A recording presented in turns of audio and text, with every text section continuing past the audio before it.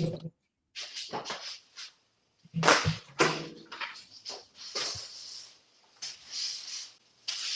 bad. You're gonna get paper napkins, right? Yeah, I'm gonna get paper napkins But okay. Just paper napkins. Oh, I know. Yaki and Cairo, what's going on? What's up? How the new place, Cairo? Huh? How's the new place? It's cool. I haven't had time to I'm still getting it's just so much. You know, New York, man, you blink and a day goes by. I feel like that's how it is here too. So it's just like we have so much going on, still trying to get unpacked and so I'm just it's been like it's just a lot. It's a lot. But how are you? I'm good. Yep, can't complain. What up, Yaki? I see Yaki in the background. What's up, man? Yeah, Shout out to the head of the household. The blue one.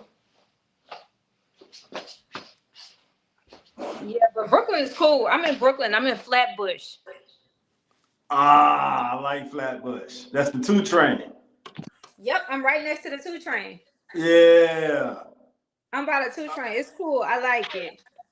I don't know nothing about that, but hey. You pulled up some memories with that. I was hoping you would say Flatbush too. Yeah. I'm gonna call your other one so you can send me the money. Okay, just use my other phone. With the You seen the they still got the dollar cabs over there? Yeah, I'm right down the street from it. Hey, congrats to Ghostin, man. He graduated, what was that, 2 days ago? 2 days Congrats, ago, right? Ghostin. I'm literally right down the street from the No, it was 1 day ago. 2 days ago. Whichever one it was. Congrats, Ghostin. Nephew did it. Uh-huh. Make sure y'all hitting the like button as you're coming in. We got a couple people coming in now. What up, SG? Nephew did it. SG, Ali, what's up? Uh-huh. Solo had a few nieces graduated. Shout out to them as well. Yeah, congrats, Solo, to your nieces. Yeah, you deserve it, nephew. You put in the work.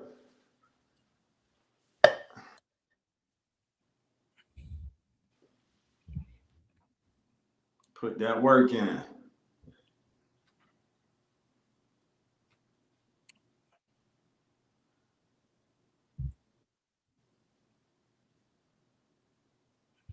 SG in the house. I think I'm gonna go Kanan, but I don't know.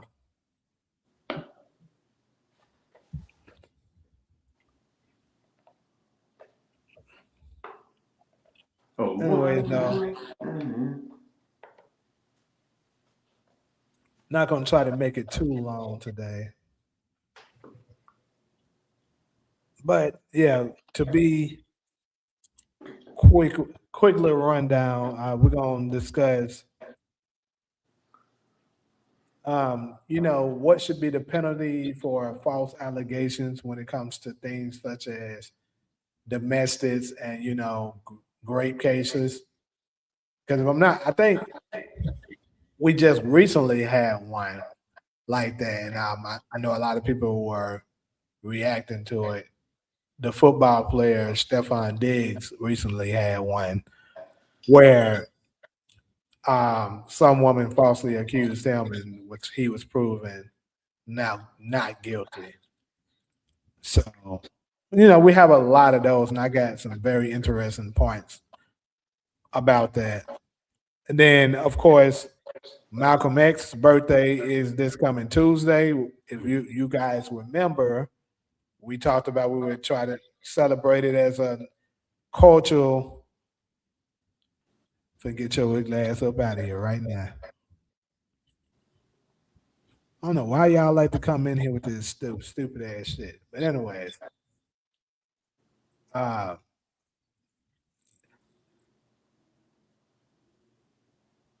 And then this clown coming here talking about free chud.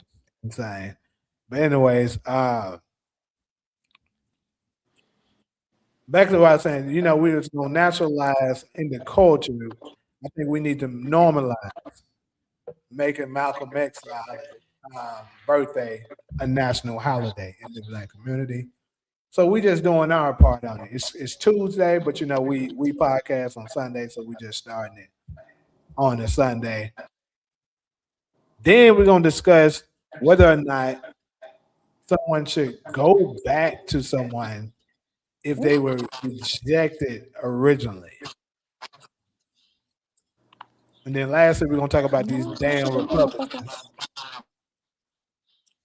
These damn Republicans trying to their tactics to win over the black vote.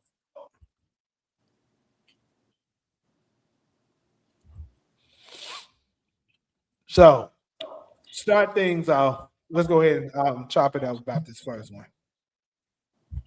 So, what should be the penalty for false allegations when it comes to grape cases and domestic violence? Domestic violence, a warning the first time, a fine the second time, and rape I would say probation for the lady. However much time they would give a man in jail, she should probably do half of that time on probation. And that's just the what I've come up with so far without putting that much thought into it. So they would give a man 10 years in prison for rape, real rape. We supposed to say grape, right? She should get half of that time on probation.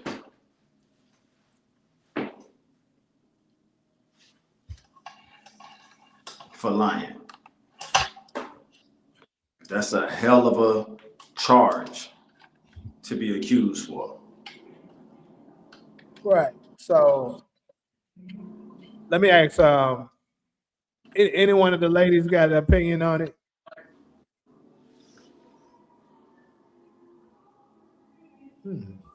For me, I would say it depends. It depends on. Okay, so we found him not guilty, right? That doesn't mean nothing happened. That just means that they wasn't able to prove beyond a reasonable doubt that something did happen, right? So it depends on what the woman has said. Has she lied on him, right? Has she made up false events, right? If she's done something like that, I think she should be punished. If it's something where it's something happened, but they can't directly prove their case, then I don't think she should be charged with that at all. With nothing. It's just that we can't prove him to be guilty of the crime. That doesn't mean that he hasn't done anything. So to me, I think it depends on the intent of the girl, right? If she making up shit, then of course she should be punished. Should it be 30 years or 25 years or something like that? Maybe that's extreme, but I don't think if she should go unpunished if she's making up shit. But then you have women who shit has happened to them. They just can't prove that the dude did anything or whoever the perpetrator is done anything. Then I don't think they should be punished at all. Okay. So yeah, I well, Cairo, you want to add something to that before I jump in? Yeah. I mean, I'm not sure. Okay. Well, I'll say this. That's a great point that you brought up, Solo. Yeah, just because they were found not guilty doesn't necessarily mean that the guy was totally innocent of what he's been accused of. It just means they don't have any proof of it. So the woman shouldn't be penalized for something if she hasn't been proven to be lying. But let's just say she, without a shadow of a doubt, was lying.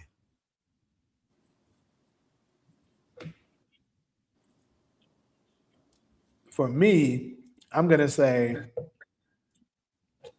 I think the punishment should be pretty severe, not giving them life or something, but like maybe 5, 10 years. Yeah. And the reason why I say this is not because of you potentially putting an innocent black man or whoever,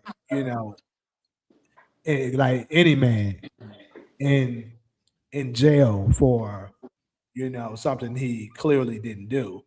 But also, I think about the women that actually do go through something like that. You're hurting them because the next time they show up and like they say, and then to keep it 100, unfortunately, our sisters, they're when they make a claim, they're less likely to be believed than another ethnic group of women, unfortunately.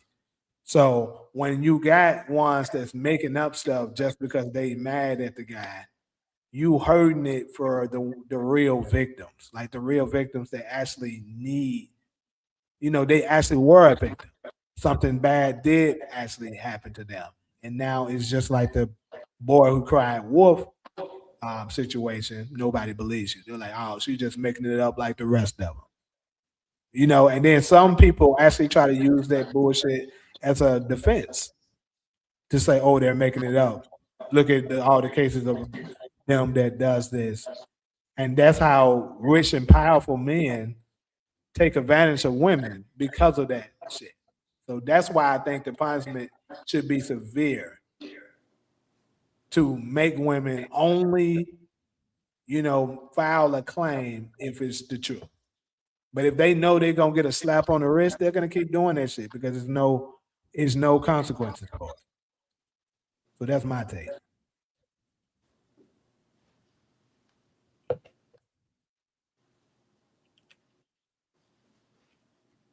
Ali, what you got for this? So you said yes, so I'm assuming you agree with what I said.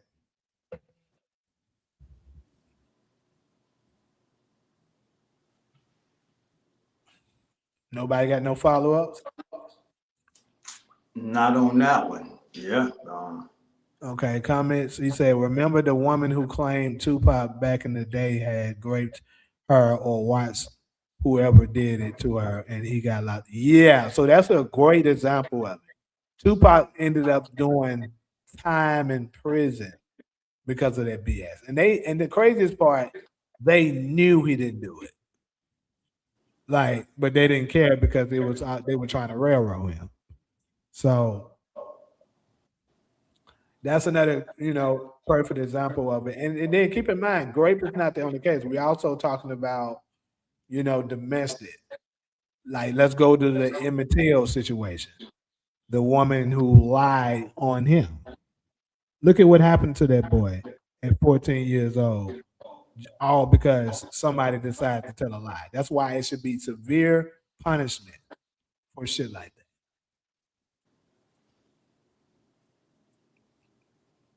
Let's talk about it. I feel bad for the real victim when other women lie. This hurts them. Yeah, absolutely. What's up? Let's talk about it. So basically, we're discussing right now what should be the punishment for false allegations. And I mean, we kind of can't make it a man thing now because that don't really happen to us. Like if somebody makes a claim and be like, "Oh, she forced herself on me," nobody's gonna take it serious. First off, they go like, "Nigga, what? Get out my office." That's what they gonna tell you. Or let's say, even if it's a domestic, they don't take it serious. They're like, "Okay, you should have defended yourself. You let that woman whoop your ass."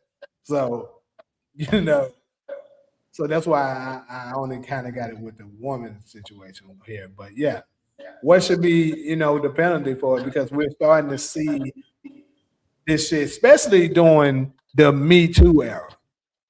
The Me Too era, a lot of that shit was going on, and you had a lot of people that were getting caught up in shit that actually were innocent, And then we also had a lot of dudes that were doing bullshit that was getting away with it because they were using the defense. Like, for instance, perfect example, Diddy.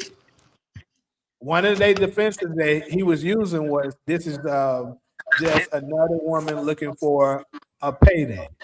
You know, that was a big defense that they were using each time a woman came out with some kind of new, you know, allegations about against him. So he was like, you know, but see, women, if women only did that at a very high rate when they were actual victims, you wouldn't have that situation.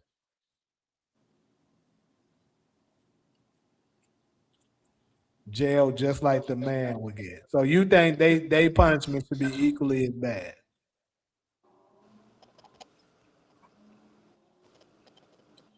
How much time do you receive for perjury though?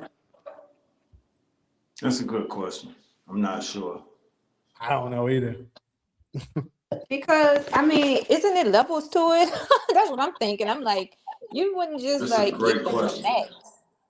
Because that's I pretty think much what it whatever, is. like you know, for perjury, for lying under oath or whatever, making a false statement, I think it should be a minimum sentence and a maximum sentence. That's my opinion. No, Because that's I a think good. it is That's wrong. yeah. That's a great place to start. Like, how much time do people get for perjury? Because that's what it I know is, Little right? Kim got a year and a day, didn't she? That sounds about right. Yeah. But Yeah, although, in like my a year opinion, and I a don't know day. if all it's the same. I think a year and a day is fair. You have a year to sit and think about your actions, like how you try to harm or sabotage somebody else. That's enough time to sit and reflect on your mistake. A year and a day. That's in jail. Shit, that's a whole lot of. You know what I mean? What about the restitution? You wouldn't want like one of your male cousins to get restitution Oh, for her obviously, lying? yes, of course. I mean, that's Oh a yeah, that's yes. They another should case. have to pay. Yes. Off top. You know, Uh, pain, suffering, stress. Yeah. right. I think it's around 6 months penalty up to the time the person have to serve the same time if is so like to make it more direct. Like although I don't have 100% proof of this, I think it's pretty much safe to say that this situation happened between the Tory Lanez and the Megan Thee Stallion situation. I think it's pretty safe to say she absolutely lied about something. So that would be her, you know, some level of perjury there. You know, she's lying. Now it wasn't a great, but I guess you can say that's some form of domestic, right? So I think if the message has to do with like family or something like that, right? Like family, if they were like yeah, in but a they were like relationship. in a relationship. So Okay. Tori and her was like in some kind of relationship or whatever. So um if it comes out that without, you know, without a reasonable doubt that she 100% was lying, what should be her penalty? Because keep in mind here, this dude he did multiple years in prison. His family suffered from it, and that's time as a father. That's time away from his son that he can't get back. And he was stabbed in prison. What's up, son Jones? You But said did they she was have sleeping. evidence? You said what? But this, like, okay, so when a person, because I've been in situations like this before, and when you trying to prove something beyond a reasonable doubt, that means you don't have enough evidence to convict this person that you saying committed this crime. So you really have to be able to be persuasive to convince the judge that, hey, this person is guilty beyond reasonable doubt, right? Now, if you have evidence, that's something totally different.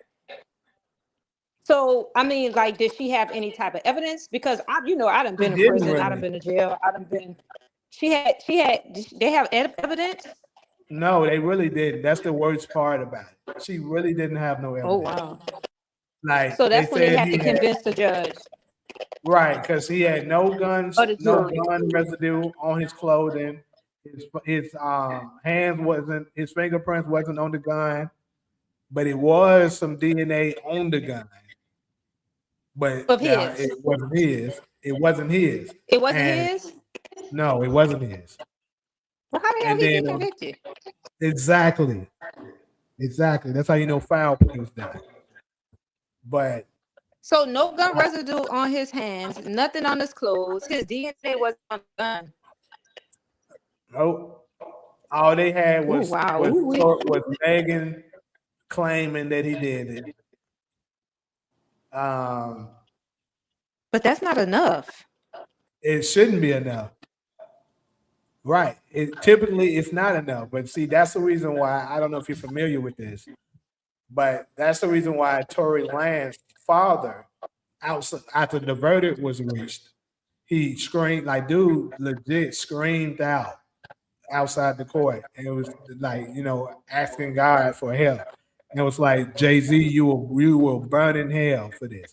Because he believed Jay-Z basically paid off the judge to do it. Oh wow. But why? Was Jay-Z and Tory Lane like feuding? So I do know that they said something about Tory had this thing where he was streaming as an independent artist and they were trying to sign him and he refused to sign. And they were trying to, it was something else where they were trying to get Megan Thee Stallion on in their label. So they were trying to bury him. Like I said, this is not, I'm not super hip to everything with that, but I do know these were some of the things that were said. I didn't get super dig into it because I don't care that much. But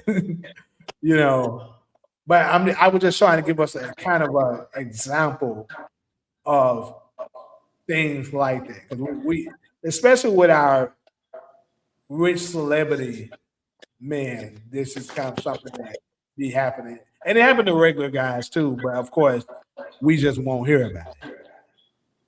Right. Yeah, he's still. Is he still in jail? Yes, he is. Oh wow.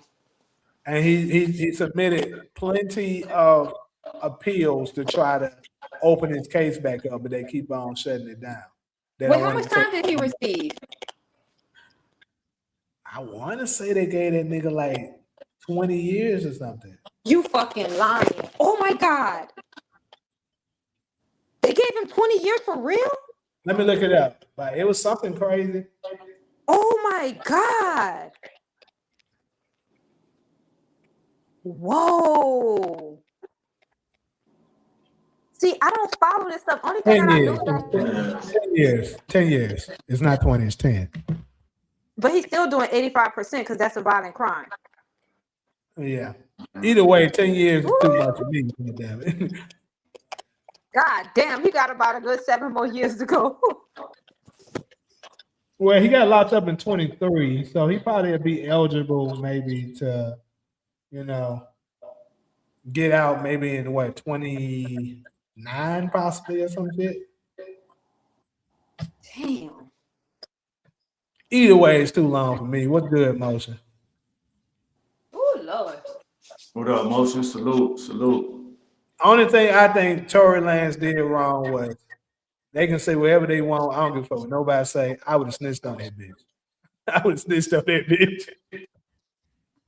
There's no way I'm sitting in jail for that long for something I didn't do.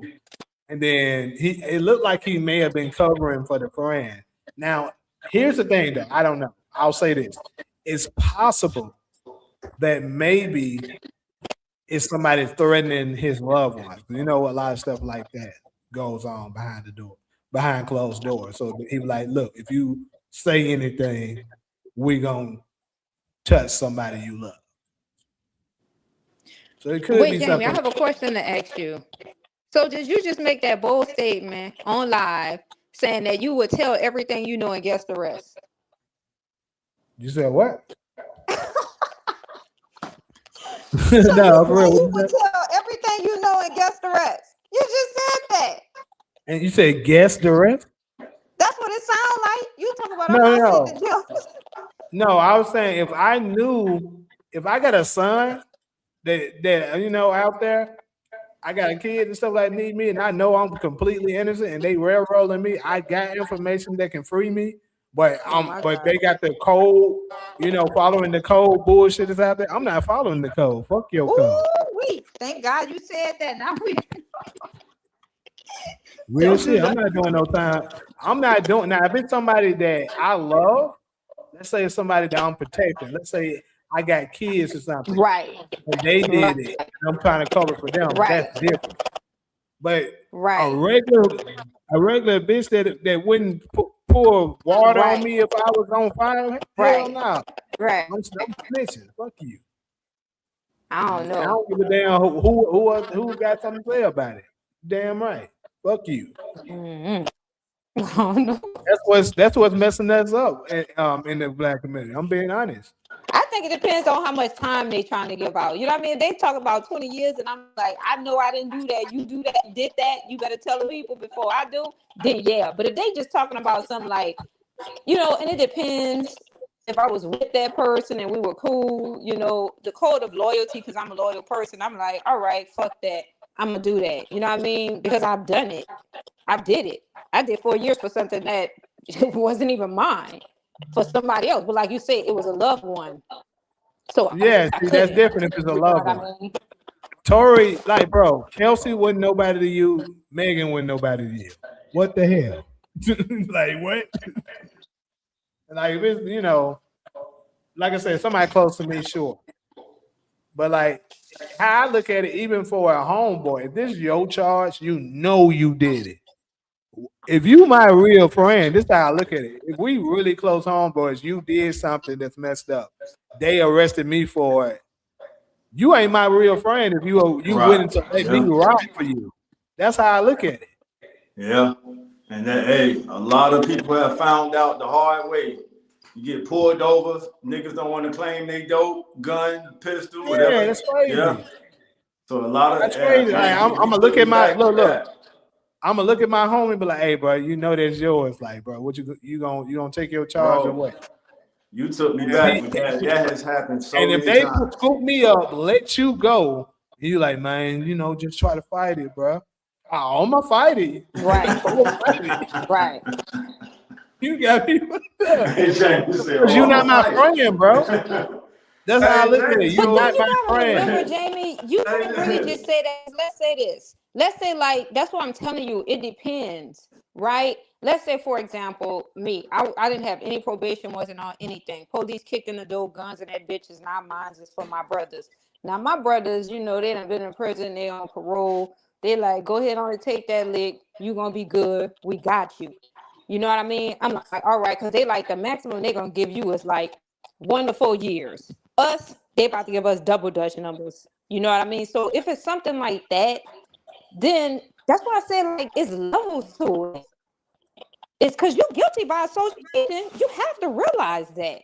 Sometimes even if you with that person, it doesn't matter if you say this is yours or not. Dude, that's association. If you in that They can life, get you I with agree that. with you. I agree with you if you in that life. But let's say this. This is a scenario. You're a regular civilian, and that person you know so happened to be in that life. You shouldn't want to drag your innocent homie down.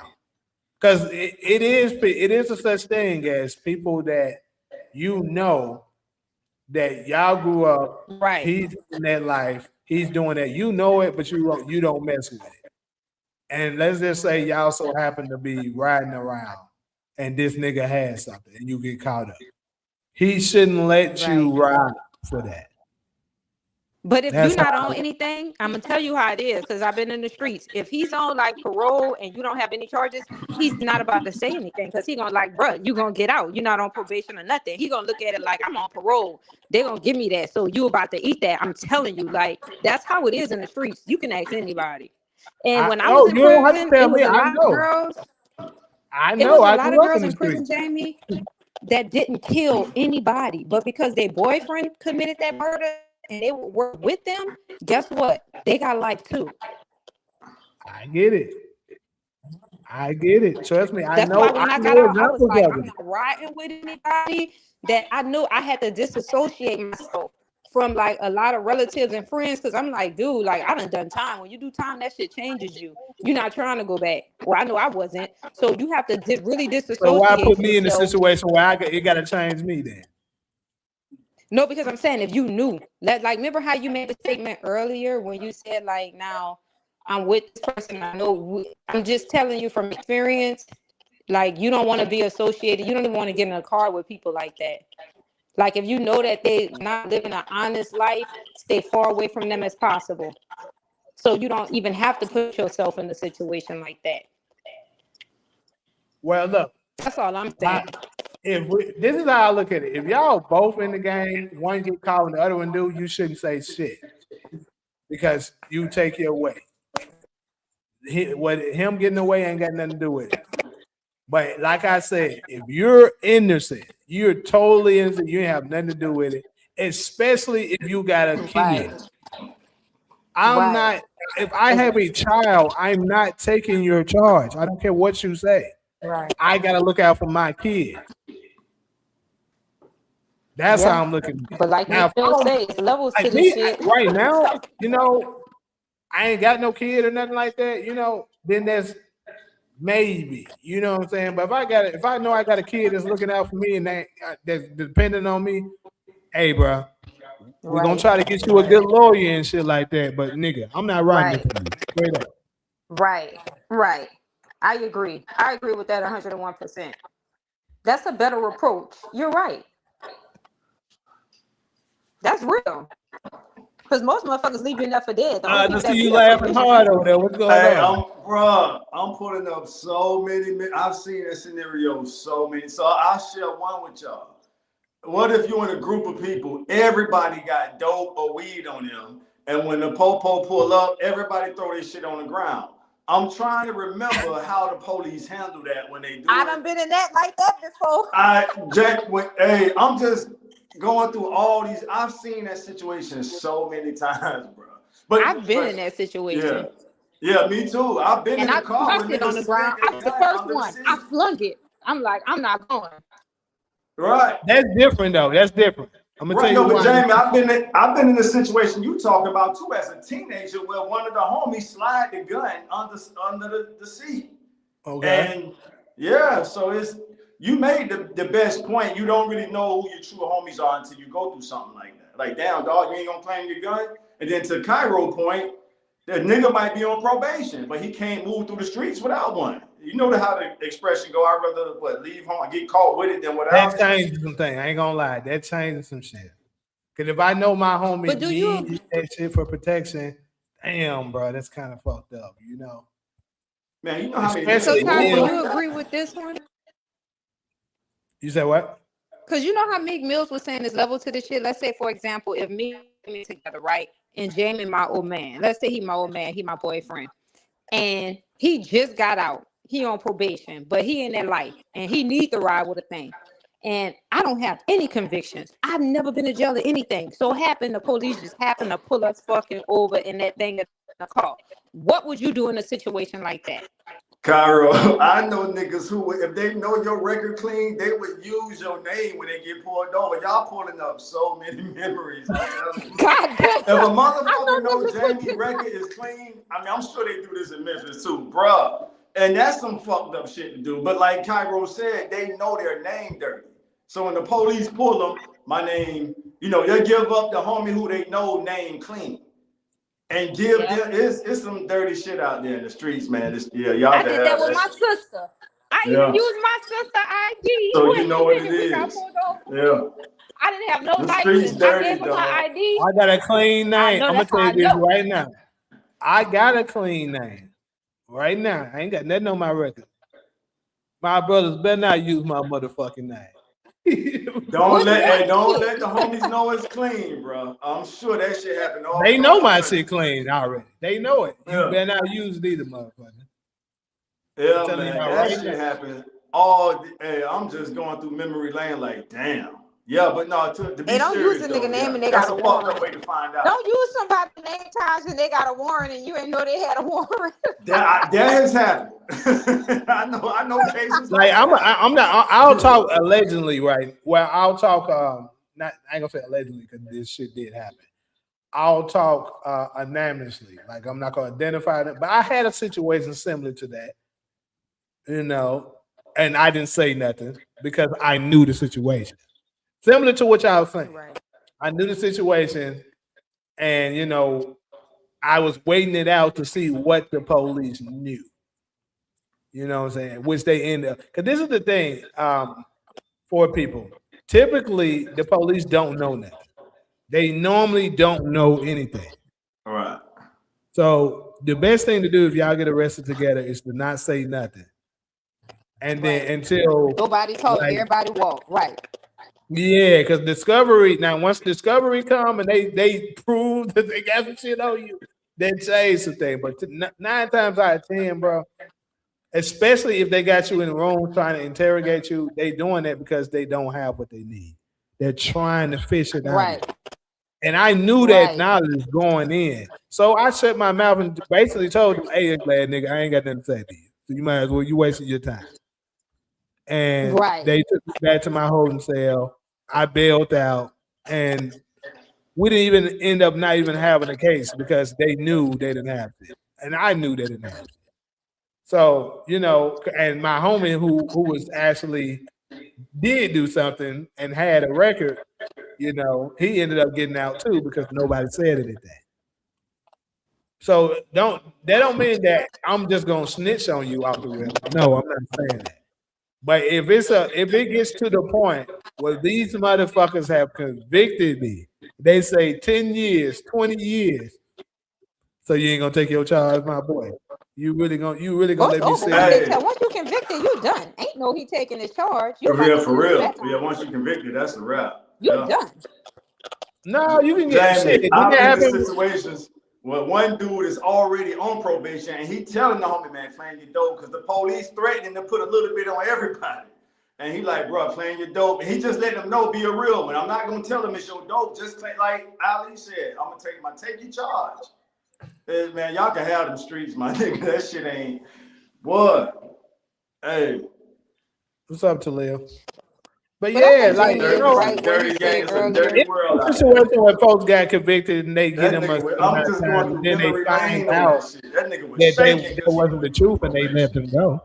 Hey man, claim But your that's dope. usually when they don't have like a co-defendant. You know what I mean? Like when they've been convicted of a murder and they found new evidence showing that it wasn't them. Right. So that's what Now, if I'm you got a saying. So co-defendant dude, like that like nigga ain't like about to for lose instance, that time. the Central Part 5, right? The Central Part 5, they got convicted. But the actual person who did it ended up coming forward and said he did it and they let them go. Right, came forward. You're right. You're right. You're right So about that's a what lot I'm of shit you saying. said. I agree with you. If it gets to the point that I'm convicted now, let's say I try to fight it. Because I'm trying to protect you because I know if you say you did it, you done. But if let's say I do try to fight it and it don't go my way, they convict my ass. They say, nigga, you got 15 years. Hey, nigga, they gave me 15 years, bro. That's a long time. Yeah. You might not Yeah, even make that's it out there, bitch. them armed robbery years right there, 15. And then shit, like I said, I ain't, I ain't I always look at it. I'm not the weakest nigga, but I ain't the toughest nigga either. And I know I'm small. They gonna try to you ain't nope. I ain't even trying to think about that. You feel me? Up in Yeah. prison. No, So, you'll be surprised. It be the ones that you think that be in prison. Like in prison, it be the old bitches and that beating the young bitches up. You'll be shocked. You'll be shocked. Prison yeah. is a whole different type of Yeah, no. What environment. I'm That's a saying whole is different type of world. crazy. It be My little brother ones with calling me hands. now. You tripping. You know how many little people you No. That's not what I'm saying. fight. That's not what I'm saying. I was talking about it's crazy because my brother calling right now. That's what I'm saying. But No, but you were saying earlier, if I go to prison, I ain't even trying to think about that. no, I'm saying because although I can fight and stuff like that, I'm not trying to think about these worst of the worst that's in prison and stuff that might be, you know, Horny. you right. So we ain't even gonna give them that opportunity because I'm not about to be in there for some shit I ain't do. You young, dark chocolate, sexy. Yeah, you ain't and on smaller, so you ain't gonna do that. That's what I'm saying. You're not about to. Nope. Look at Taj. Homie, hey, homie, take your charge, cause I ain't got time for that. Straight up. You been there before. You know how to stick and move, nigga. I ain't trying to learn. Yeah. You feel me? So, and that's just how I look at it. I'll never try to get somebody that I'm close with to take a charge from me. Like it got to be very, very specific circumstances. Shit, I know I would. I'm on probation. Cold world. Yep. It It's is. crazy how that spiral. That spiraled into something. No.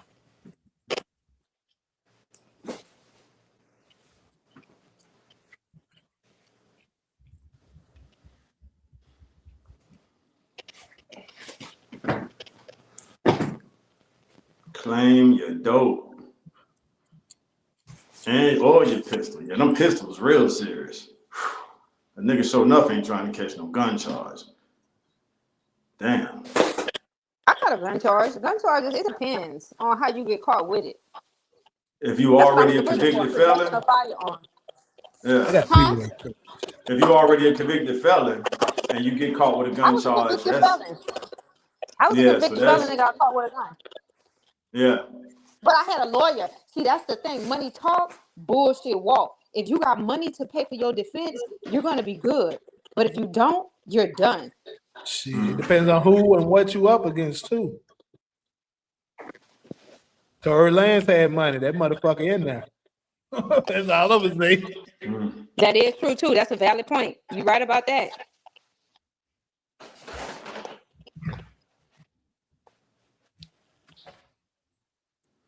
Anyways, let's go ahead and move to this next one. Let's talk about Malcolm X a little bit, man. Malcolm X Day. So as we know, Malcolm was born on May the 19th. And me growing up, matter of fact, if anybody know, I mean I could look it up, but when did they make Martin Luther King Day a national holiday?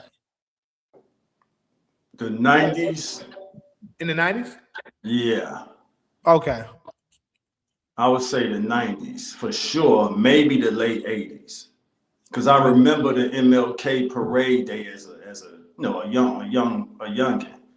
And that was all the way back in my middle school years. So it's been around at least. I know Arizona was the last state to approve it, but it's been around since the 90s.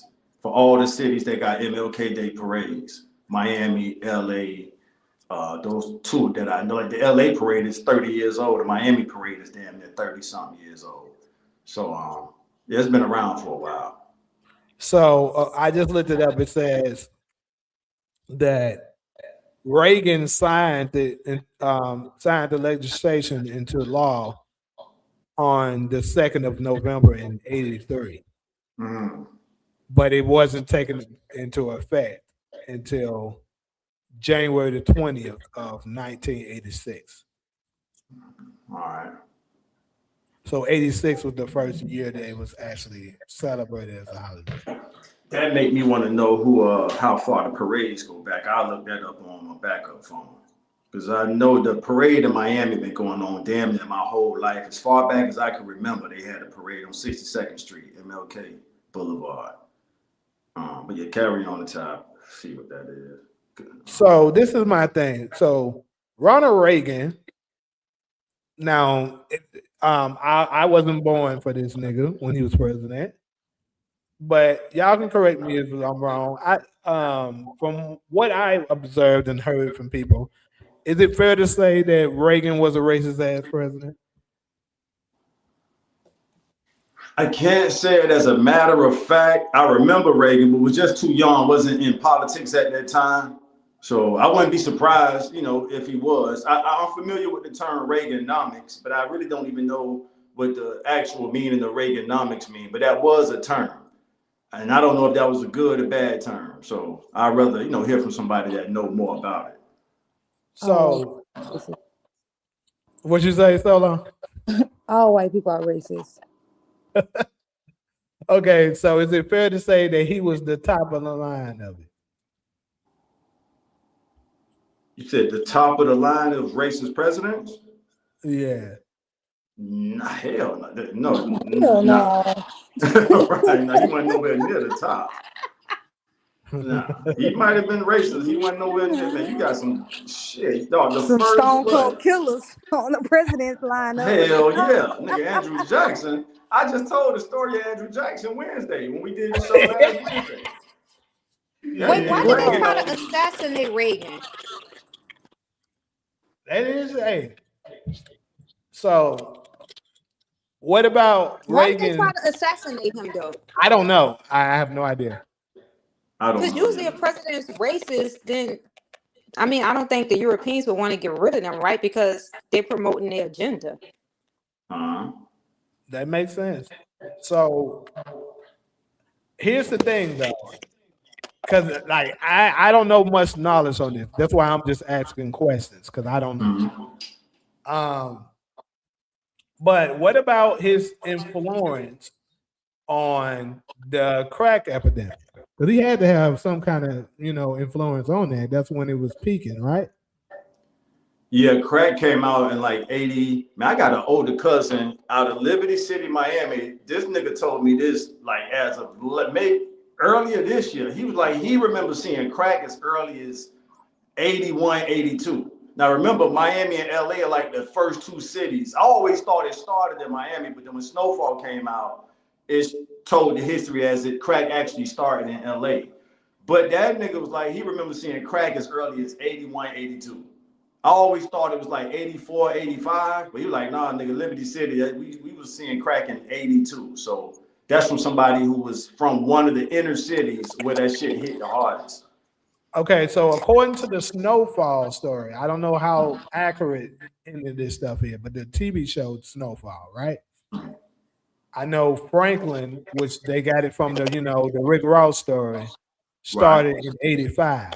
However, he learned how to create crack and brought it to LA from some people that was in Oakland. So it's no telling when they started. Right. That's about right. Because I skipped being a crack baby about 1 year. So, and I was born in 85. I'm telling you, because my mom started using drugs, right? I could have been a crack baby. So I'm thinking that shit came, it hit like, around that time, because I was born in 85. Okay. Yeah, it hit. That's the decade of the crack babies too. It hit the 80s real hard. I remember. Because my sister said, she said, no, she wasn't using drugs with you. She used drugs like shortly after you were born. Yeah, the mid 80s was, that was super serious. Yeah, across the country at that point. So I was asking all of this because, the fact that, they gave Martin a holiday. Reagan so happened to be the one that signed it into legislation. Excuse me, legislation. They didn't think to do one for Malcolm, who actually died before Martin. That speaks volume. It does. Yeah. They like, oh no. Sure. Remember the peace. Forget what that nigga wrote over there or something. Right. And also, when you're remembering this piece, make sure you only remember the piece for Martin. Because I would just shout out to DeMarcus. He just sent me a clip not too long ago with David Banner talking about that if you saw the last speech that Martin was going to deliver before he was assassinated, you would think that Malcolm, that was his speech. He was like, that's how much Martin felt betrayed and was like, damn, they really fucked me up. Like, they tricked the hell out of me. So I think that should be a testament of the greatness of Malcolm, of what he has. And then, like Todd, you have said multiple times that in comparison to a lot of our great leaders, such as Martin, if you want to put other people up in there, like I don't know a whole lot about what's his name, Marcus Garvey. I don't know a whole lot about him. I know what he represented, what and the movement that he started. And I can't say I know a lot of significance about his life. So, did they have any dirt on him and stuff like that? Yeah, Or- they had enough to deport Marcus Garvey. He was okay, from so Jamaica. what was the dirt on him, if you don't mind sharing? It was something financial. So Tax they conviction. maybe what you say? I think it was involving taxes. He wasn't paying Yeah, taxes. I was just about. Yep, I was just about to say tax, right? Yeah, so it was tax, something with taxes. Yeah. Okay, think but they like got him on- that's okay.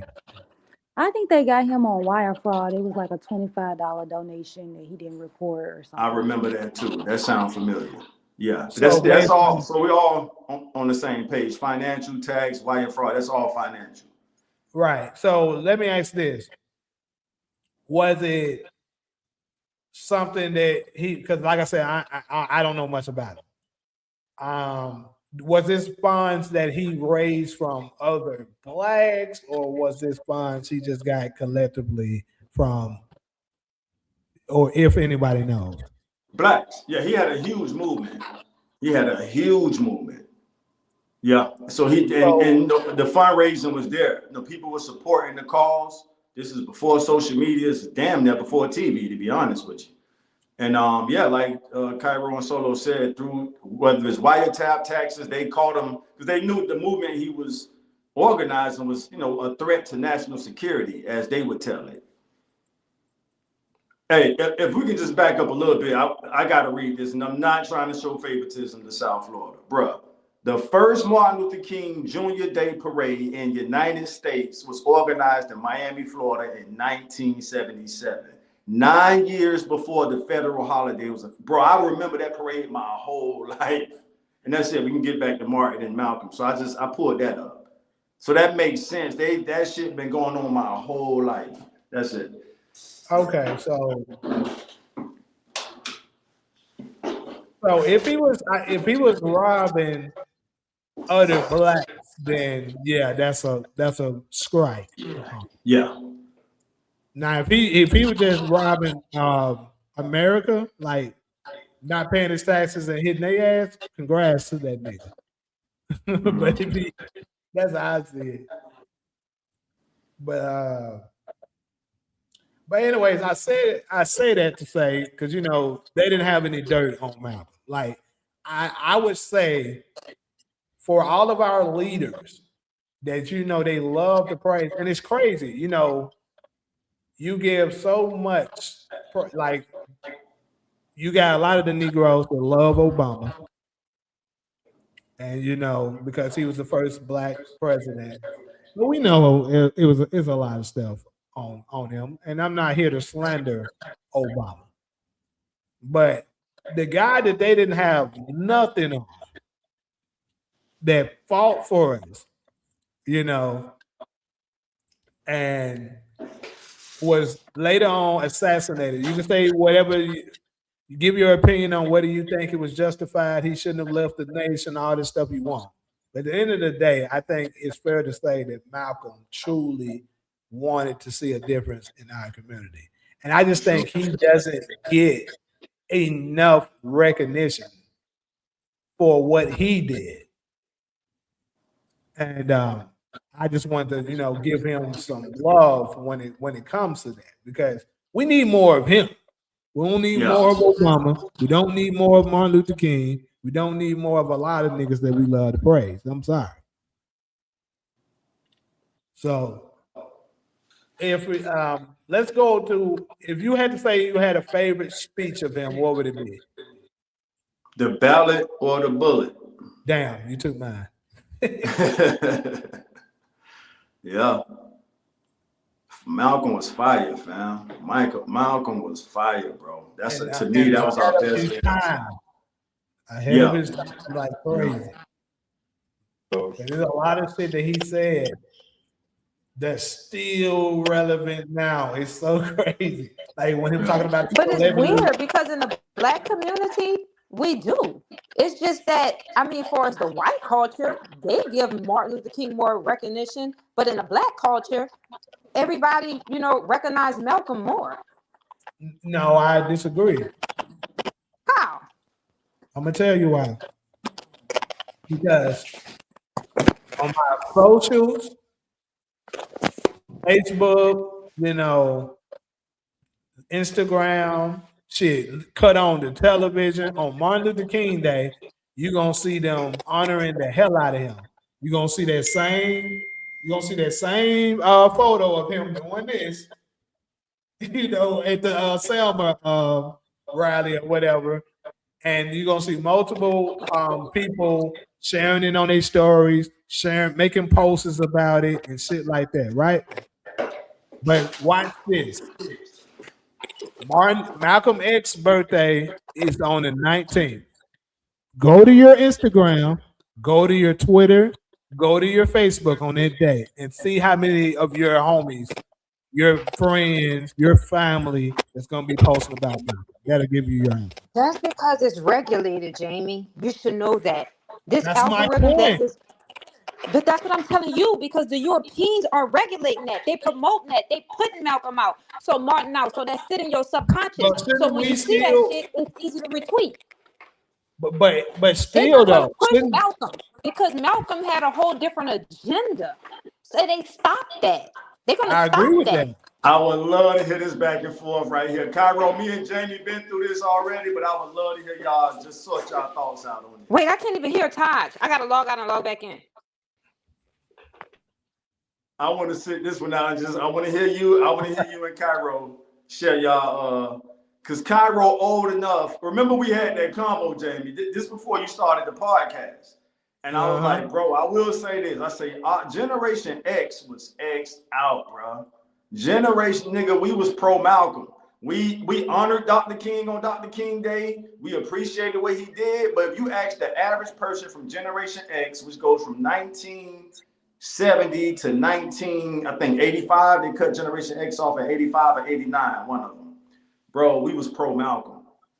That's the only debate you and I had where I had to use age against you. I said, bro, you're not old enough to say that. I lived through that shit. Ask Ali, ask anybody that lived through that. When that movie came out, oh, forget about it. We know about it before the movie. When the movie came out, it was over. Go ahead, Cairo. Wait, I couldn't hear you. What you said? Because I'm the only, y'all don't keep that. I'm the only one who they always do this to my shit on my phone. Always keep cutting me off. No, I was saying I would love to hear you and Jamie discuss that, because me and Jamie had a private conversation about what you and him are talking about now. And I was sort of leaning towards what you were saying, Cairo. Not that, you know, and so I'm not saying that like I'm in Cairo corner with this, what y'all about to discuss. But I just want to hear your angle and to see if it lined up with what I was saying with Jamie. So What I was explaining to Jamie is that the algorithm that the Europeans, because they don't want to initiate anymore. I feel like this is just based on my opinion. This is not necessarily facts. It's all opinion. I'm just making that statement because Malcolm had a different agenda, you know, a different approach. So they don't want that knowledge to sit in Black folks' subconscious. So they want to push peace. They want to push Christianity. They want to push religion. And we all know, when I explained to you guys in the past, the government regulates everything. They have the ability to stop you from receiving certain information on your phone when you Google it or research it. I've already experienced it to you. So they're going to promote Martin Luther King. They're not going to promote Malcolm. I feel like they initiate that. They'll start putting a whole lot of information out there about Martin Luther King, and then Black folks, they'll just follow on and start retweeting it.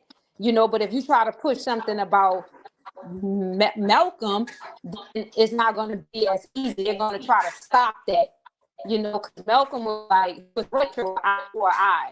Malcolm was more shot me over the head. I'm gonna get on my knees and pray for peace. And that's what they want. So that's why I feel like the Europeans, they regulate everything, they control everything, because you guys are in LA. I was in LA. That Martin Luther King parade, that's nothing but Hispanic people playing mariachi. And I'm like, how the fuck? I'm looking through my window. I didn't see not one black and I'm like, who is putting this shit together? Because they don't have one black person out here marching. So first off, let me go ahead. Shout out to you, Deb. I appreciate you stopping through. We're having a quick topic about acknowledging, Malcolm X as a national holiday in the Black community. So what I'm saying is I get what you're saying. Obviously, the white power structure is going to want to promote Martin over Malcolm. Yeah, I've already acknowledged that part. But what I'm saying is that whenever, not only do I say they don't acknowledge Malcolm as much as they should. Right. I would say the Right. majority of these Negroes don't even know his birthday. Right. I would say majority of us don't. Ask your everyday Negro, hey, what's Malcolm X's birthday? They're not going to know. Right. And what I'm saying is they're definitely not going to acknowledge his birthday because they don't even know it. But you best believe they know Mount Martin's. So I'm not saying that if you put it on the table, hey, this was Malcolm's philosophy and this was Martin's, that they would pick Martin's philosophy. I think the average Black American would pick Malcolm. Right. However, I'm just saying we're not acknowledging it. Right. I totally agree with you too, and I see your point now that I thought about it. You know why? Remember we had that conversation a long time ago, and it brought me back to like most Black people, they colonized, they're conditioned, so they don't really want to, so they will lean more towards Malcolm because he was with that piece, and I don't know the percentage, but most Black people are Christians. Right. Yeah. Very You good. know? So 80%. I can see why. Yeah. So that is a valid point, looking at it from another person's perspective. I didn't think about that. But Cairo, you made a good point too, that the reason Black America and everybody else know Martin's birthday is because the federal government made it a national holiday. So National holiday. Yeah. So you made that point earlier. But they really didn't know. They made the first Monday. They didn't necessarily say make it his birthday. But they still fair enough, it, but it's still national. close enough. Whether it's on his birthday is the 15th, and they put it close enough to where you can find out. But it still can land any day though. That still can be any day. They haven't given Malcolm that kind of acknowledgement at all. Right. So to Cairo's point, yeah, whether the holiday or the birthday is more promoted. And Malcolm is not promoted at all by the government because he was anti-assimilation. Remember, Martin was assimilation. The United States, when it was created, when it came to us, especially after the Civil War, it was all about assimilation. We need you niggas to behave like, they wanted us to behave like them. And our culture is just too much for that. You can't, you can't contain. We got too much soul to live that bland. So Martin was pro-assimilation. Malcolm wasn't. But look at it even from, like I said, either way, they don't know the exact day. Like sometimes Martin Luther King Day can be on the 21st. That's pretty far from the 15th. It's still a pretty wide margin. And here's another thing. Malcolm X even got a pretty good movie already about him. Martin Luther King don't have one. That should tell you everything, though. I think that culturally that makes the most powerful point. But what I'm saying is the reason why I brought that up is with him getting that kind of iconic, film, you would think we should acknowledge him more, but we don't. That's what I'm saying. Check this out, Jamie. The film don't even acknowledge his birthday because it's not about his birthday, bro. It's But you about should his want to legacy. go and learn. But you should want to go and learn more about Right. knowing. Think about this though. Can we all agree that the Malcolm X movie is one of the most culturally iconic movies ever put out? Yes. All right. That film doesn't mention anything about his birthday. Now we can ask Spike Lee why. Right. I'll make an assumption and say, bro, it ain't about the day he was born. It's about the message he brought to the world. Right. Right. But Think this is about- Jamie's point too. there's You not a should want to go-to research movie it and for- know it. MLK don't have Like a I go-to get what movie. you're What's saying, the Taj, and I MLK? agree with you 100%. 100%. But Jamie has a valid point too that it should be enough to where you want to pick up a book and read more and learn about. Yeah. Like learn more about. That's true. Beyonce fans, Beyonce's birthday. That's true. If you're a basketball fan, and let's say, like, for me, when I like something, I do pretty thorough research on it myself. That's just me speaking. Like, I remember birthdays very well. That's just me. But you know what I'm saying? If you're a fan of something, you kind of figure, you kind of look at stuff. Like, if you're a big fan of whoever your favorite celebrity is, their birthday. That's what I'm saying. So, as big as that movie was, you don't think, huh? Man, Because you just made I feel this. like they feed us so much. I just want to say one thing real fast, Taj. Like how you say it's about the message too, but I feel like they flooding us with too much fucking Martin. And then most black people are Christians. Like, they don't want to, I don't know. I just feel like we get fed too much of Martin and it drowns out Malcolm. It drowns him out. So Jamie, we work in the movie business. Yeah, so I'm sure you're familiar that they say movies is America's, what is it? It's America's biggest cultural export, right? Right, it is. Yes. So you just confirmed that it is. Martin, what's the go-to Martin movie? Martin doesn't even have a movie. When you say the Malcolm what X I was movie, just saying. everybody. So we just agreed that movies are the biggest American cultural export. And Malcolm X, whose birthday is Tuesday, has a go-to movie. What's the go-to movie for Martin? He doesn't have it. I said that at the beginning. So culturally, Malcolm means more. Think about that. You don't have to agree, but just anybody can chime in on that. That is kind of true. That is kind of true.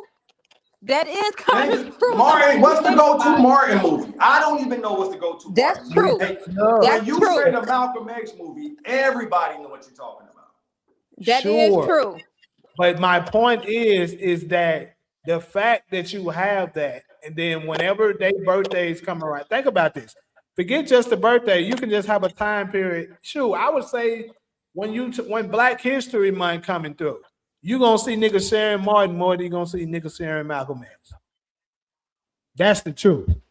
I don't know if that you had me until you said that's the truth. But I don't know if somebody went and killed his mom. Huh? But then I didn't know that. Remember, somebody went in there and tried to assassinate. I didn't see they one of them. I think it was like an Israelite or some type of dude went in there and tried to kill his dad or his mom because was that true? Somebody I didn't even know that. It was like because they were preaching Christianity, leading people the wrong fucking way.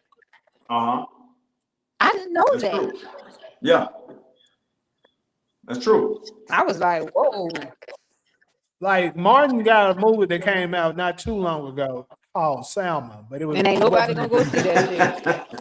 That's about Selma, bro. Martin, Jamie, you got one today. We got us a good debate today. Martin does not have a good. That movie is about Selma. Yes, starring Martin.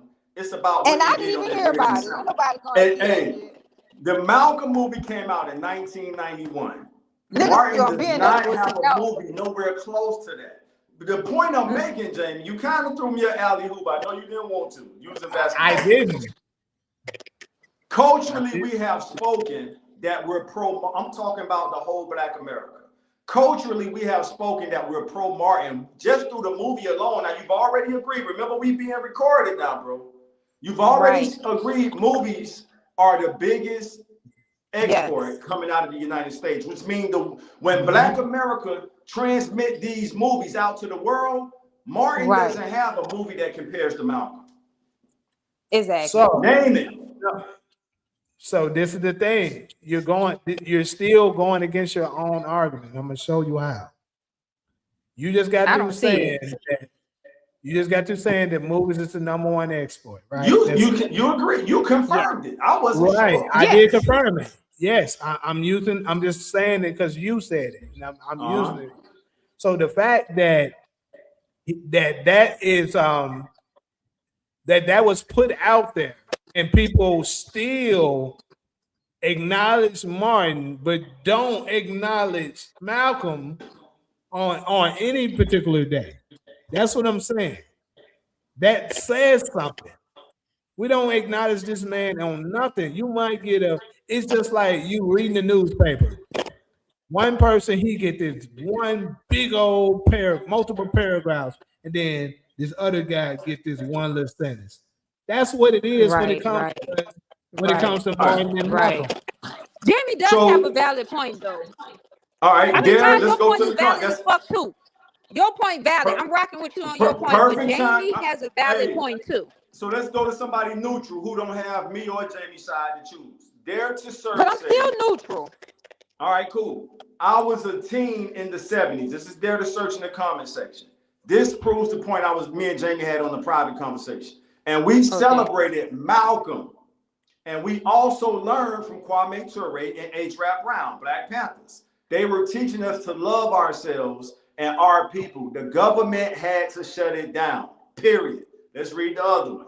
I love MLK as well, but we were a little militant then, so we loved Malcolm. And that's what I was trying to tell Jamie in the private conversation. Yeah, but that's not the point I'm making. That's not the point I'm making. That's not the point he's pointing. The point he's making is that we, as a Black, I see what Jamie's saying.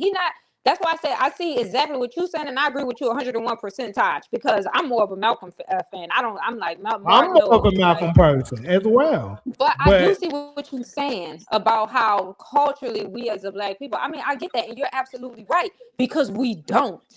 You can't argue with that. You know, like which how part? he has. To make sure I'm keeping up. Which part, Kyle? We don't acknowledge him like that. Yeah, like you know, the lady just said she was a teen in the 70s. Yes, but that's. See, this is my point. But Jamie talking about like, he's talking about like universally, like you know how like it's out there for Malcolm Martin. Everything he has parades. Malcolm should have a parade too. He don't. That's what Jamie's trying to say. Like the shit should be. And Martin got schools named after him. He got boulevards named after him everywhere.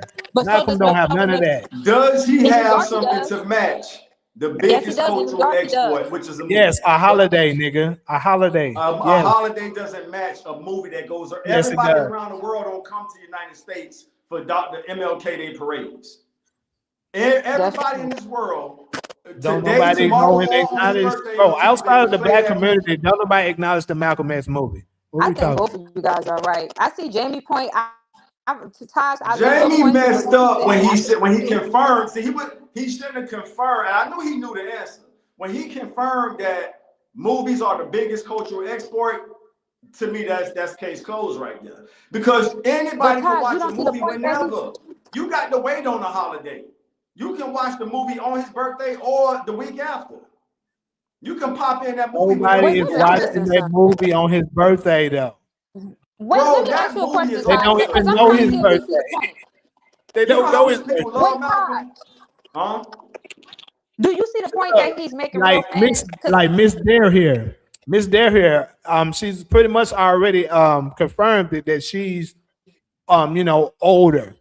So of course she would be on the side of that because she's old enough to remember it.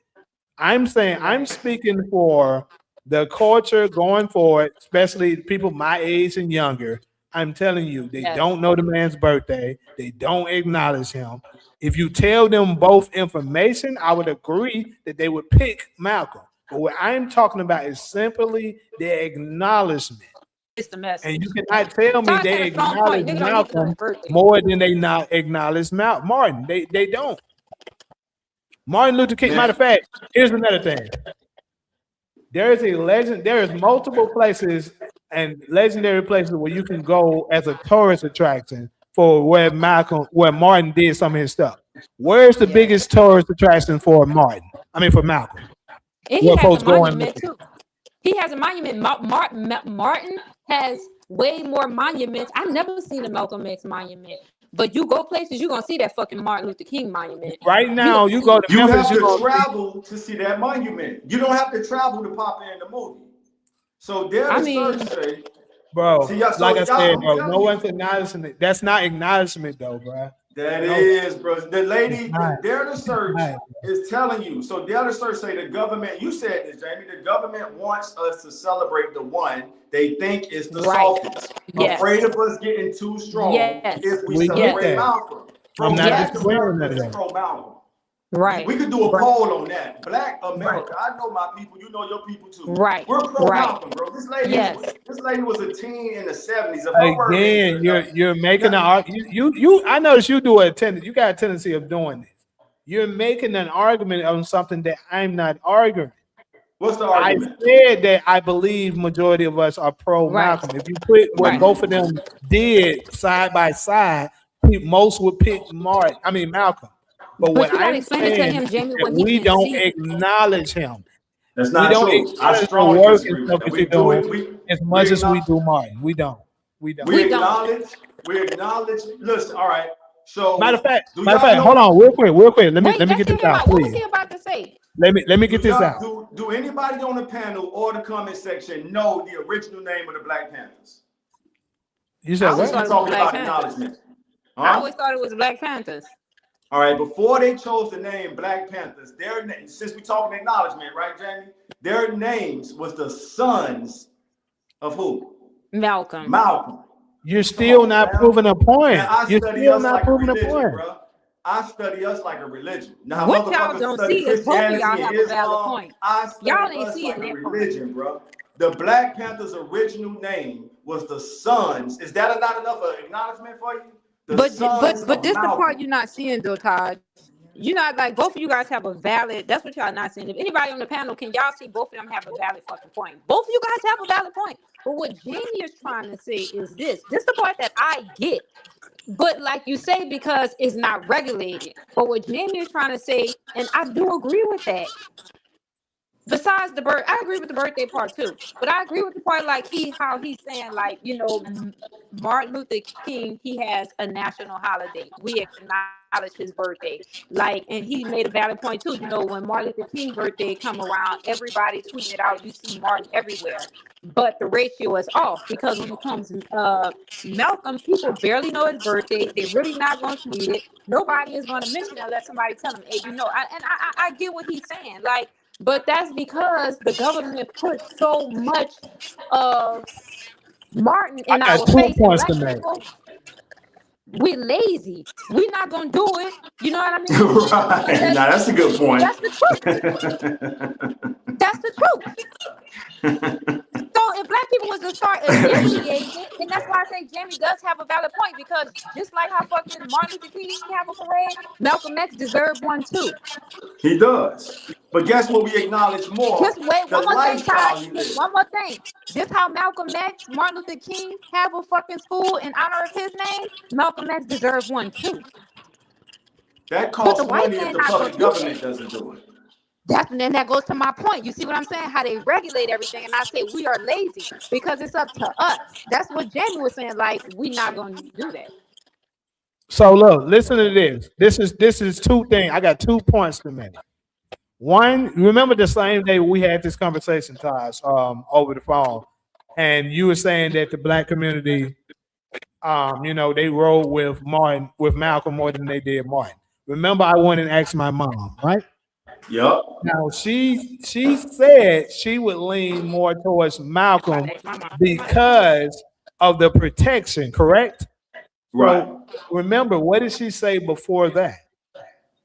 She said, I don't know that much about Malcolm, but he seemed like the type that would have protected me if we were in a situation, so I would ride with Malcolm. So that's proven. My mama right now, my mom is 64 years old now. And the fact that she was born before Malcolm was assassinated and saying she don't know that much about him. But she knows about Martin. So that's what I'm saying. And then think about it from this too. I just asked, what's your favorite Malcolm X speech?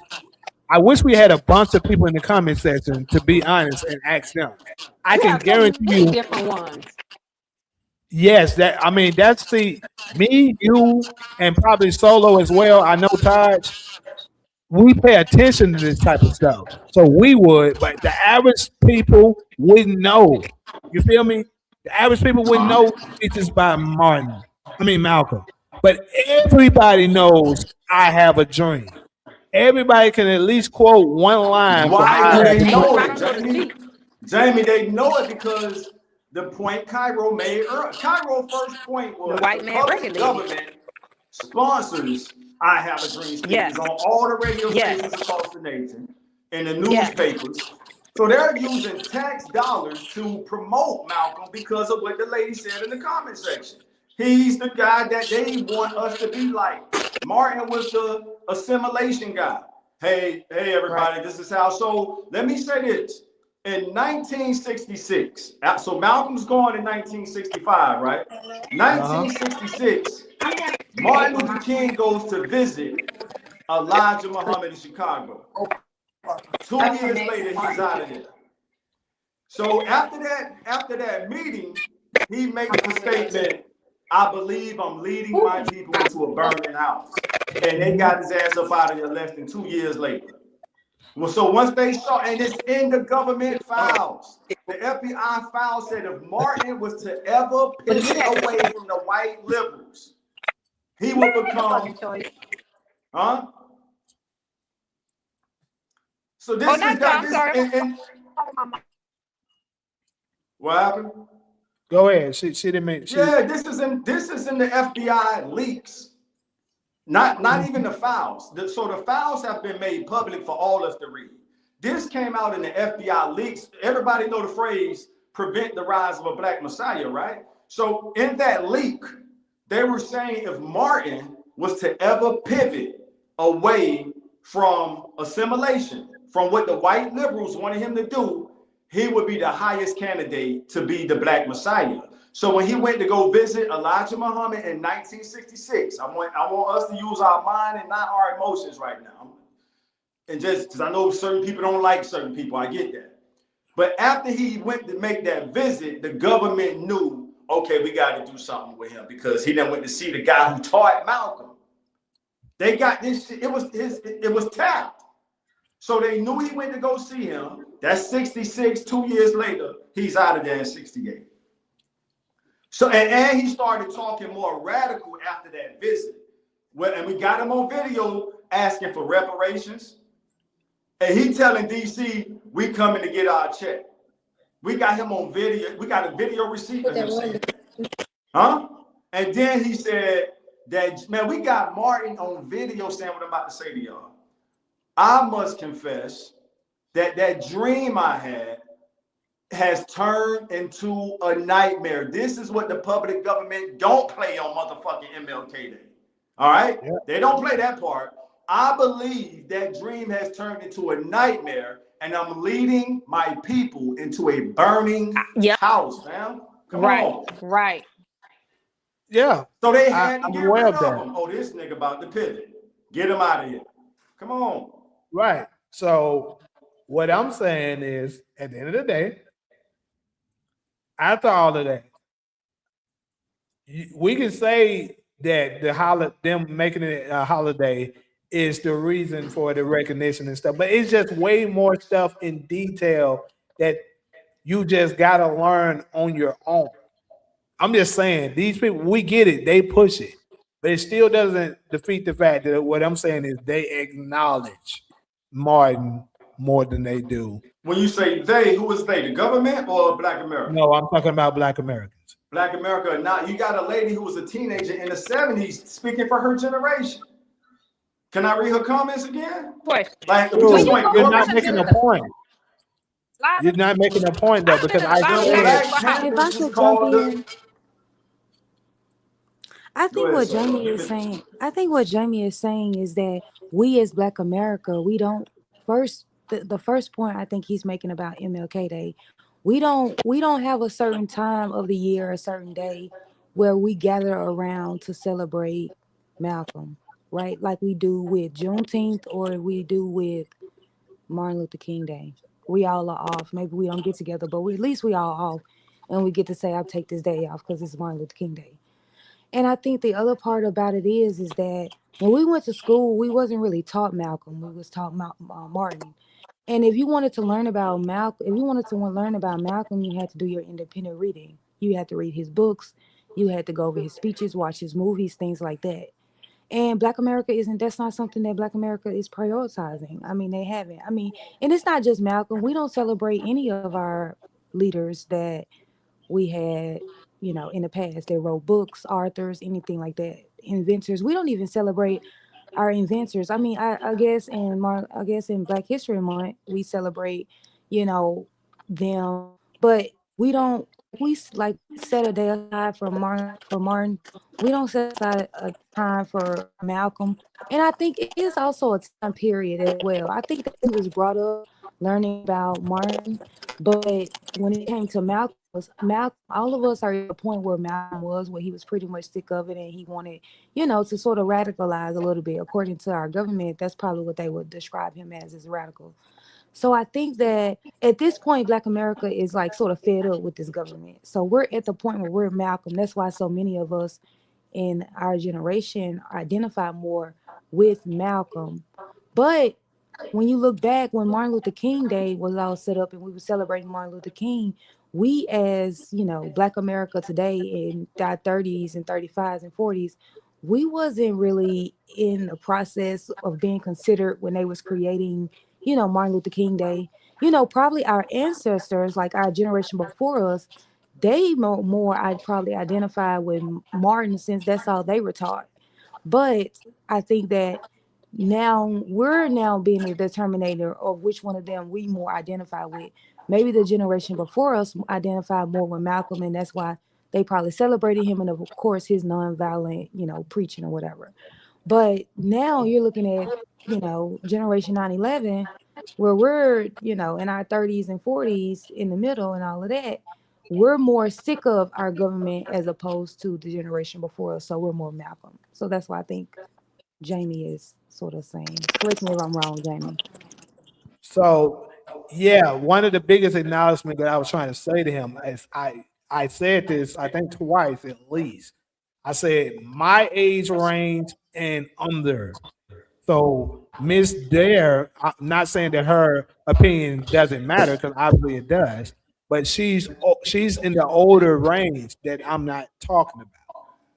I'm saying the ones that the younger generation, basically 40 and under, and people that actually use I'm social 40. media That's and not stuff true. like that. Okay.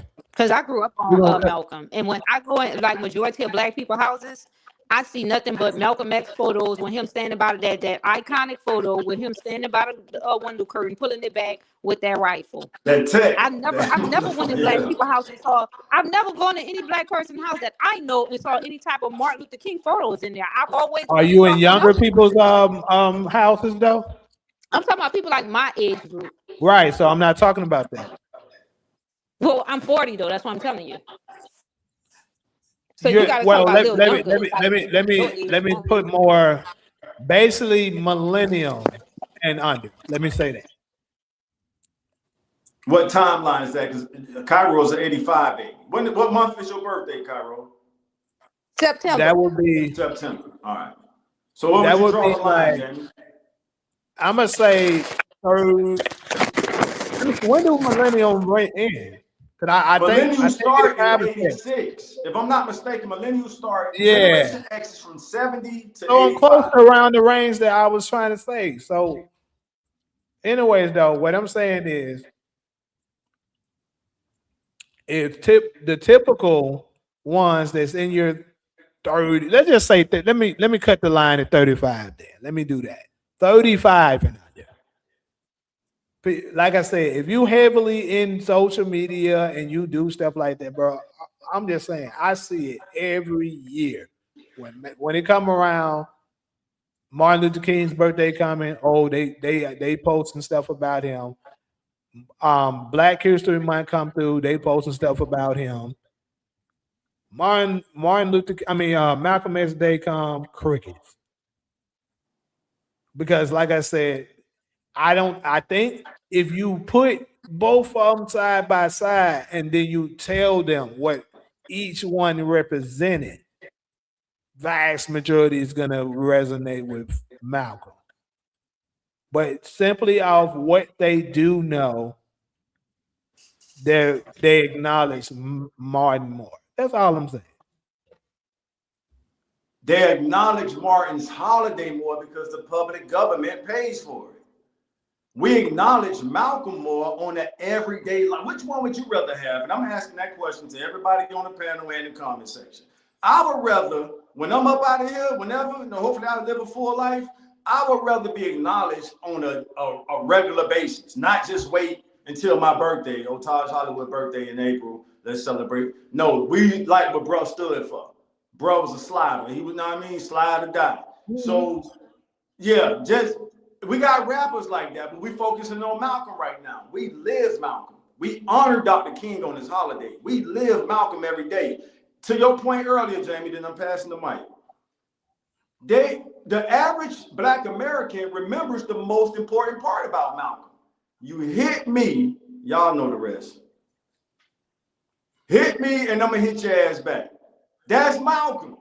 And that's why we love, like Martin was, hey, we're gonna turn the other cheek. All right, Martin. Malcolm in the same generation. No, you put your hand on me, you're gonna lose a finger. That's all the average person needs. Oh, good, we got somebody that's gonna fight back. So we blessed as a culture to have both of them as icons. Right. But Black America is overwhelmingly Malcolm. Okay, so let me ask you this. See, here I think this is what's gonna break the camel's back right here. So No, let's that's go. true. Let's go political really fast. You messing up now. Go ahead. I'm not messing up. Damn. I'm not messing up. Damn. I couldn't even contain my excitement, Jim. I think I got you. But if you want to Yeah, okay, we're gonna see. So look. So when it comes to Black people, would we acknowledge that we lean more of a liberal or conservative lifestyle? I would say both. Religiously, No, we're more conservative. No, What's we the don't. question again? You said politically, do Black Americans live more liberal or conservative? Or conservative. If I had to pick one, I would say conservative. Right. That's the answer. But Right. we vote more of a liberal thought process, which doesn't make sense, correct? Democratic is more liberal, correct? Right. So it's the same thing with this situation.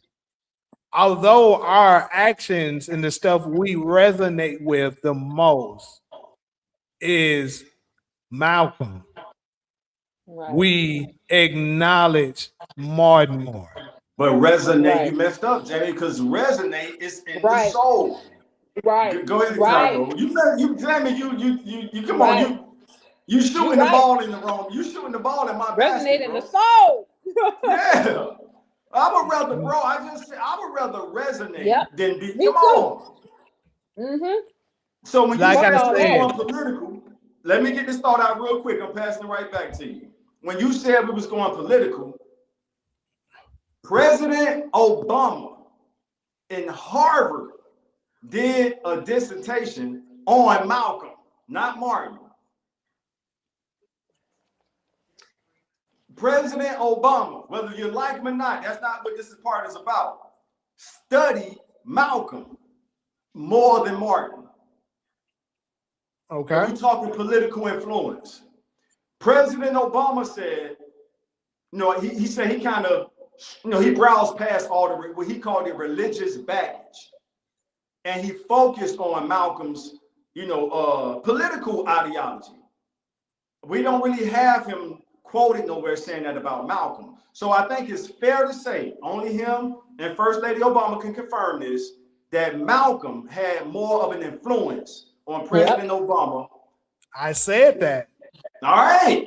So it's not even that's not my point. That's not going against me. Huh? I just said our lifestyle is more conservative, but we vote liberal. Not all of us. But you said you was going political. Well, you know I don't either. I'm talking about us as a whole. Okay. You said you was going political, and I'm saying the first African-American president was more influenced. Right, Obama is talking about this on because that's what I'm saying. The way we live our lives is more of a conservative thought process. That's what I'm saying. I'm gonna send this video to you, Jamie. I'm gonna spend some lifetime to go find that video and send it to you. You ain't got to watch it right away. President Obama says he was reading a book about Malcolm, and guess what one of his homeboys in Chicago told him? What? I don't need no book to tell me about no Malcolm. So basically, what he was trying to tell Obama, as a half-breed, you got to learn about our culture. Right. We live it, bro. Right. This is what President Obama, homeboy, told him on the basketball court. Out of his mouth. That's still leaning towards what I said. He's basically saying, Obama, we get it. You was raised by a white mother and all that, bro. We don't have to read a book about Malcolm. We'll do it. Not shots in my bag. We live Malcolm. Go ahead. Because I just said that us as a whole, our lifestyle is we think more conservative, but we vote liberal. And I'm saying it's the same when it comes to Malcolm and Martin. We all agree that we lean more towards Malcolm, but yet when it comes to acknowledgement, which in political standpoints, acknowledgement would be us acknowledging Martin, but from a political self, with our vote, we vote liberal, which is Democrat. Solo kind of had a valid point earlier when what she said, because I would assume that shit too. And you said it too, Jamie. You said that it was kind of like you said one thing, she said another, but it matched up. How you was mentioning earlier, like the older people, they're more like liberal. They're going more with like Malcolm Martin, and they honor him more. But then, like what Solo said, because I'm thinking, shit, y'all younger generation, y'all saying that shit ain't working with the Martin Luther King approach. So y'all should want to like lean more towards that Malcolm because you tired of this system and you tired of this government. That's why I'm really shocked. You know what I mean? That you were saying earlier more of like the younger people, because I'm like, I don't think anybody going with that Martin approach anymore. Insistence on respect promised a new and Jamie, I just put it in the group chat. It's only 3 minutes, bro. I mean, we done spent 20 minutes on this. I think SG just sent it. Is it the so one SG know about it too? Barack, is it the one you say Barack Obama speaks on Malcolm X? Yeah, I put it in our group chat, but SG found it. I saw that shit a long time ago. It's old. That's what I'm saying. Like, he's not talking about Martin. He's talking about Malcolm influence. Yeah, but I mean, I get it, but it doesn't still change the fact of what I said. Obama's pastor was very militant too. I think they bought Obama. I think Jamie right and you right. I'm with Taj 100%, but I see Jamie's point. Jamie's leaning on acknowledgement. Cairo, actually, you made the strongest point. I'm your first point, but I understand what he's saying. You don't see how I keep using your first point? You made the strongest point when you said the federal government pays for the acknowledgement. Right. I'm telling We you, I'm not with paying it, but for I that shit. understand what he's saying. Like, I'm more towards you. I'm fucking, you know what I mean? I'm Malcolm all the way. I grew up off Malcolm. That's all we had in our home. We didn't really too much have, you know what I mean, Martin hit you over the head with a stick, fuck all that. I didn't grow up off that. You know what I mean? I didn't. I learned more about, and I was fascinated with his movie because, like you said, they didn't even make a movie about fucking Martin Luther King. He don't even have one. He don't have a Right. go-to movie. Go ahead, my bad, Carol. So I was influenced by his movie, and I liked his approach because if this is our enemy, come on now, you know what I mean? So I was fascinated by his approach, and I'm with you on that. But I do, like I told you, I'm a person. If I go to the art gallery, I'm not about to just look at the picture my way. I'm going to look at that person and see what he see and try to see if I can see it too. So that's why I'm like, I see Jamie's point too, because I'm very. What do they call people like me? I forgot the fucking word for it, but I have to look at it from somebody else's perspective too. I can't just look at it from my own. I hear that. SG, thank you. We're trying to see if Jamie will pull it up. It's only 3 minutes. I mean, we've been on this segment for 20. Thanks for pulling it up. I sent it to him as well. Huh? I have it, but it doesn't prove a point. That's why I didn't play it. All right. So just to make sure, because Solo and Cairo, I guess y'all saying that I'm not really. I'm hearing Jamie's point. I'm just putting more emphasis on influence, and Malcolm has more influence, and influence is one of the most powerful forces in the universe. And that's why they don't regulate it. Thank you. Like, come on. So Jamie, who has more influence on our culture, Malcolm or Martin? I think Malcolm. now Malcolm does have more influence, but this is the thing. It's kind of hard for you to even say that though, because if he did, why in the world we still doing the same BS that Martin taught us? Because I still see, hold on, I still see a lot of us when it comes to police brutality and all kinds of other stuff of us being wrongdoing, we still asking them, like Cairo said like 2 Sundays ago, why are we still asking? Where you think that shit come from? Martin Luther fucking King. So his influence still got us asking when Malcolm's influence was saying we ain't asking. Because Martin's influence was about assimilation. Martin, who assimilated us into the Democratic Party? That's a rhetorical question. I'll just give the answer. Martin, when you get the Civil Rights Act, Solo, we really appreciate your patience, Solo. Whenever you're ready to jump in, let us know. You've been quiet a long time. Just give us the word. Dr. King led us into the Democratic Party. President Lyndon Johnson said, I'm gonna have these niggas voting Democrat. For how long? So the Southern strategy, the white Southern people left the Democratic Party after they passed the Civil Rights Act and went to the party that conquered them. Don't forget, in the Civil War, the Republicans are called the Party of Lincoln. See, nobody wants to talk about that. Everybody want to say, Democrats is the party of slavery. I'm not here to defend the Democrats at all. What I will say is, okay, you can say that, but don't forget to add that the people who was trying to uphold slavery had to go into the party that actually conquered them in the Civil War. That's an actual fact of American history. As we speak right now, the living descendants of the Jim Crow Democrats, Solo, jump in when you get ready. The living descendants of the Jim Crow Democrats are currently in the Republican Party as we speak. And that's why we're not over there. You're right, Jamie. We are more conservative. I'm with you when you're right, bro.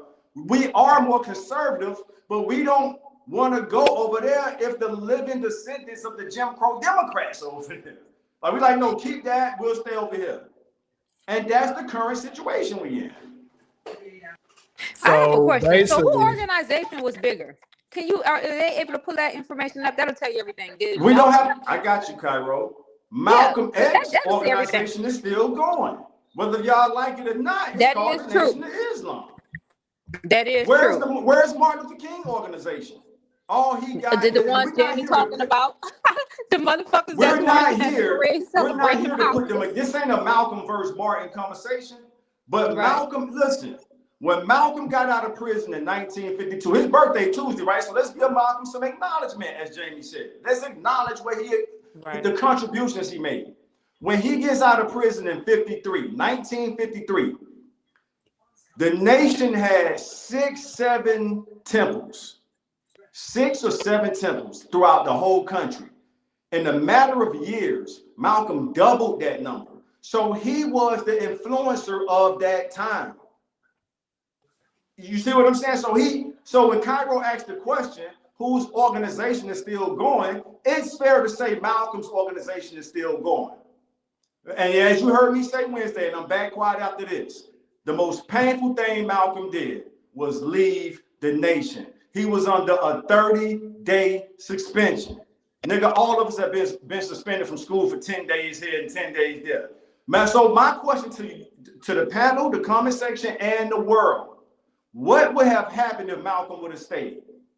Especially with all the stuff that was being exposed, unfortunately, about Elijah Muhammad and the secretaries. Malcolm would have became the new leader of the nation. But guess what? The nation is still going. Where is Martin Luther King organization? Martin Luther King organization was SCLC, right? Where are they still around? You got now Google that, because I don't know. It's SEL. What I can't even pronounce the shit. That's how I'm done. Y'all go ahead. Take it from there. Malcolm organization still going. Sure, yeah, the Nation of Islam is still active. Sure. At the end of the day, majority of us ain't messing with the Nation of Islam, and these Negroes are still on some turn the other cheek type shit when it comes to us as a whole. That's what I'm saying. Wait, quick question about the liberals and a conservative. Have you guys ever seen Trick Baby or no? I heard about it. I haven't seen it. So remember they had that one dinner scene when the liberals and the conservatives was having a discussion, and they both was like they had the same agenda but a different approach. Uh-huh. I'm going to send it to you. So pretty much what the liberals are saying, they're the conservatives, but they have to portray a certain role to the democracy. They have to make us believe, that they're truly on our side, but they're not. It's kind of like the same. That's why when what's his name, Trump, when Trump, I don't know if it was during an inauguration or when he had a speech and he was asking, the black community, what have any president ever done for you in the past? Because your condition is still the same. Right. You know what I mean? All right, so Cairo, if you,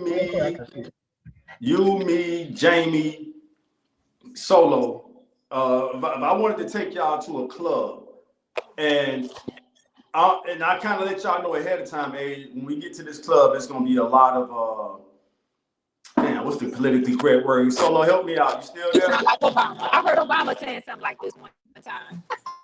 I didn't hear what you said. I didn't catch what you said. I was saying, if I was asking y'all, or Jamie was asking us to go to a club, and we told y'all what type of, so let's use the word Republican. It's a bunch of white Republicans in the club. Would y'all want to go? No. Thank you, Solo.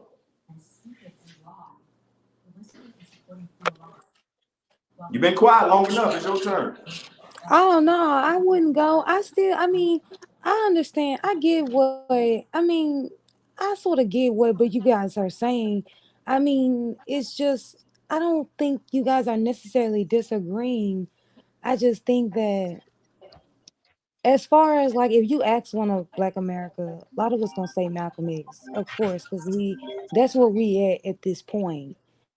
As far as Malcolm get promoted, like Cairo said, the government funds those events. They fund, all over the NFL, NBA, everybody talking about Martin Luther King on his weekend.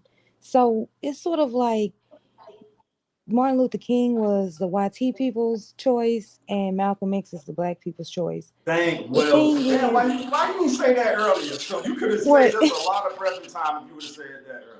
Right, but then when you add on Jamie's point about us turning the other cheek, it's to say that maybe Black America is still behaving as Martin instructed us to do. I think that I think that any event we took our organization seriously as a black community, at any event that we started actually using our power, our numbers, our money to organize us as a community, then we could become Malcolm. The thing now, we're behaving like Martin because we're not organized, and we're all just just doing our own thing. So we don't have a movement that's pushing the envelope for us to be Malcolm. But I think that if you had someone seriously that would come up and really organize Black America, like Marcus Garvey did, like Malcolm X did, Martin did, that I really do think Black America would be down to militarize under Malcolm's leadership. Like if Malcolm was to come in Black America right now, I think that I think it would be slow because of how reluctant we are just as a people, but it's going to be a large portion of us that's ready to do the groundwork for whatever Malcolm is down for us to do. So And then here's that's another thing, bro. Back to the influence thing. Solo, you probably is aware of this guy, but I can't think of his name right. But but he's from Memphis. Right now, it's a guy from Memphis. He got a fro, and he's like a civil rights leader, activist, or something like that. Right now, you know who I'm talking about? No. No, I'm Justin talking Pearson. Solo. Yes, thank you, Justin Pearson. So they're already right now saying he's the next Martin Luther King. Oh, It's people saying that right Not now. under the Democratic Party, he And not. well, they're saying that. I can put matter of fact, if I Googled it right now, I promise you you'll see multiple stories of it. My point is they're still leaning towards that. It's still Negroes that's leaning towards that. Like I'm right. saying, they acknowledge Right. stuff from him, Right. even though even though what makes more sense Right. because of what we're going through Right. is to be more Martin led. Like we should be celebrating and more Right. motivated to be like him. They acknowledge Martin more. Right. Where have you heard this is the next Malcolm? You ain't hearing that because Right. they ain't doing it. I think that the reason why I think that's the case is because back in the day, I would say with Black America being Christian, they're not really that really open to other religions. It's like bad, bad, bad, bad, bad, bad. Now I think that if Justin Pearson, he's never going to be Malcolm under the Democratic Party. He's never going to uh say, by any means necessary. Nothing like that. He's gonna always, you know what I mean? He's gonna always just like say walk that thin line Mm-hmm. because he is under under this leadership of the Democratic Party, and they're not gonna tolerate none of that. So when it comes to, I think now the reason why people aren't leaning towards Malcolm X now is because, to be honest, I don't think that Justin Pearson is really is he about that life? He gonna have to remove himself from the Democratic Party because I don't really trust no black people in that party. But I think maybe it's gonna have to be someone from the Nation of Islam, since that played a big part of Malcolm's movement. It was someone that came out of that group and had their leadership. So So I agree with that. But look, this is my thing. When I first started looking in on this guy, right? And I pulled it up. I just did a simple Google search just to pull it up and show you. They saying it right here. Tennessee State Representative Justin J. Pearson, a rising progressive leader, is frequently compared to Martin Luther King Jr. due to his roots in the black church, his booming alphabetical style. And see, bro, that's what I'm saying. And he's not the first one.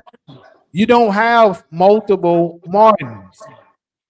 I mean Malcolms. I don't know why I keep saying the wrong names, but Malcolms, because in our community, that Martin is the one that we acknowledge the more. Although what we're going through, we would agree that Malcolm's philosophy is what we should be going with.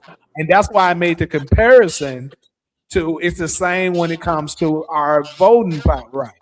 Although our lifestyle agrees more with conservative, we vote liberal. It doesn't make sense. But that's who we are as a community. Well, it makes sense when you consider what Cairo put in the group chat, the trick baby, and I'm gonna check that out as soon as I can, Cairo. So remember, Play it. It's only one. Good. You got it. You got it. Go ahead. Oh, I'm sorry. You got it. I don't have shit to say. I'm listening. Oh shit. All right. So Jamie, the categories are cultural and political. Martin gave Black America a political party called the Democrats after the Civil Rights Act. If that's not a fact, y'all know this phrase is the closest thing to it. Malcolm gave us cultural power that we use every day. If y'all don't mind, let me say that one more time. Dr. King sacrificed himself to assimilate us into a political party still to this day. So you know what? I retract my statement from earlier. Malcolm X organization that's still going is the Nation of Islam, and Dr. King organization that's still going is the Democratic Party. If y'all would be so kind and forgive what I said earlier by me saying Malcolm by saying Martin doesn't have an organization that's still going, it's fair to say the Democratic Party is Dr. King's organization or political party. If that's the case, you just shot yourself in the foot. Huh? If that's the case, you shot yourself in the foot, brother. Because the Black community vote for that in a 90-something rate. So that proves my fucking point. Thank you, nigga. So you I don't feel bullish. I ain't hurting yet, but let me hear what you got. Go ahead. Think about it. You just said that if we since Martin was the one who basically got the Black people to start leaning Democrat, and you just acknowledged that that's his party. Yes. So each year when it's time for voting, Black people at a 90-something% rate vote Democrat. Facts. So ain't that fair to say that we acknowledge what Martin did stronger than because Malcolm said we shouldn't be fucking with the liberals. But you True. He did say that. The U.S. government. That was good, Jamie. You might have it. Let me process that. Some time to think. But that's why I sent you that trick baby dinner scene where I was trying to convey to you. I'm gonna play it for you. I haven't seen it. But I'm gonna play it. When you look no, at but it this way, is what we're talking about. Remember when I told you, Taj, how they regulated and who they push out there, who they want to go with that agenda? So if you watch the trick baby dinner scene, it's only 1 minute. They're gonna break that shit down. Like let's do it, Jamie. If it's only 1 minute, I'm pulling it up right now. It's just the type of shit they made in the movie. This was a great conversation. So here we go. It's you liberals who have lifted them up, Howard. Paul, you conservatives make a mistake. You can't afford to strangle hope people. Without hope, you will become dangerous. No, Howard, you liberals let them invade our society. You give them jobs, political jobs. Paul, you missed the point. It's only the smart ones we move up. That makes it even worse. No, we have to move them up. If we leave a smart one in the ghetto, he might develop into a leader against us. But if we raise him up in white society, we neutralize him. He feels compelled to try to act like us. He loses his identity and his racial anger, if he has any. He becomes alien to his brothers. They realize he sold them out and they grow to hate him. He becomes worthless to them and safe for us. No, thank you. In fact, in his love for the creature comforts, except for his color, he's become one of us. That's powerful. Wow. For real. Thanks, Cairo. I were Wow. to offer you $1 million. Yeah, that's powerful. That's a good video. That summed it up in 1 minute. Yeah, And that they're speaking about Dr. King. With all due respect, they're talking about Dr. King. absolutely. They're talking about Dr. King. But remember what I said earlier. In 1966, he went to visit Elijah Muhammad after Malcolm was gone, and the feds knew it. You know, his days was numbered at that point. Under federal tap and everything. And they was afraid, okay, this is his pivot moment. He done went and met the guy who taught Malcolm. So now thanks, Cairo. That they summed that up in 1 minute. We've been huffing and puffing for 20, and they summed it up in 1 minute. But yeah, so yeah, that's absolutely the truth. They're more the smarter of ones. They're more dangerous to us as a community, but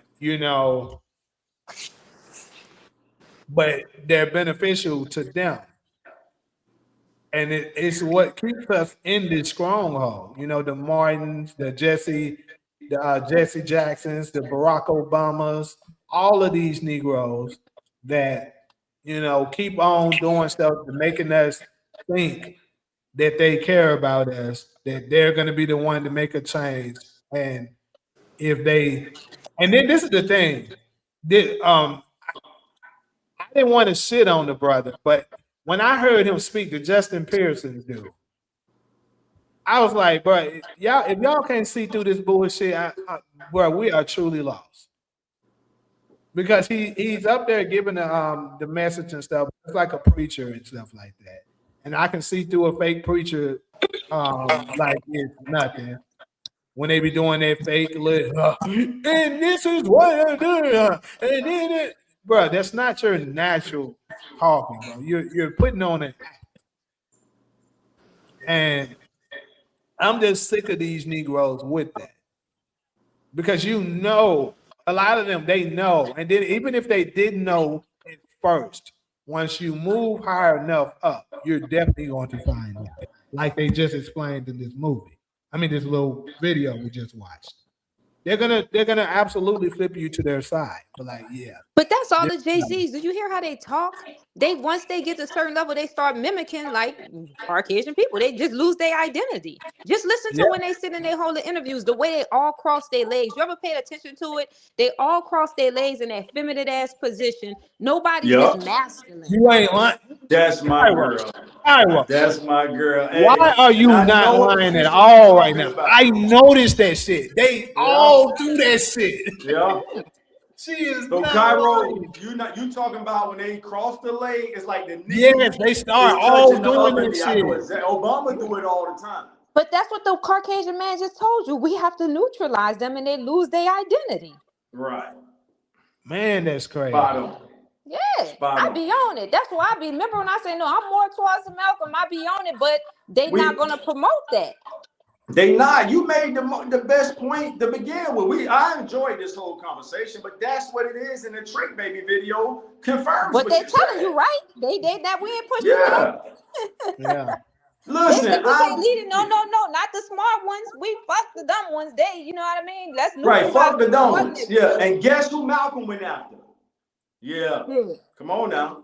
Malcolm purposely spoke on a 5th grade level because he wanted all of us to understand. This man used to school college professors. This is important. What's that? I think it's important to go after the ones that's in the ghetto and stuff like that, because if you get the minds of them, like remember when I talked to you, Todd, like maybe a month ago, I told you I want the niggas. Because when you capture the minds of them, the rest of the shit doesn't matter. The smart Negroes, they can't use the Martin Luther Kings, the Obamas, like Puma Fish just put in here, the Jesse Jacksons, the Al Sharptons. They wouldn't matter if the masses don't listen to them. So, all right. So, do you acknowledge Malcolm was able to do that? Malcolm was able to control us? No, Malcolm was able to do what you just said you want to do. You said you want the niggas. Oh, okay. So I think he did make some headway, but he didn't he didn't fulfill it to the point where he would have wanted. So when we watch the movie and it's based off a true scene, the Harlem Hospital, when the white police officers say there's too much power. So you don't believe that was real. You don't believe Malcolm had that much power. I'm and not all saying those he didn't. No, I'm not disagreeing with that. But what I'm saying is, I don't think he did something to the point where he captured the youth so much to the point that we're like, yo, we'll follow you to wherever you go. Like, Well, this that's is what was the I agenda. That's what truly was he was believe. on his way to do. That's why they had to stop him. That was his Right, position. right. That's what I'm saying. I think he made his mark, but he didn't get to make it to as far as he wanted to go. That's what I said. That's what I'm saying. Malcolm X influence reached hip hop. Give me a few breaths to tell y'all how. There was another brother in the nation named Clarence who was, what word can I, he was like Malcolm's comrade. Clarence took the teachers out to the streets. So the same people you talking about, because what the nation was doing at the time was, now, if you want this knowledge, you got to come join the nation to get this knowledge. Clarence said, "No, we need to reach our people," and he was colleagues with Malcolm. I don't know how close they were, but they were there at the same time. Temple number 7 in Harlem, uptown New York City, and he took it out to the streets. So he got the niggas you talking about. So how does that reach hip hop rap music? A lot of those youngsters they reached became the Nas's. When you hear Nas say "Peace, God," when you hear Rakim, I know these rappers before your time, Jamie, but I know who you're talking about. A lot of these rappers start. That's why in the 90s they had to get rid of all that conscious rap. Public Enemy radicalized me. Yeah. Public Enemy was, nigga, when you watch that Public Enemy, go pull up Fight the Power video. You don't have to, I'm just saying. Anybody who go watch that Fight the Power video, you see Malcolm. I actually never seen the music video to it. Bro, if you go watch the music video, they got posters of Malcolm, not Martin. That's but that's the thing though. That's you. There's some good knowledge that you're dropping, but that still doesn't go against my point because I've already acknowledged that group did. I'm talking about the youth now, 35 years and younger. Who do they? Who is that group influenced more by, Malcolm or Martin? 35 and under. I think Solo, y'all you missing can answer that too, Solo. Huh? Y'all missing Christianity.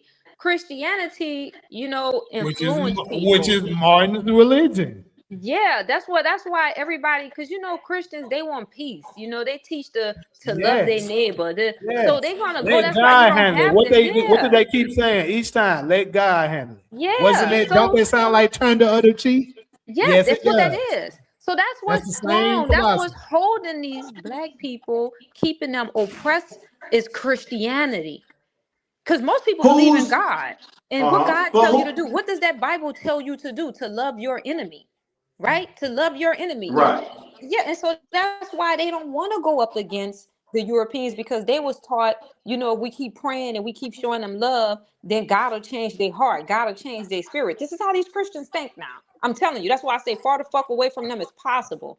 But this is how they think. So that's why people are more on that Martin Luther King approach, because they're Christians and they can identify with him because he was a Christian. Yes. All right. But it still means what I'm saying to be the truth. So, Jamie, you said on this podcast, we got it recorded, that you want the niggas. Yep. Let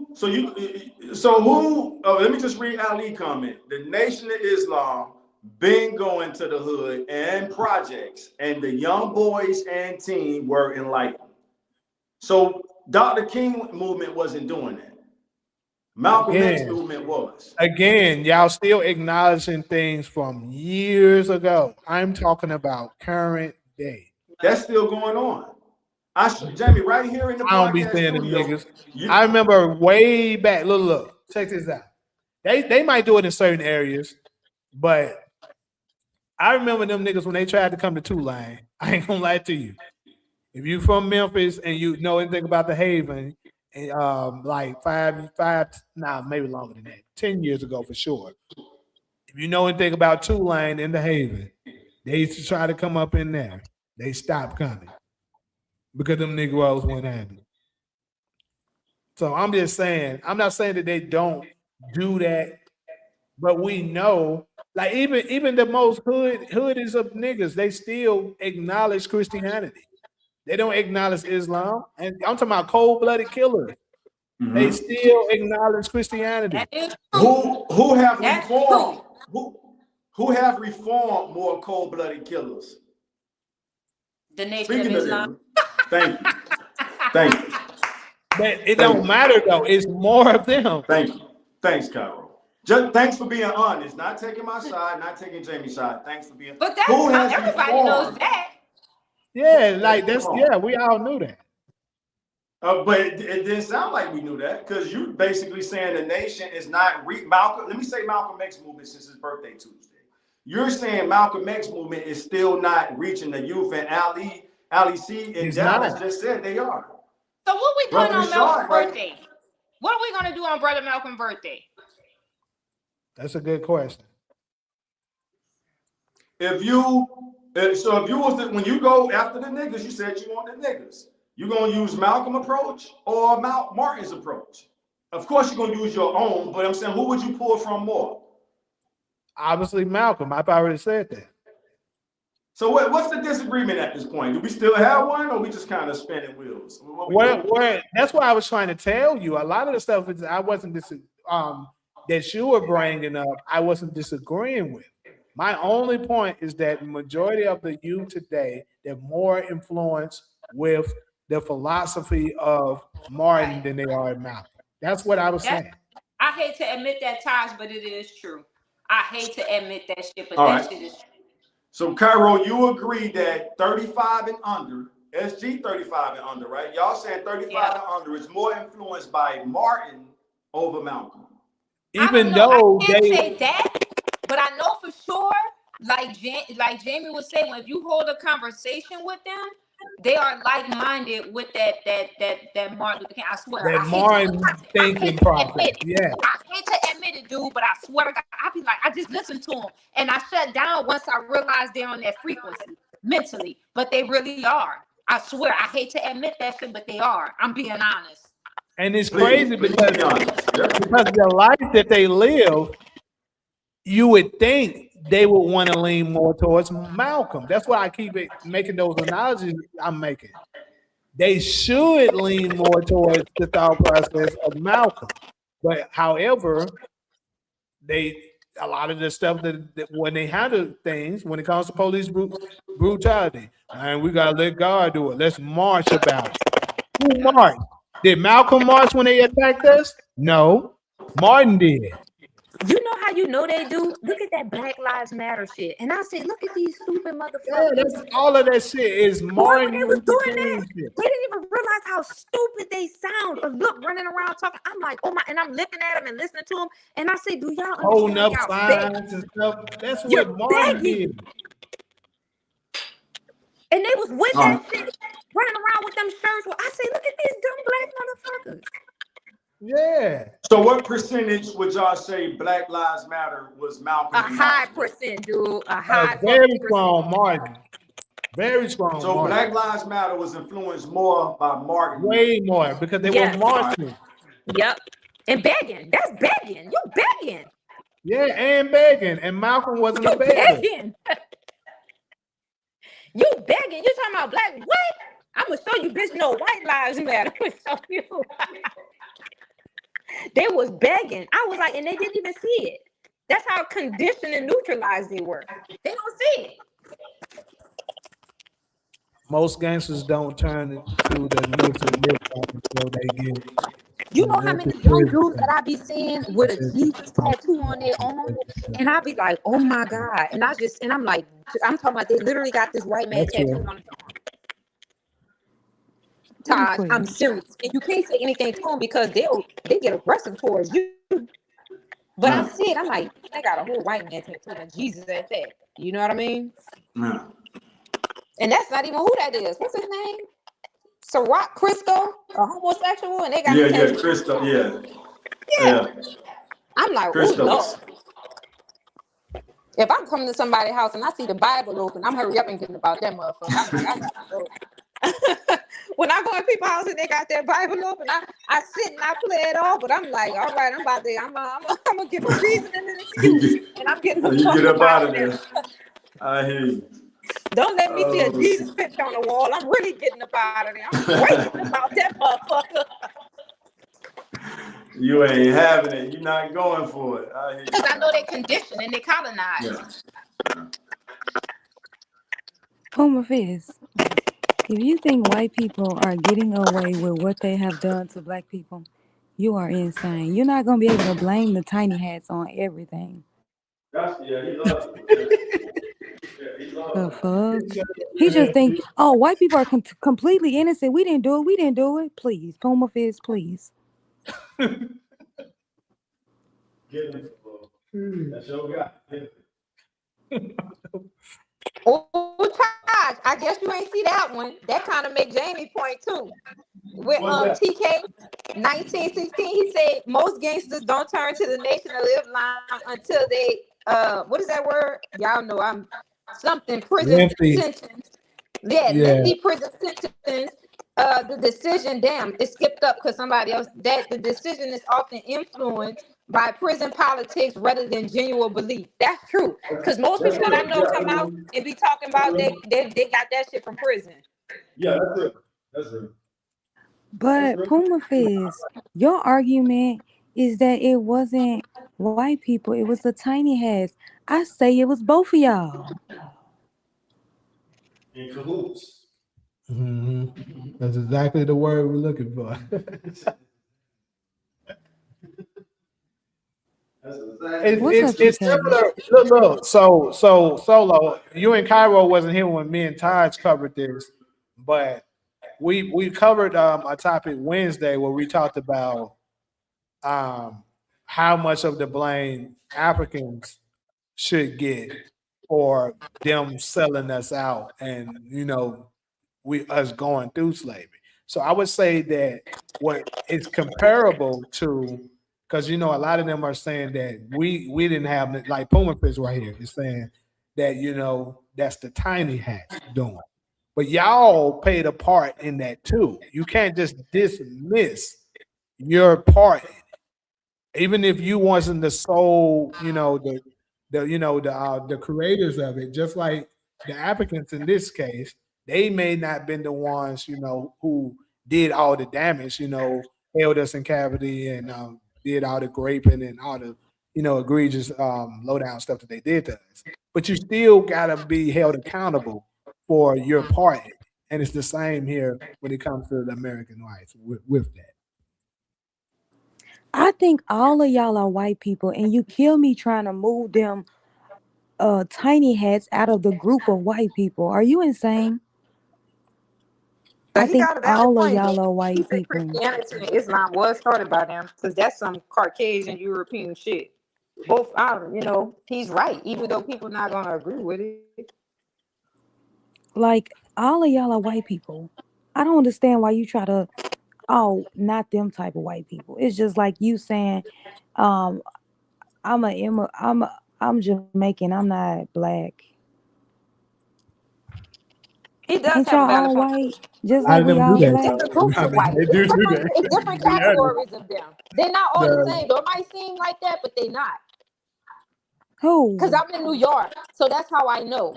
You know what I mean? It might seem like they are, but they're all different religions, different cultures, different background. It's weird.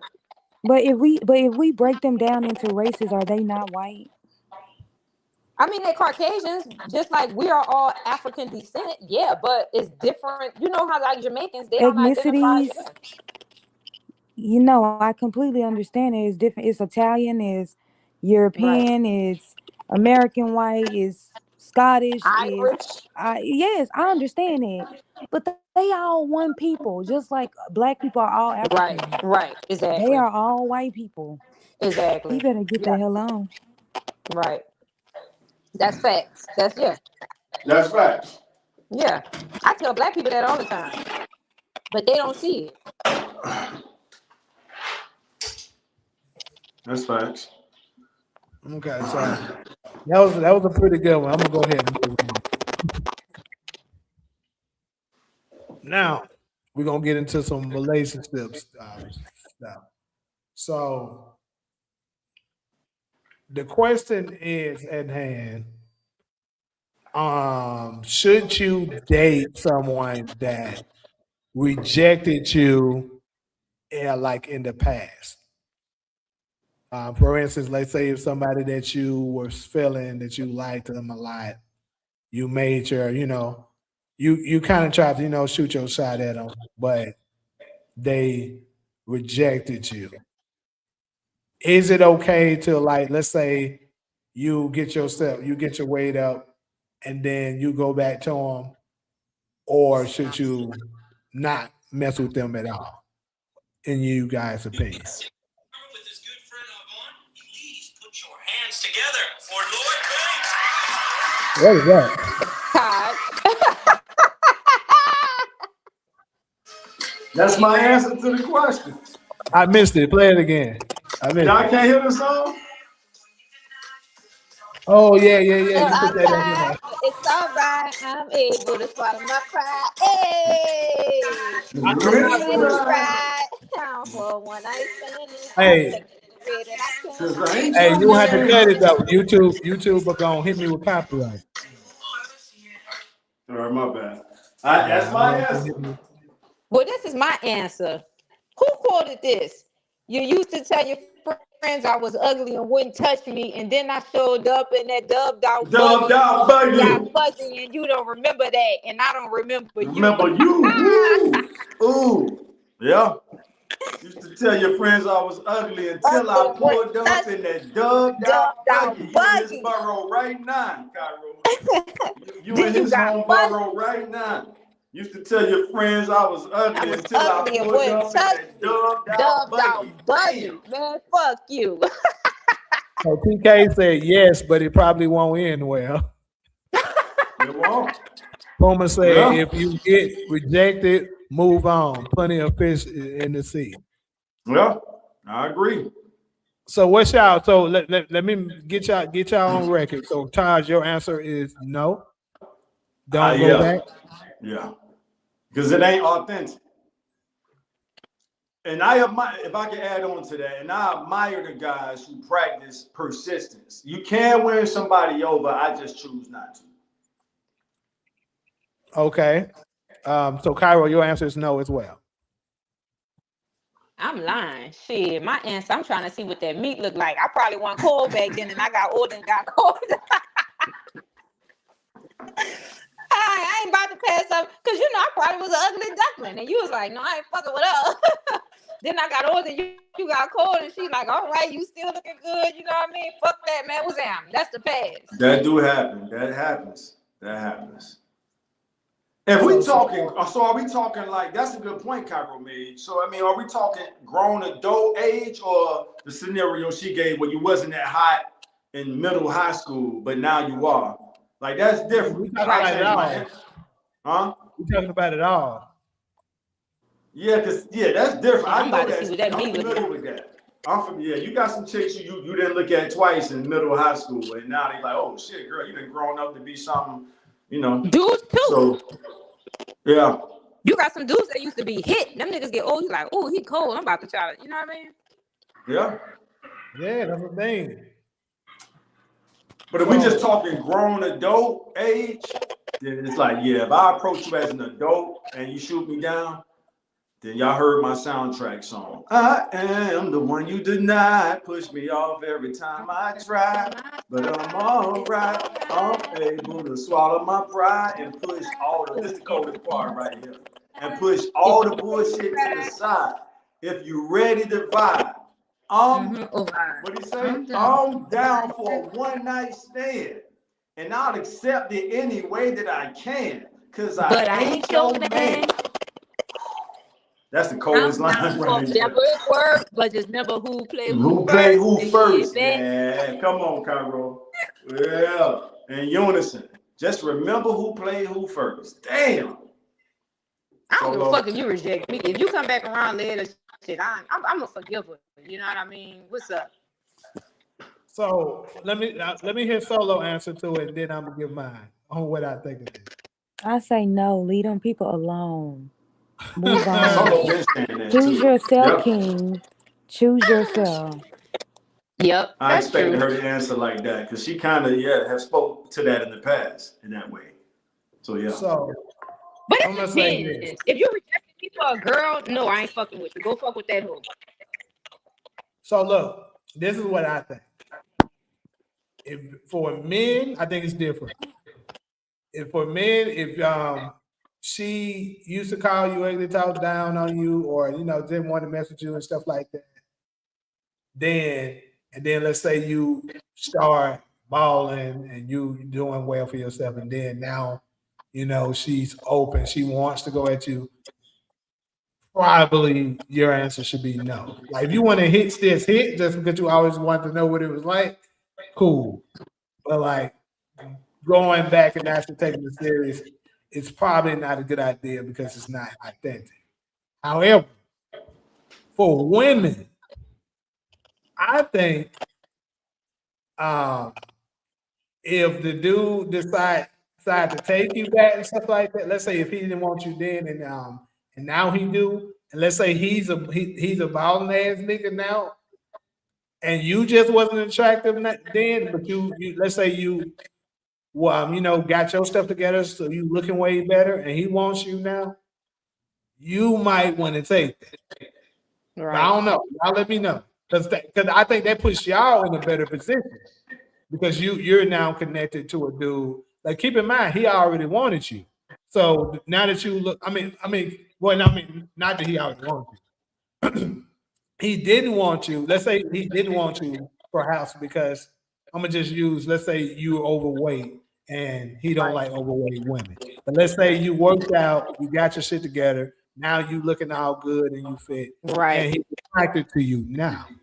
Let's say he was Right. still kind to you. He was never ugly to you. Right. Like he wasn't, fucked up towards you. He just simply Right. wasn't interested in you in that way. Right. But now you got your shit together and you like, and I think you should because like, bro, Right. good man is, and especially one that's rich, is rare to find. But y'all let me know if y'all agree or disagree. I think it's human nature. I think it's easy to I say do one not thing, but agree you'll with do you. something total different. Because I don't know. I feel like if you rejected me, you know what I mean? Because we have our hit days. What person like, you know what I mean? I ain't fucking with that. Then they see us on another day and be like, it depends on him too. Like I said, like if you reject me, you know what I mean? I don't know. I don't know. I think you had it right the first time. Yeah, Solo I did ain't it gonna lie. too. My answer is Solo, I your probably boy like, let's Puma say Fist like got if a a good dude comment. reject me, I Solo, probably would. your Puma Fist said, "It ain't my job to make a woman like me. She either does or she doesn't. Next." Exactly. Niggas get rejected all the time and Did I fuck with. You know how agree many with dudes I Puma rejected? Fist? I think you did, Solo. I think you did. No, that's Next. G shit though. Yeah, I mean, that's on point. I'm It on deserve next. another read. It ain't my job to make a woman like me. She either does or she doesn't. Next. So honestly, how many of us on this panel have been rejected by somebody we like, and then later on in the future, the opportunity presented itself where we could have connected or hooked up with them, and we did, honestly, or we didn't. I ain't I gonna lie can't to pull you. up no memory. I'm gonna keep it 100. I don't circle back on a couple of them. So Exactly. I don't have You no kind memories of that. I don't have no nope. memories of somebody rejecting me and we linking up later. If I come up with one, I'll let y'all know. But at the moment, yeah, a lot of them, but I don't did a couple of them. I got rejected by a boy I used to. I didn't get rejected. It's just that I wasn't his type of girl because I grew up slow. And then a few years later, I still was the same type of girl, but just more mature. And that became my boyfriend. and that's understood. Yeah, all right. I can relate to that. I don't double back. If I didn't like you 5 years ago, I'm not gonna like you now. I think that's the most authentic. It's nothing like natural attraction. If you want to call it love at first sight, for lack of a better expression, it's nothing like that. Like every chick I have had a good connection with, the spark was there from Jump Street. And if anything, communication messed it up, or lifestyle or attitudes not being compatible. And those have been my best hookups, my best connections. From the start, the spark was there. But for the second time, I admire guys who practice persistence. But when does persistence turn to harassment? That's a great question. And that in the industry we work in, you better be very careful with that shit. And, I I and saw never the seen somebody film that. talking industry, and about it that. might be state law, county law, federal law. If you, I can't remember it, but if you approach her too many times, that's considered sexual harassment.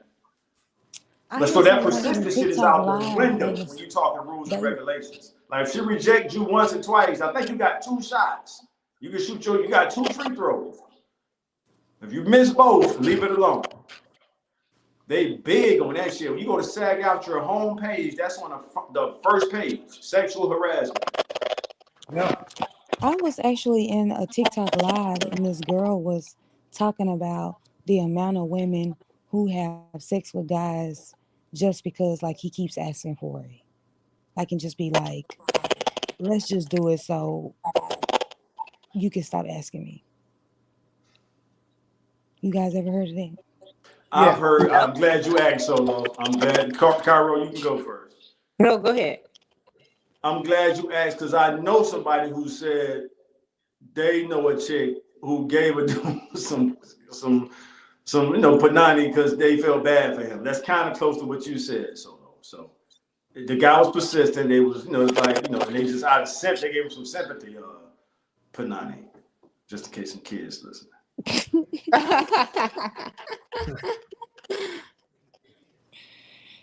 Yeah, or that like maybe you and the guy went out on a date and maybe y'all like chilling or whatever, and then like he just starts like consistently asking you for sex, and then you eventually have sex with him.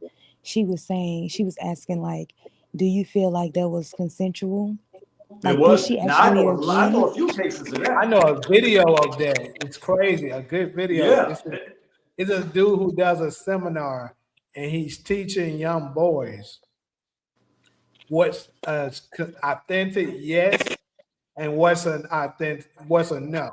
Like basically, he gave a few examples. He was like, so if you ask a woman for a hug, like he had a woman there to do the demonstration for him, and he was like, so if I ask her for a hug like this, hey, can I have a hug?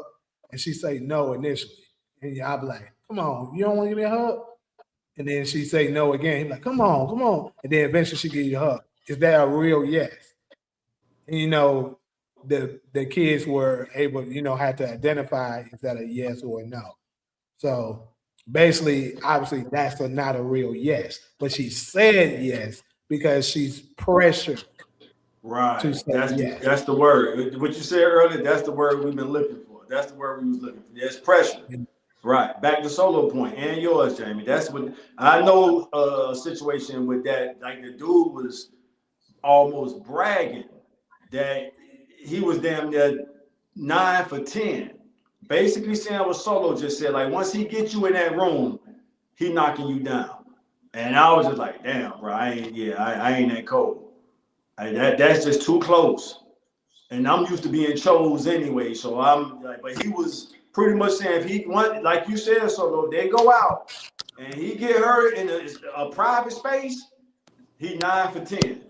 He said one chick got away because she wasn't going for it.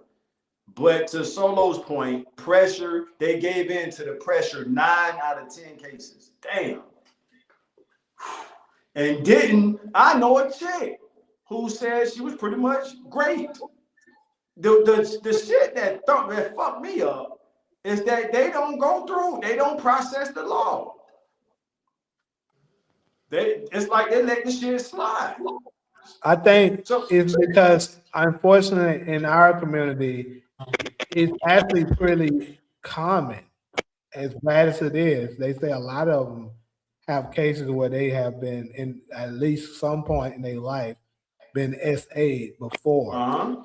So they look at it as like, I mean, it is what it is. It ain't the first time, and just let it go. that's sad, fam. It is. It is That's very. sad. And I'm here to tell I you, don't sister, feel it's bad not about that. okay. I Let it feel stop bad doing when that. this one chick told me that shit. I was like, damn, you didn't, like, she told somebody, but didn't go to the law about it. And the dude straight up got it in the, you know, but hey, what you do got to ask with damn, what you expect if you went into the hotel room? But which is she told, so this is from her mouth to my ears. And she basically saying like he wasn't taking, once they got in that room, he wasn't taking no for an answer. Oh And wow, the that's shit that was mind blowing to That's me definitely was, great. That's great, like mother. That's yeah, great that's for great. sure. that's what puts me in the nice guy category. That's what makes me a good guy. That I'm not willing to do that shit. So I'll just be the good. If nice guys finish last, good guys finish last, hey, I'ma just suffer. I'm not doing that, y'all. I'm sorry. I want you to get naturally wet for me. I don't even like smashing chicks who don't get naturally wet. Like that, you're Some not girls really don't turned on by me. It's damn like what Solo said the first time. You giving me some sympathy, pussy. And it don't Like mean you're that not you're even not wet attracted down there, huh? to wet. You just don't get wet. I say I have friends. They naturally don't get wet, and it doesn't mean that they're not attracted to the guy. And they just naturally don't. Their body don't produce them. Whatever that shit is. Hold on. Well, I hope I don't run into nobody like that. Because it ain't nothing like rubbing that finger down there and you feel that puddle, you ready to dive in. You like, okay, she ready. That's a good feeling. What if it stinks? Huh? What if it stinks? No, hey, we ain't going. Well, hey, no deal. It ain't happening. I don't have that situation before. And you bring it up and sniff it, and that shit stink.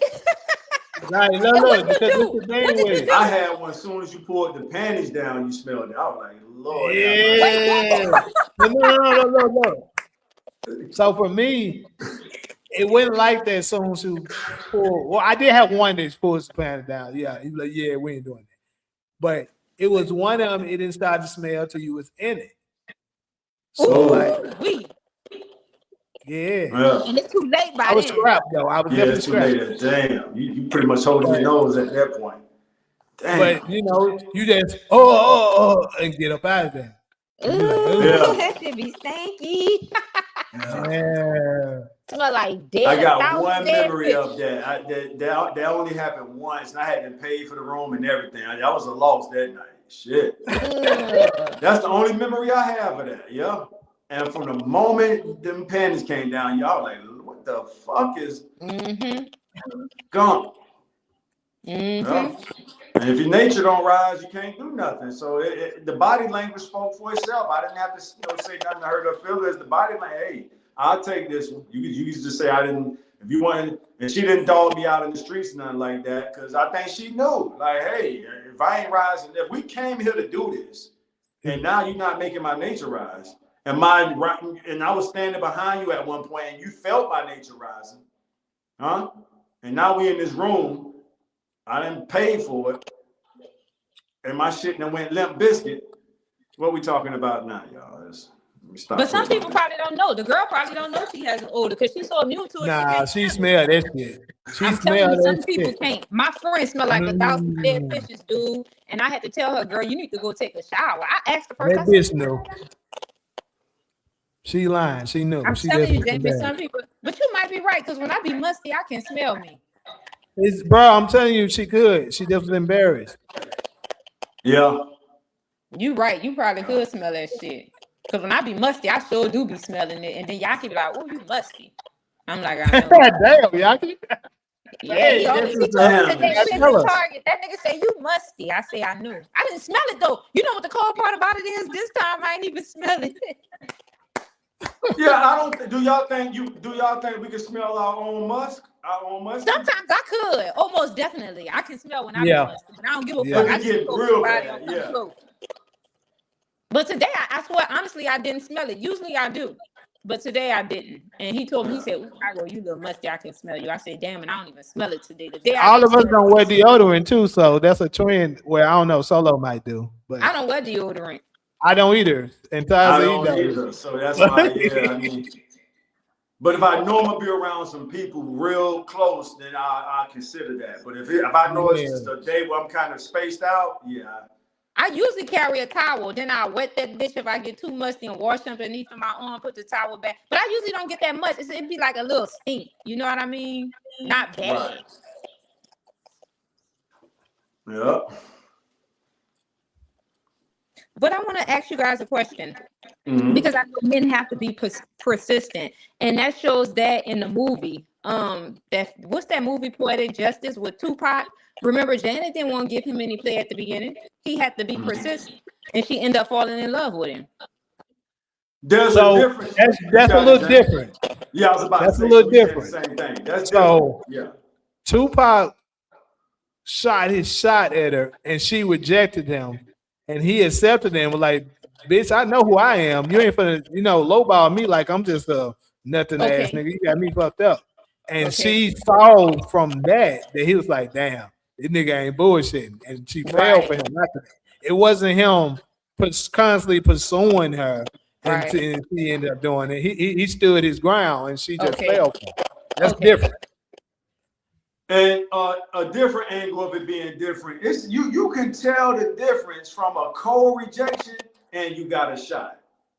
I know it like night and day. It ain't white and gray, it's night and day. You know when you need to just let it go on that first shot you took. And then I just saw a chick maybe a couple days ago.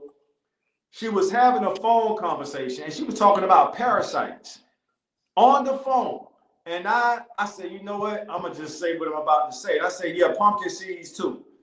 And she appreciated. She like, and she actually mentioned this shit in the conversation she was having. She's like, oh yeah, pumpkin seeds too. So she walked into the office, and when she came out, she said, thanks for that information. Now, in my mind, I'm thinking, okay, I ain't gonna hit on you now, but if I see you again, I want that number. Right. And she didn't give me a cold rejection vibe. So that's like a build-up. You know the difference. You know when a chick she ain't interested. Leave her alone. But how do you know? Some dudes persevere through that. That's just never been my character. I never really had to go that hard. Unfortunately, that my game is not the strongest because of that. Man, my middle school, high school, even college years, I'm used to a chick coming up to me and saying, "My friend like you." I hope y'all don't take that as an arrogant statement. That's been my experience. Hey, my friend like you. She want to know what's up. Who your friend is? Oh, all right, she cool. Tell her, here's my number. And we go from there. That's been my game is weak because of that upbringing. I'm still learning how to talk to chicks. I'm not ashamed to say that. I see chicks I like sometimes and don't have a break the ice work line to hit them with. So I just stay quiet. Damn, I ain't got nothing to say to her. Fuck it, I missed that opportunity. That's it.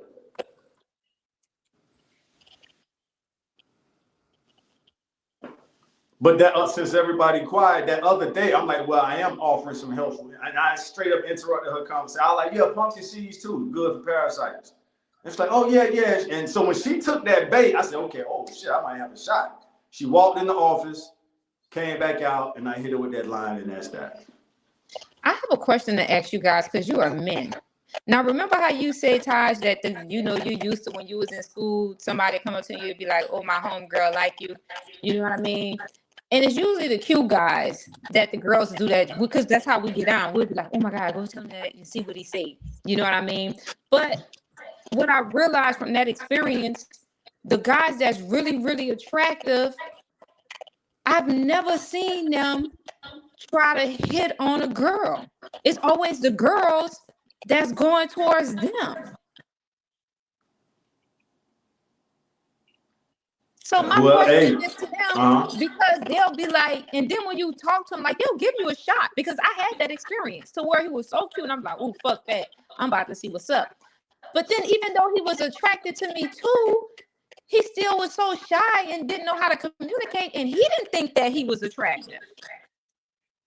And I'm like, that's weird because you know what I mean?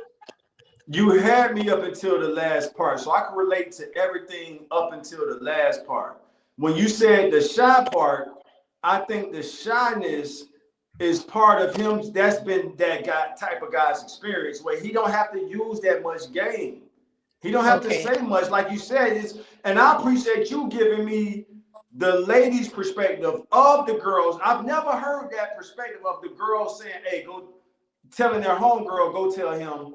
How did you say it, Kyrie? Like, go tell him I like him and see what he says. Yeah, That's how you that's say it, common, right? Yeah, especially I've in never high heard school. that angle. So you just, after all these years, you just gave me a glimpse through how the girl send her homegirl.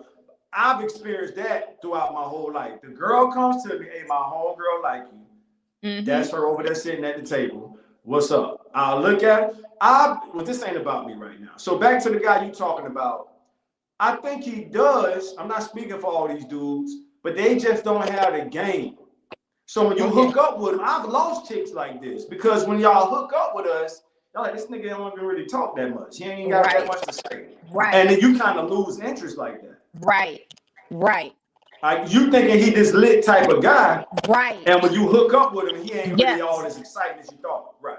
Exactly. Because you like he's I've too lost shy, chicks like like he's that. even I'm being talking. It honest makes you about feel him. like he's not into you, even though he is. And we are. Yeah. But it's Yeah, I like can they speak say for they that don't part. have Yeah. no conversation. It's just you talk and they just listen. They don't talk back. It's like, oh no. We get into the bottom of this shit, Cairo, for sure. I appreciate you saying that because I never knew y'all angle, but that's what it is. Yeah, I had to start learning how to socially approach women like in my late 30s, y'all. I'll say mid 30s, so like 33, 34. Because they stopped coming. The homegirls stopped coming. So now I'm like, oh shit, I was so used to it that I was like, oh shit, because like y'all, like black women say, nigga, that cute shit, that handsome shit ain't enough no more. Like, nigga, you know what I mean? Yeah, we might make a good baby, but nigga, we need some security. You know what I mean? So you start hearing that, and you're like, oh, okay, I gotta learn how to get in that ear hole. But do you think it has anything to do with age, that we age too? The women or the fellas? Both. Yeah, that's what I was just saying. As I got older, the homegirl stopped coming to me saying they homegirl like me.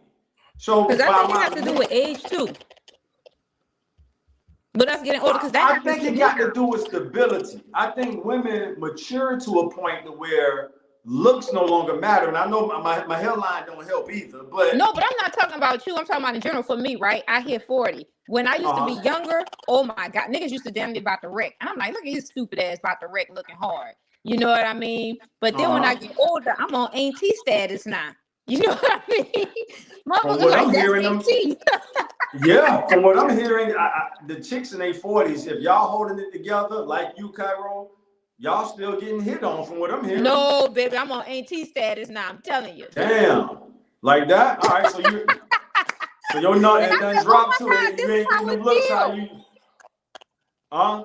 It fades, like you say, for us. When you know when people ain't hitting on you like how they used to when you was younger and you up there, you know it's your, because we can't see. I It don't know might about be you. then. I see what you're saying. Okay. When I So look in the mirror, I can't see that I'm Asian. But everybody else probably had like she looked like she about 40, but I can't see that.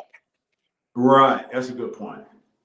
So I hear I what go you're out saying. thinking I'm still looking at my 20s and nigga like, no, she like She like 40. I'm 40 trying to, something. you know Yeah. what I mean? Yeah. Exactly. So what age group hit on you? I'm not trying to get you in trouble with Yaki, but My group and older. My group and your older. group and older. I was about to say because I like women. I ain't gonna say love. I like a woman in her 40s that's keeping it together. I truly do, and 30s. But if a chick make it out their 30s and they still holding it together like you, Cairo, that's a keeper. I've always said that. You're gonna have somebody that's gonna make your nature rise for the rest of your life. As long as you can stand, a man can stand up. You find a chick that's still holding it together in their 40s, you got something. Right. Like you It's said, we just getting our older, we face that can't shit stop start that. breaking down. I think with What us, happened? what it is when we get older, our face just start breaking down. You know how we get that, and I'm not saying me because I'm holding it down. You know, I still look good, and but I think men, you guys can tell how you said earlier when somebody is in a relationship and when they're not. You can just tell, because when I was in a relationship, so many people was just flirting, hitting on me. But when I got into a relationship, it's something about, I think, our confidence and that energy that we like. People can just, men, you guys are like, you have senses, you can tell. So I think me now, the way I carry myself, most men can look at me and say, oh yeah, you could tell she with somebody, so they don't even try to. Is that? I mean, I guess for women, because I don't know. I feel like it's damn near the opposite now for women. Well, for women with us, like when I ain't got nobody and something like that, or let's say I don't have one of them temporary breakouts with my girl or something like that. It's it ain't. I may can pick up somebody here and there, but it ain't nearly as frequent as when you with somebody. Them motherfuckers definitely gonna try you. That's when the temptations kick in when you with somebody. Yeah. Because nobody's more attractive than a man that's already in a relationship. Every woman knows that. Okay. Well, there you go. Yeah, she confirmed it. There it is. Yeah. Because it makes sense. What I always said is that they're gonna wonder, okay, if he got a girl and stuff like that, and she likes him that much, he must be doing something really well. The fact that she's with him and feels that way about him. So let me get my jealous ass on over there and try to fuck that up to see what's good with it. Yeah, she's trying to see how strong I it don't is. think they try to mess it up. I think they want that because they know you in a Same, that's relationship. messing it up though. Still messing it up. I think it's a I'm telling hybrid you of from a both. woman perspective. So you're in a relationship and we see you, we know you're a good man, right? That's what we thinking in our minds, that, oh, this is a good man because he's with somebody. And then if that's a long-term relationship, oh yeah, we really want your ass because we know you sticking it out. You know what I mean? But that's how usually women think. They usually want a man that's already in a relationship. I'm just being honest. Yeah. That's the best ones. That's the best ones. I didn't know that at first. I figured that out probably like Y'all the 5 years. best ones, the ones that's in a relationship. I mean, but that's just from my perspective. Because we know y'all know how to treat. If you with a girl that long, we like, okay, he know how to treat a woman. You know what I mean? That's just how we think. But not all of us, just that the kind that think like me. All right.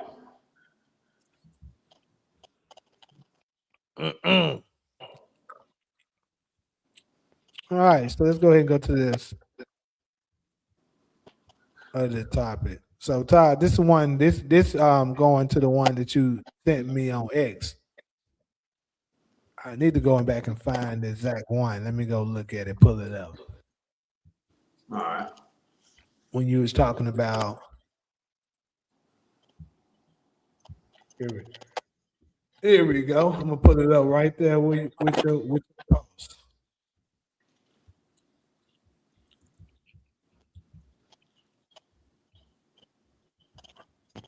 Y'all see it? No, I don't. Should be. No, it ain't up yet. What the? Something going wrong. It ain't showing. Hold on. That means good. There we go.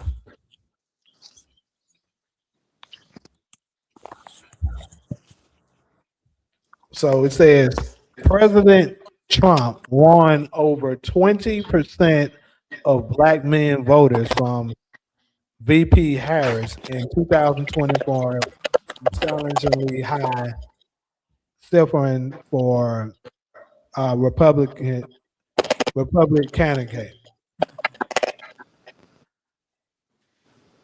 What will win black men votes in 2028? Conservative run the nation. Conversation run the nation. Yeah. Oh shit, my bad. Conversation. Now you see how I feel when I couldn't pronounce Linty. That's one of them moments. It's all good. It's like look, I got a bad habit that like sometimes I'll read the first couple letters and assume that's the word and keep going. Yeah. And it is close. Conservative and conversation is right there. I got a bad habit of that. That is, but yeah, conversation, my bad. Conversation run the nation. So let's get it started. What y'all think? So this is interesting because obviously we know that a lot of black men did vote for Trump, and I don't know if all of them too proud of it now, but at the same time, I think if they had to vote again, they would not do it. So Mm. that's just my opinion. And the reason why is, like I said, I just can't see Kamala being any better. I just can't. Right. I think all the issues that they're saying is wrong now would also be going wrong the same if we had her. And we'll also have a little bit more added to it as far as like certain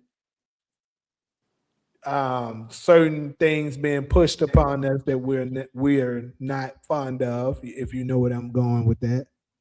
Uh-huh. And then on top of that, which we still would have been at war. I don't give a damn what nobody say. She would. The only difference is y'all would have found a way to justify it. Oh, she want the war because like the same shit that Trump is saying now that he's trying to make an excuse for, saying that they they're the biggest terrorists in the world. We're preventing them from having weapons of mass destruction, nuclear weapons, all this bullshit that Trump's saying. That's the same thing that the black community would be saying right now, but they would be justifying it instead of shooting it down because it's Trump. That's the only difference. Yeah. So the question at hand, though, what will win the black men's vote in 2028?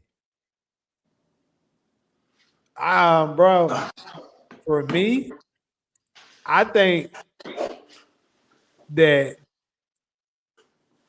the Republicans are cooked with some of the stuff that's going out. That I don't know if they can recover from it. But on the flip side, the Democrats should be cooked to the point that they can't fucking recover too. Right. So the only thing I think they can do, either party, to be honest with you, they're gonna have to give us something that we've never had before. And remember, I told you on record that if we do get another president, which I think Trump might be the last one, but if we do get one, it's going to be something new. It's going to be the first of something we've never had before, which could lean towards Kamala Harris could win president because that would give us our first female president. But it's going to be the first of something, whatever it is. And it's just ironic that this clown Gavin Newsom so happened to be right under here, who's probably also looking to run for president. And unfortunately, a lot of our women want to vote for this fool, which is insane because he's terrible. All you gotta do is just take a look at what's going on here in California, and you'll know how bad he is. But they don't give a damn about that. They care about. We're not talking about you, Ollie. That's you, love. You might, but trust me, it's a lot of them that will vote for Gavin Newsom if he was to be able to get through the primary and get the nominee, they would vote for him. And it's like Alice Jones' son said when he was on the Mavericks approach. If he does find a way to actually get the nominee, not even just the black women, a lot of women would vote for him just because they think he attractive. This nigga could be dumb as dumb. He could be Forrest Gump dumb. Stupid is, stupid does. And it does not matter. They're gonna find a way. Well, look at him. They can have a damn debate. He could be like, well, I think if America was to go to war with Iran, then we should just lay over and let Iran defeat us. We've been dominant for so long that they're like, well, I mean, he do got a point though. That's what they would do if this nigga was to run, just because they like this fool. Which is why I keep saying IQ test should be done before these motherfuckers are able to vote?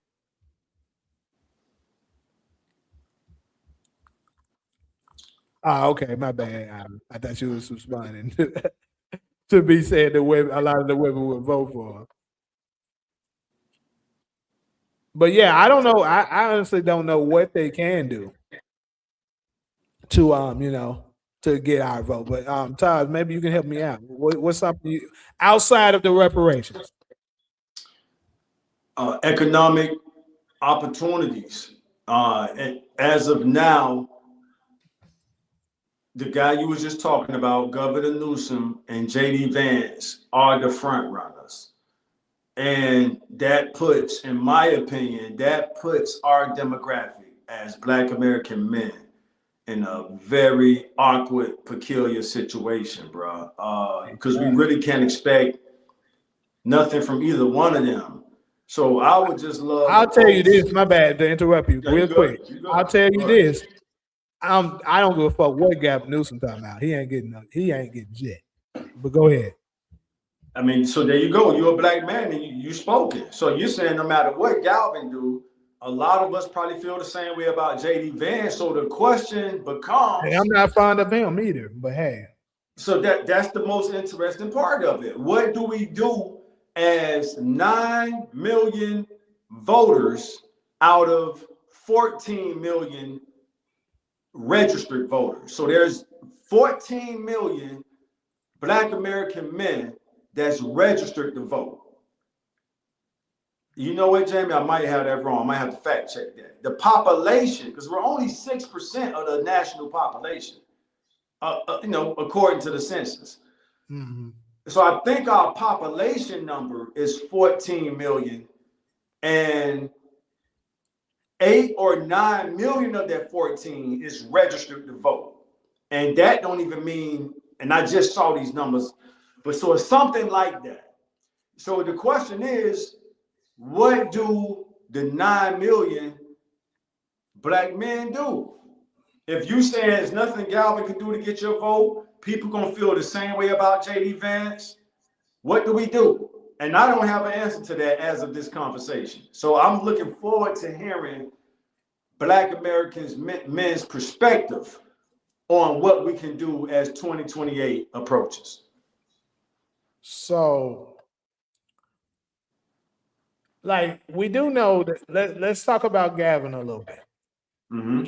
We do know that he did this phony signed reparation bill for California, which he did that shit, early last year sometime or some shit, right? Right. When was that when he did that? Yeah, last year. You got that right. Yeah. So we are halfway through this year now, and crickets. Nothing has been talked about with it. And like I said when I first said, bro, this is just a stall thing. And Gavin is just doing that to make himself look good because he's going for the big house now. So he's going to push in his campaign. They're going to have ass and shit running.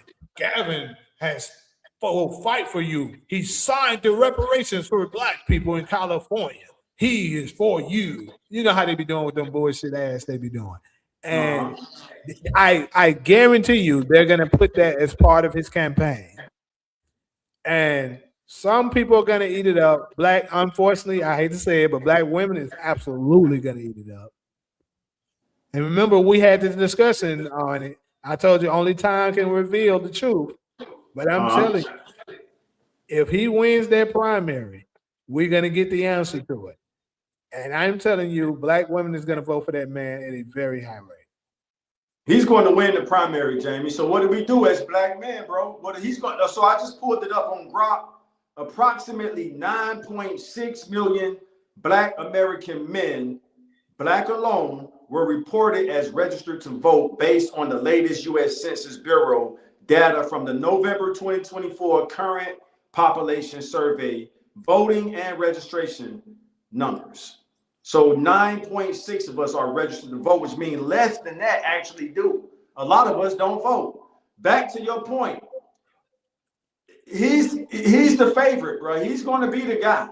He's the go-to guy for the Democratic candidate. What do we do? I'm saying that's not a rhetorical question. I'm asking you, brother to brother.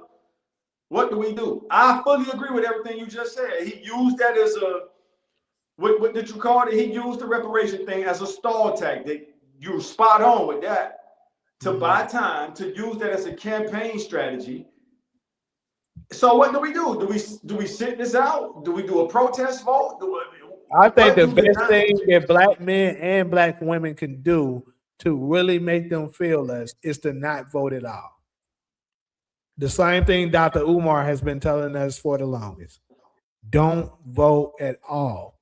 Because I think Puma Fist actually has a point here. He says voting is for the powers that be to gauge where the pop I think he meant the populace is at. So yeah, he basically to have an idea of what they're thinking. It has nothing to do with what the people actually want. I agree with him with this. They're actually they're putting it out there to be like, okay, so majority of the black people are still leaning Democrats. So that means we still got them under our well. Oh, a bunch of them are voting Republican now. Okay, they starting to slip away from us as far as that. So we need to find this way to control them. But if we were to all collectively come together, both black men and women, come together and say we're not voting at all, they will have no idea what we're thinking. All right, so I appreciate your courageous statement to put that out there. That's a solution. So Jamie has put out his solution, and you included all women. You didn't just say black men. Yeah, because it's more crucial that our women do it than us. Well, our women, that's a big ask for our women because they run the Democratic Party. Exactly, which is why it's more crucial That's a for lot them to to give do. up. So you're asking them to. We got two of them on the panel now, and I know Solo is civically engaged. Not so much sure about Cairo. I'll let her speak for herself. But our Black American women run the Democratic Party. They may have some handlers that's telling them what to do or influencing them one way or the other, but they predominantly run the Democratic Party. So to tell them not to vote and they run the Democratic Party, how realistic is that? And I'm not pushing back on what you said. I'm just resharpening thought right now. And I would say that's gonna be even more hard given that, I mean, what would be the alternative? So we're not just not gonna vote, right? We're not just not gonna vote, we're gonna vote. But who is the alternative that we're voting for? If you black men aren't gonna set that up, then you asking us to move from one thing to another without having another plan. So the other Well said. So go ahead. alternative is what Taj has been mentioning a couple of times. We do have another party that's out there. You know, the Justice for All party, which is what he's been promoting for a while now. That's an alternative for us. Who's running for president for them? Huh? Who's running for president for them? Dr. Umar Johnson. I had to think fast Yeah, on my right. feet with that one. I climbed up the treehouse and crawled out on a limb with that one, but I didn't want Solo to catch us slipping, so I had to give her an answer. But Solo, look, get in this inbox now. Solo, hey, Umar, what's up? but I agree with what Puma Fit said, though. That's what I was saying from the beginning. I truly believe that these presidents are selected. They're not elected. So it doesn't matter if we did that, that's gonna let them know, okay, they on some empowerment shit. It still lets them know where our mindset is at. We don't vote at all if they don't fucking know shit. Now, Jamie, this ain't a moment where I'm simping for Solo, but I kind of want to hear the back and forth because Solo is saying we've taken some steps to take lead as she always encouraged us to do, but she's asking us, where are we leading them? And if you're saying really, you're not saying that, so I'm not gonna put words in your mouth.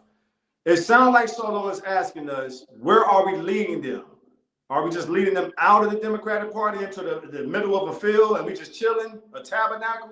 Or to your point, Jamie, you said if we lead them into the Justice for All party, now the powers that be know our thinking. Solo, take it from there. We don't participate in their bullshit. We go the approach of what people like, well, who we were honoring earlier today, people such as Malcolm X. We create our own organizations and stuff like that, and only deal with us, like from that perspective. We don't give a fuck about your political views and stuff like that because it really doesn't help us at this point. Because then, even if we voted at a high rate, let's say we voted at a high rate for the Justice for All movement. And let's just say that we were able to get other ethnic groups to um, agree with us and also vote for it. Do you truly believe they're going to allow that person to come and be president? Dr. Think about this. Umar, Think wait, about wait. this. All of the presidents are related except one. That's not a coincidence. They're selecting these people. Uh-huh. You can't tell me each time that the people only wanted somebody that's from their family. That's not the case. They giving that to us. But if you saying Understood. that, then us not voting isn't gonna change a thing because they gonna put in who they want to put in if we vote or if Sure, we don't vote. but the point I'm making is that they're still not going to know where the black community is leaning towards.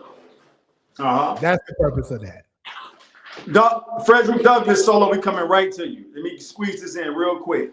Frederick Douglass said power, and that's Dr. Umar's cousin. So after Solo reach out to Dr. Umar and we get a yes or no from him, we'll know where to go from there. But let me quote his relative, his ancestor's statement.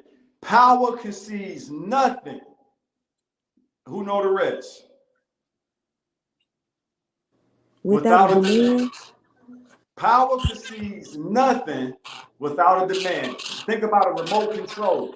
Until you hit that button on that remote control can't command the TV or demand the TV what channel to go to. So Frederick Douglass, our African American ancestor, said power concedes nothing without a demand. This is to Jamie. Then Solo, we coming to you.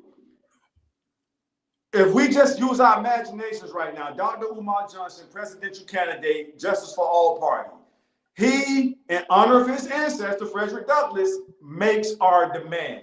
Here's what the black community and the Justice for All party want. We got our women with us. Yeah, a lot of them are still at the Democratic Club, but a lot of them left the Democratic Club and came to party with us inside the Justice for All party. It ain't jumping yet, but it's getting crowded. And Dr. Umar Johnson lets the nation know these are our demands. Solo, what you think? I mean, see, I think that would be a good idea. But the issue is that just like a scoop or two, one scoop will be fine. I'll get up if I want some more. My bad, y'all. So, Ice cream the eating other ass, thing, what? the ice cream eating ass nigga. See, that's why you gotta mind your business because we talking about pasta. Okay, whatever. See, look, see. But I think that'll be Stay a good focused, idea. stay The focused. issue is we're gonna have is that they have turned this two-party system into this. We're voting for the Democrats, so whoever the Republican isn't gonna win. So even though a lot of us may believe in this other party, they always turn it into like a scare tactic. If you don't vote for the Democrat party, their favorite thing, oh, so your vote, you voted for Trump essentially. Oh, you didn't vote, that's a vote for Trump or whoever That the shit. Republican Party is. So I mean, I don't know. I mean, a lot of black women are educated now and they think that essentially that they're in with the good. Like they're in with like Kamala. We were so quick to support Kamala. Like we raised all that money for Kamala so early when she announced that she was going to be president. or running for president. So a lot of us like support her just based off of really a whole bunch of nothing. So I think it's gonna be hard, especially if they decide to put any Democrat up, really, any Democrat up. I mean, them folks, I mean, imagine just what the previous white Democrats have said to black people. I mean, can they say anything worse other than straight up calling us niggas to our face? Like, would that be enough to get us off the Democrat plantation? Like, do they have to straight up, like, just call us ghetto ratchet? I mean, because I feel like that's the only thing that's going to get us up off the plantation.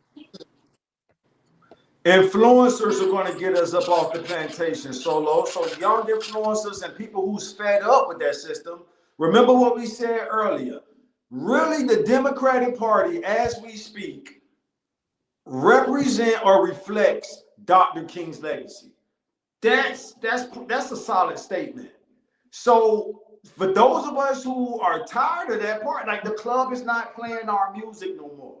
There's another club across town called Justice for All. We're not going to the Republic Club because there's too many white Republicans in there who really don't want us in there unless we're going to dance to their music. Let me know if this shit making sense now. So we're not going to the Republic Club. We're leaving the Democratic Club, and we found this little small club across town called Justice for All that plays our music.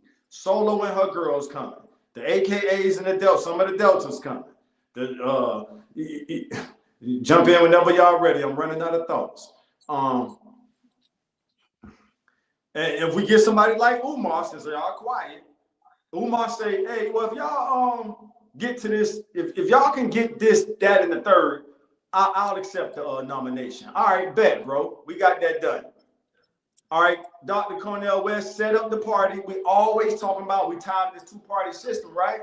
We finally got a Black American man to officially set up a third party.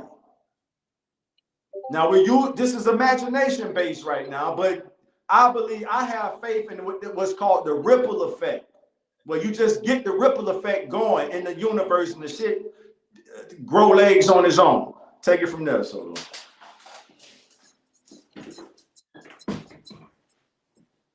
All right, so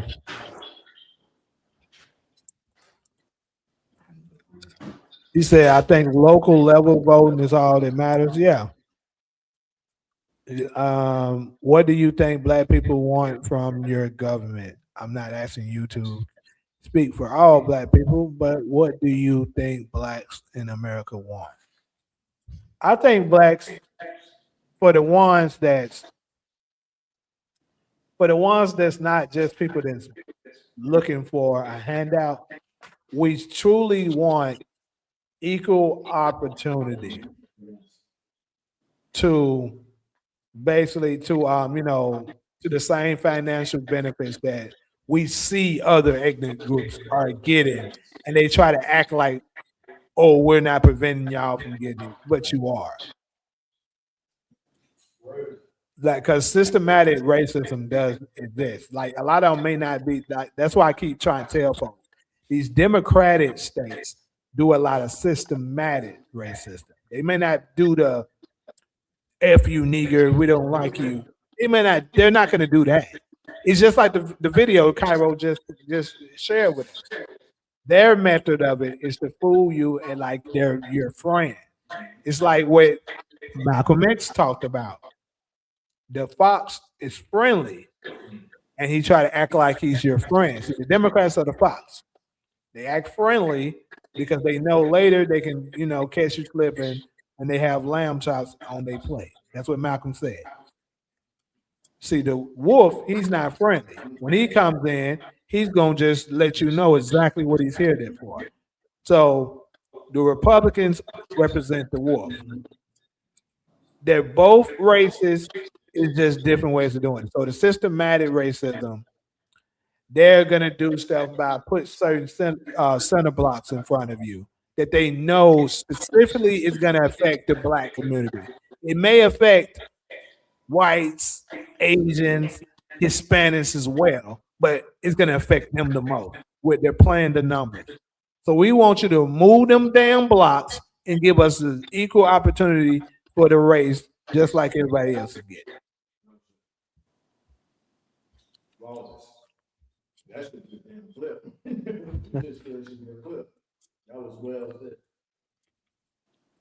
That's a clip. Rick said, "If you vote, you just changing slave master." I don't know if Rick is. This your first time on the channel, Rick? I think it's my first time seeing you. Ali said, "Equality and freedom as the U.S. is based on." Good answer. So do you guys think, because I heard you all guys talk, but I have a question. Because it's kind of esoteric, right? So I hope you guys understand. Uh do you think that it's like it's more to our situation than just the oppressor? That it may have something to do with the curse, and that it's a universal law that we had to endure this curse for so long before it was up. Uh-huh. So I think the curse has a lot to do with it as well. That's why I said at the beginning, I'm not talking about the ones that's lazy and looking for a handout all the time. I'm not talking about that. I'm talking about the ones that's actually working towards something, but it's harder to reach the goal. You know, we know that saying. It's been around in the black community for quite a while that says you got to work 2 times harder to be in the same room that they're in. That is a thing. Like it's this experiment that I seen. The first person I seen a couple of people do this experiment, but the first one I seen, I believe it was a white coach, if I'm not mistaken. That the first one I seen, and he was doing an experiment with his students, and basically he had a mixed group. It was white, Asians, blacks, all up in the class. And he basically was naming certain things, and he said, "Take a step forward if if this if you qualify for whatever it is he's saying." And then he'll say something like, "Take 2 steps forward if you had two parent household." Most black people don't have 2 parent household. So the white people and the Asians and stuff, they took 2 steps forward. Take a step forward if your parents paid for your college. Most black people, college is not paid for. So they moved up. A lot of them moved up. We stayed back. Say take a step backwards if you was on welfare. Most black people stood back. I'm sorry. I'm a bad. So Exactly. basically, Exactly. Go ahead. when it got done, the white people were closer to the finish line, and the black people were pretty far away. So they're saying this is where you start. So that's just an example of it. What were you gonna say, Sonia? I was responding to Oh, Puma okay. Fist crying in the comments, talking about the tiny hats are the oppressors. Puma Fist. And that white people are the most hated group in America right now. Puma Fist. Aren't you tired of that victim mentality that you come here every Saturday, Sunday with? You gotta be sick of it. Y'all are such victims. White America. Is My people opinion on hanging the y'all whole from thing is, trees? Are people I Very think hanging we y'all were true. from cursed trees? as a people, and we're forgetting about that, right? We're forgetting about the curse. And the Europeans, I mean, you gotta look at their situation, right? Let's hit with facts. Fuck all this opinion and all this shit. We gotta hit them with facts. The Europeans only existed on this planet. This is factual. Less than 6,000 years, bro. You can trace black DNA back to so fucking far. You know what I mean? We've been on this planet for a long, long time. Retrospectively speaking, we done something that we forgot about. And this is a universal law. We are cursed right now, and we have to acknowledge that. And we have to allow this enemy his time. And I do believe that time is coming to an end. That's why it's like a reset. I don't know if people paying attention right now, but nothing is going on. It's like everything is just fucking shut down. You know what I mean? So I do believe that this shit is esoteric and it's bigger than us because you got to remember, we've been neutralized and we've been conditioned. So I just believe that we're under this curse and this curse is ending and our time is going to come and we just have to be patient. You know what I mean? Go the ahead, Tyler. universal curse, we our times. So time was served on a universal curse in 2020, 2019, but we still have I know people in real life right now that got out of jail, prison, whether it was the state or the feds, and they're what, Cairo? They're still institutionalized. Yes. So the universal curse was broken in 2019, not broken, time served, like somebody getting out of prison in 2019, Right. 2020. But Black Americans who was under that universal curse are still institutionalized. So that's what's so important about people like us and Black Chat Chronicles. We have the power to set the ripple effect in motion into this universe to help me out a little bit, Cairo. But so let me ask you this, Cairo. Do you believe or know that? You said we're dealing with facts and not fiction. Do you know if the universal curse came to an end in 2019? I don't believe it came to an end. I believe this is the beginning of its ending, but it's not ended yet, obviously, because we're still oppressed and we're still suffering, and we're still going through experiencing, a lot of oppression. But I do believe that the enemy time is up from a lot of the evidence on the surface and the way that things are happening right now. Yes, it's evidence. It's so much evidence, but like I say, it's esoteric, and they're trying to keep that. They're fighting hard. They're not going out without no fight, dude. Because they're not going out without a fight. If you know what's about to happen to these people, bro, listen, this is facts. Caucasian people are Neanderthals. They cannot fucking fight that. Their DNA was manipulated, dude. Was manipulated by something higher than ourselves temporarily. That's why, look, I'm gonna hit you with facts. They know. You know what a hate kick in with them? They don't hate us because we are Black, dude. They hate us because they want to be Black. When you got to explain to your fucking child what lights are associated with fucking animals, dude. If you Google right now, pull up a white person with lights in their hair, that shit look like a bunch of fleas on a fucking dog. They cannot fight this animal DNA. They have it. Listen, this planet is 4.6 billion years old. When they traced King Tut Black, which was African descended, he was already dead 10,000s of years, right? White people didn't even fucking exist. They only have a small amount of time on this planet than what we had. And the ass whooping that they're about to get is nothing compared to what we experienced. Once they return back to them caves, bro, that's it for them. They ain't coming back out. This shit is all esoteric. This is what the elite don't want you to know. Y'all gonna think I'm suffering from psychosis, but the Anunnakis are already here. Some of them never left this fucking planet. They walking around looking like you and me. Looking just like us. Fuck that Hollywood aliens or great shit. No, that shit is fiction. Our ancestors they on this planet watching us, dude. Communicating with us every day.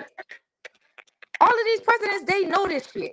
Y'all think I'm crazy too. We got so many shapeshifters. Then what would make you say that? Why would you say that, Kyra? What would make you say we think you? I can't speak for Jamie and Solo. Right. I'm listening to you. Why would you say that?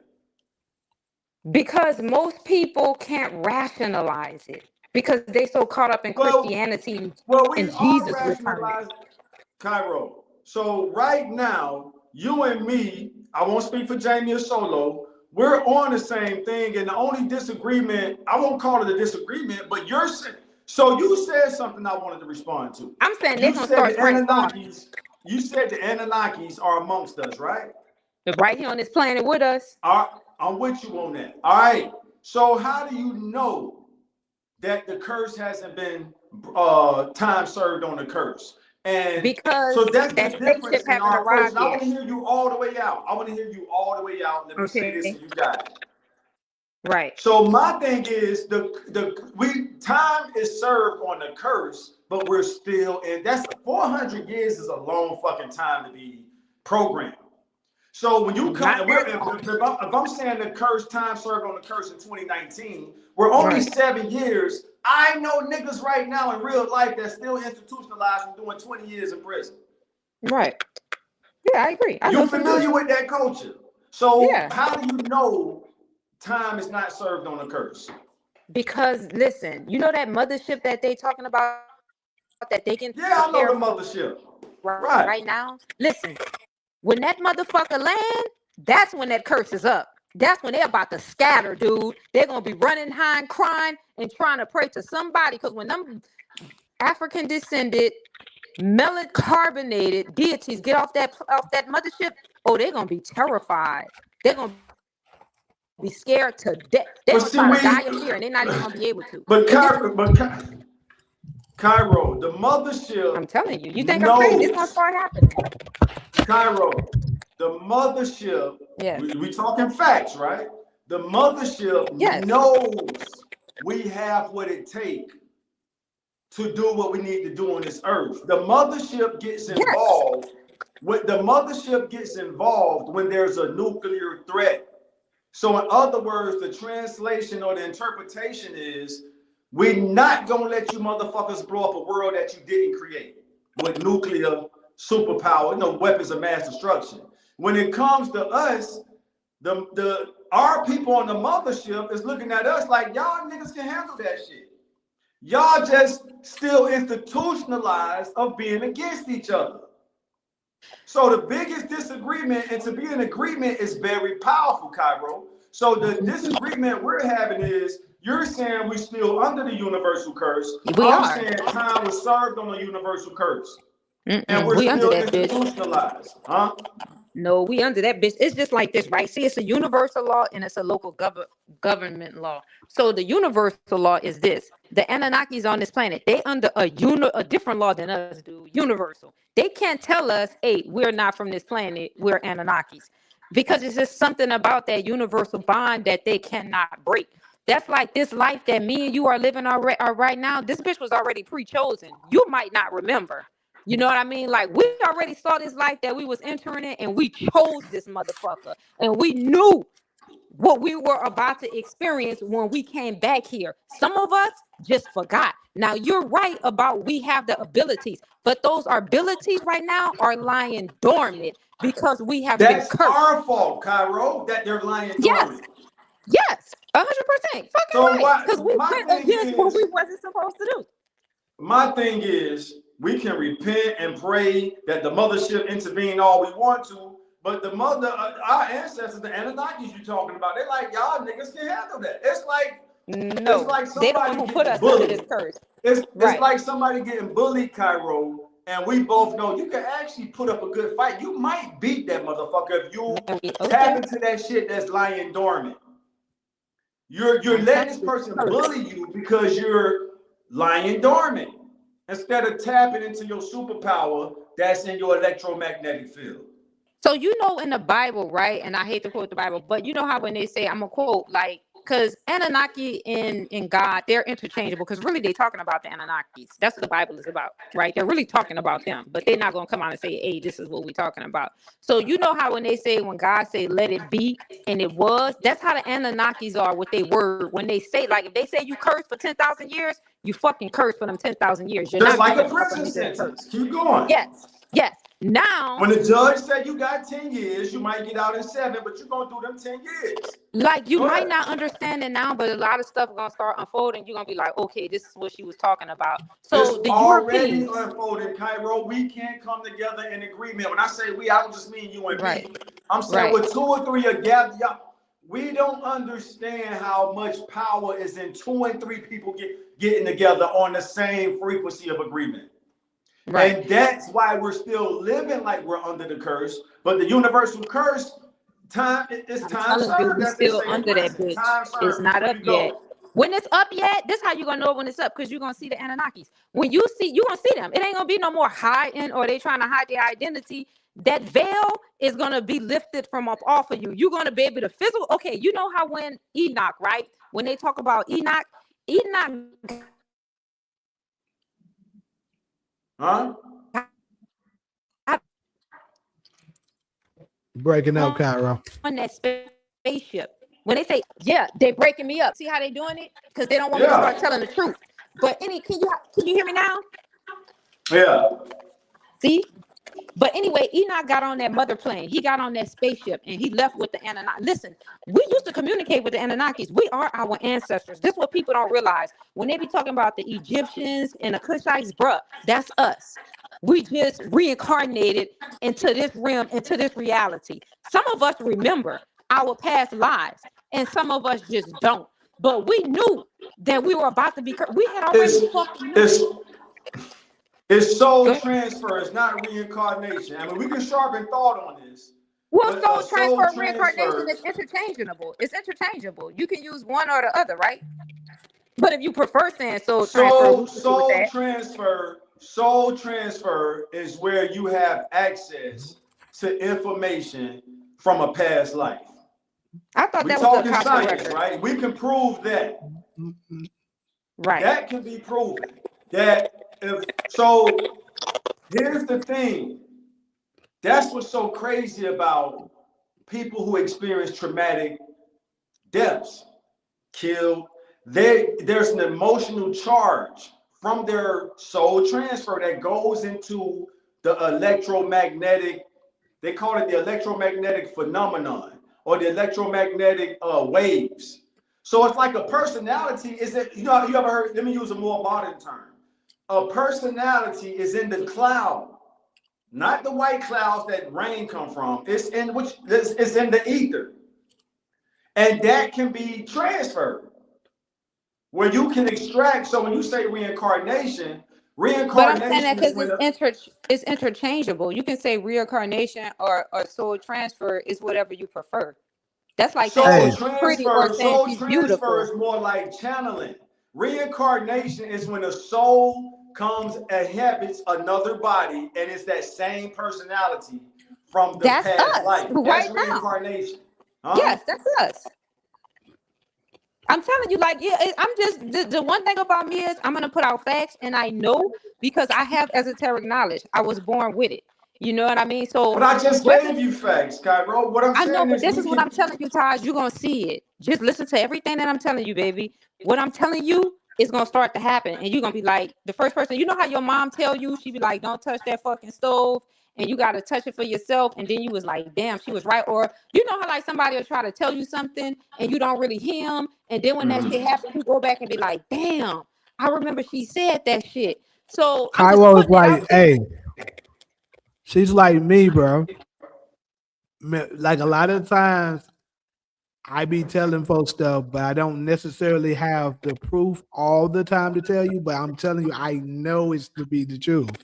Right. And I just gotta let time show you that Show it's the you. truth. Right. So everything I'm telling them, they're gonna see. Like the government knows. Like the elite, they know all of this shit. Listen, when we are about to be born, dude, they know when you're about to be born. They already know. Whoever was King Tut in their past life, they already know what body, where that nigga at right now. Like they have this, it's that 1% that who they call themselves the elite, the enlightened, the Masons. They have this esoteric knowledge.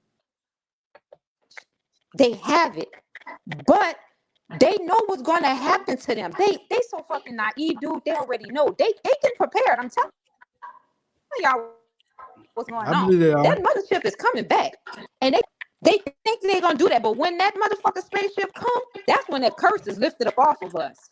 But right now we got to get whipped So because something Jamie, we did in our past lives that we have to remember. Don't do that shit no more. right, and that's from our end. Well, let's get Jamie a solo opinion. What do y'all think about the universal curse on Black Americans? Well, me But personally, Me personally, I think the curse was lifted in 2012. Damn, that's 7 years sooner than. All right, I shit. As long as it's been But, lifted, I'm with you. but like Go you, ahead. but like you were saying, it takes a while for you to let that go. It don't just happen in an instant. Overnight, right? But that's the reason why you start to see a lot of people start to be conscious of what's and aware of what's going on. 2012 is the year that I actually came upon a lot of the knowledge and fully let go of Christianity. That's the year.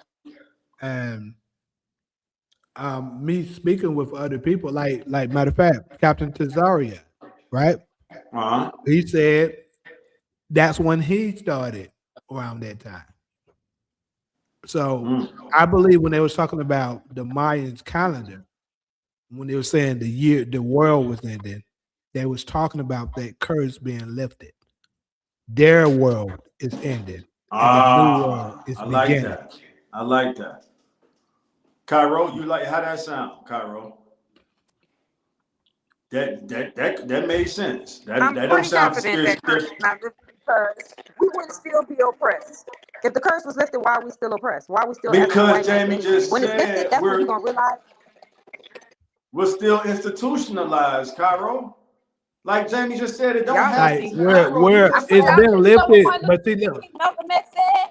Malcolm X said, drop the knowledge and keep it pushing. They'll get let it. me let me let me let me give you another analogy, and I'm gonna tell you exactly what we're dealing with right now. You ever had a dog before, and you had him on the chain for a majority of his life, but you decided to let them every once in a while you let them off? What did that dog do? I know I've seen it because I've had a dog do this before. If you have them on a chain for a majority of the time and you let them off, what they'll do, dogs start to adapt. Like let's say I know this is just a chip that I'm eating, but let's just say that this is where the chain, this is the chain, right? That they're on. You take them off. The dog's so used to running back and forth, here to here, here to here. When you finally let them off, they're going to still run from here to here because they don't know they're off the chain yet. So that's what the black people right now are in. We're still spiritually and mentally on the chain, although it's been lifted. So the moment we realize that this no longer exists, we'll be done. That's what's Hey, happening. when you tied it together with that, and we love saying that phrase off the chain. Oh man, that's another clip, Jamie. That was nice. That's That what it was is, bro. damn. The dog doesn't know. We are as much as we say, man, that party was off the chain. That phrase come from us. So it's a black Republican. My bad for changing, thoughts in mid sentence. But it's a black Republican that made a statement that went global or viral. That he's saying slavery is over, Jim Crow is dead. And there's some clapback that's saying, yeah, physical slavery is over. But like the point Jamie just made, mental slavery, psycho slavery is still going. And Jamie just articulated a great analogy of that. The dog don't know. It's off the chain. Yeah, I would have to go to the dog and like pull him to let him know, hey, you off the chain. Come on. Then he'll notice, dang, I'm further than I normally be. Then he'll So is that follow me. figurative? Because we not dogs. We humans. And our Yes, IQs but are much we higher. behave very similar. We behave very similar to I animals. mean, I get y'all point, but I'm telling y'all, I mean, I get what people when you say curse, people don't like to hear that. They don't like because it's something negative about it. Like, I ain't cursed, we ain't cursed. You know what I mean? I get it. But the reality of it is that we are, and like I was saying, I mean, I totally get what you guys saying. I agree. to what you're saying, the point you are making. I made that point earlier when I said that, yeah, it's the beginning of that lifting before it's fully off. Yes, I agree with you 101%. But I'm saying that that curse is not fully off of us. It's Trust me, it's off. not. It's off. Now It's it's off, getting there. How Cairo. you guys We can mentioned, disagree, but yeah, it's you know, off. it was That curse lifted. is Then this off. part was broke because we all start coming into this knowledge. Things start happening. I agree with that shit. But what I'm saying is that it's not fully off.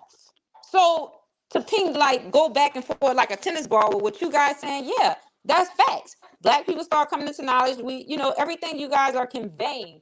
But the point that I'm trying to convey is that when that curse is fully off of us, the white man is going to cease to exist. And I'm gonna give you something else. That's the reason why they made sure they gave us Barack Obama around that time because they knew it. Right. They have to keep us in the mindset of that because Right. the curse has been lifted. But Right. Trump knew it too. Not to pivot from Yeah, it Obama ain't to been lifted Trump. all the way. That bitch coming off. Trump knew It's it. getting prepared, Trump, but I'm telling you, it's not no, there yet. Trump. Listen, You know, Trump and they knew it. fight. They fight night and day. Everybody know this. When we sleep, they up thinking of ways to keep us oppressed. That's why when you say they played that little game, if you had two parents, they should have said, if you feel superior when you're around this race, step forward. That's the challenge I would have gave. If you have to wash your hair every day, step forward. Let's Oh, hit with some scientific facts. Fuck that shit about that system y'all set up. Y'all set it up to where our parents can be dope fiends and drug addicts to keep both of them out the houses so we wouldn't have that advantage. Fuck all that shit. Let's hit you with some scientific, physical facts. If you have to wash your hair every day or you're going to catch fleas, step forward. If you have animal DNA, step forward. If you feel inferior when you're around a white or a black person, step forward. Not that system that y'all set up to keep us down, to keep us ignorant, to keep us dumb, to keep us uneducated. Let's hit with some physical facts, some DNA facts, motherfucker. If you have to block the sun to prevent your ass from burning up, step forward. If you can stand under the sun without blocking that motherfucker, step forward. I bet they won't do that challenge, huh? That's gonna let me reveal the answer a truth. question real quick. So, Puma Fish, you just said, why do blacks want white people to disappear? I'm not sure if that's even the case, but for the ones that do, you got to think about all that blacks are have went through and still are going through, and the common denominator to the people that's been doing the damage to us are white people. So that's the reason why a lot of they were like, I just wish I weren't here, so we ain't got to deal with it. I mean, it's actually pretty common. Now, I'm pretty sure you getting ready to type your fingers to say that's the tiny hat, but I'm Wait, but just do y'all think saying. he kind of have a point though, or some of the shit he be saying? Come on. Puma Fish, because I think he called me racist and he ain't lying. I mean, I have a little racism in Oh me shit. because Oh you know shit. what I mean. But do you think he has a point about some of the things that he be saying? Because I kind of think he does. A lot of the things he's saying, you know, it is factual because he is spitting some facts up there. And Jamie, we all know not all white people are racist, dude. I guess. I mean, he is. He says plenty of poor white people. And he said that motherfucker spitting some facts. Oh And yeah, he absolutely. It's a lot of poor, especially in the South. It's a lot of poor white. yeah, he done spit a whole lot. I ain't gonna lie, he be spitting some shit. I just, even though he talking shit about Yeah, me, he don't be wrong about a lot of stuff he be saying. He be wrong about certain shit. Right.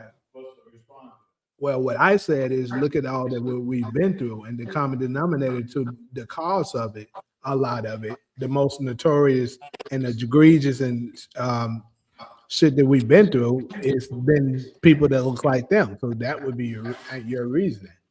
Now, like I said, I'm pretty sure you're going to say that the tiny hats is the ones responsible for it. But to be honest with you, most average Black Americans can't tell the difference between a tiny hat and a regular white. I think Puma Fist being some facts, and you know what? Y'all think, wait, tell me if I'm wrong. Because I feel bad, though. Because I know all Caucasian people, wait a minute, I know all Caucasian people are not racist. You know what I mean? They not on that shit. You know what I mean? So that's why I do feel bad when I be going in on them all the time, because I don't differentiate. But am I wrong? Because I'm tired of people calling me racist. Because I don't think I'm racist. Oh,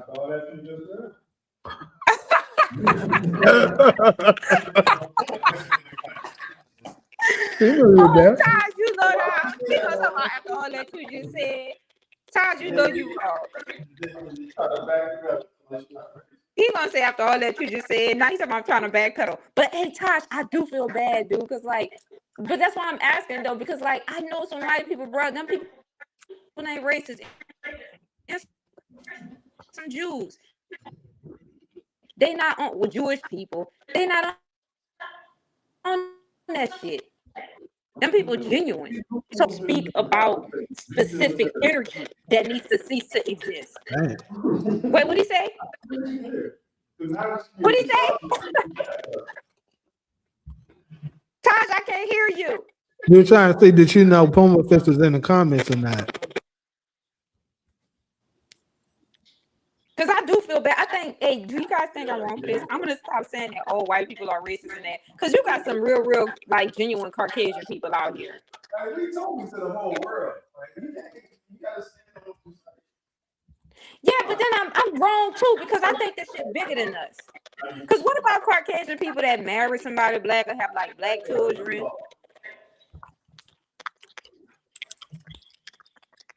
And then a lot of Caucasian people help us with the movement, help us pass rights so we can be able to have equal opportunity. We forget about that.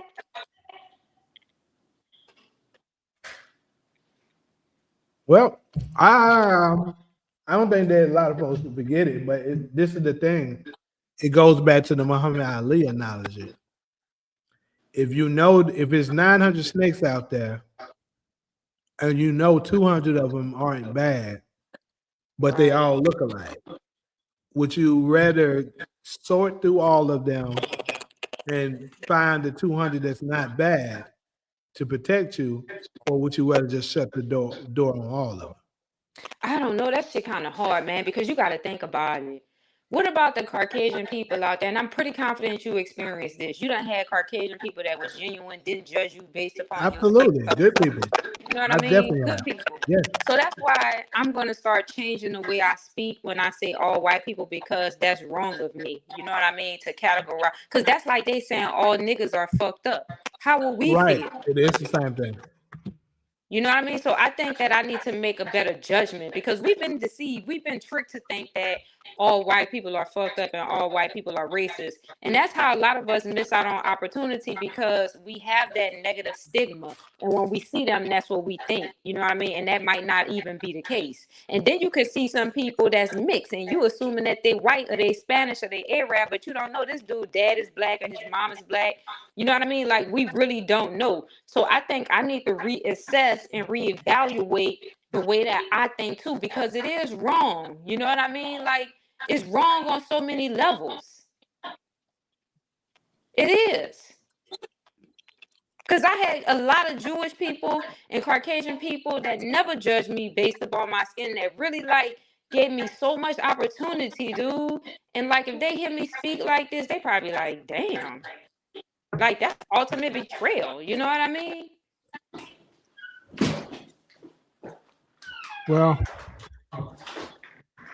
I'm back. I'm taking a quick lunch break. as well as the tiny hats, I don't have a whole lot of experience with them, but from what I know with their reputation, it ain't good. I mean, I got a tiny hat lawyer. I mean, we always talking about the tiny hats, but I'm about to exit the tiny hats. I don't want to be racist. No, but the tiny, huh? I didn't think I was, though. That's the fucked up part about it. We done lost solo. What we talking about now? Nothing really. It was just generally, whether they all are bad or not.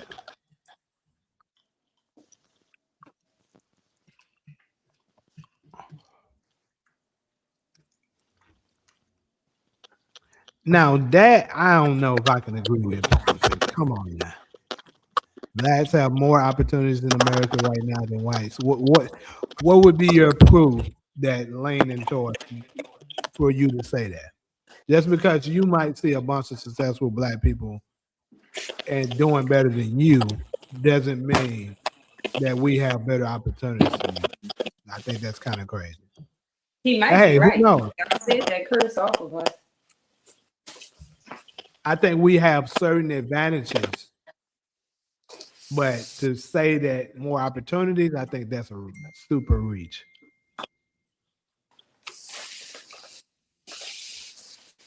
I don't know. So we still talking about the Anunnakis? No.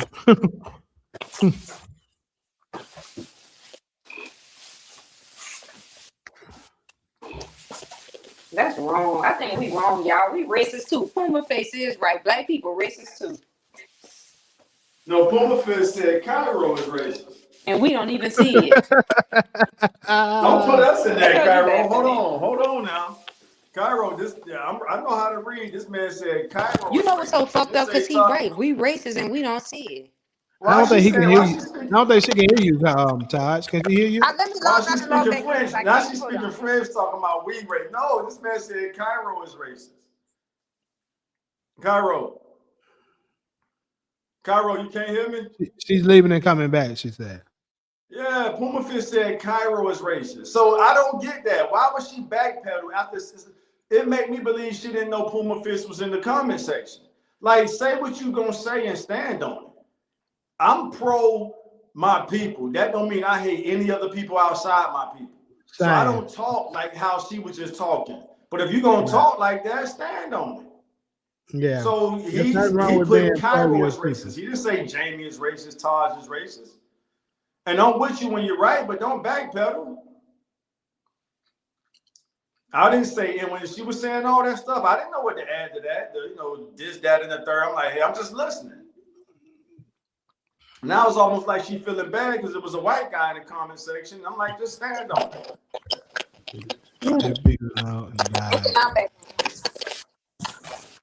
Okay, so let me read what his follow-up. Hold on. Because he said, hold on, where the one there where you said we get more Opportunity. Yeah, where'd it go? They say then why don't black Oh, people there you just go, there you go, I see it. Yeah. Blacks have more opportunity in America right now than whites. When you say I'm white and I treated like a piece of shit every day by the media saying like people, dude, that's definitely not a good claim. Like you're not saying anything to support your claim that's saying we have more opportunities. I'm asking you, how do we have more opportunities than whites in America?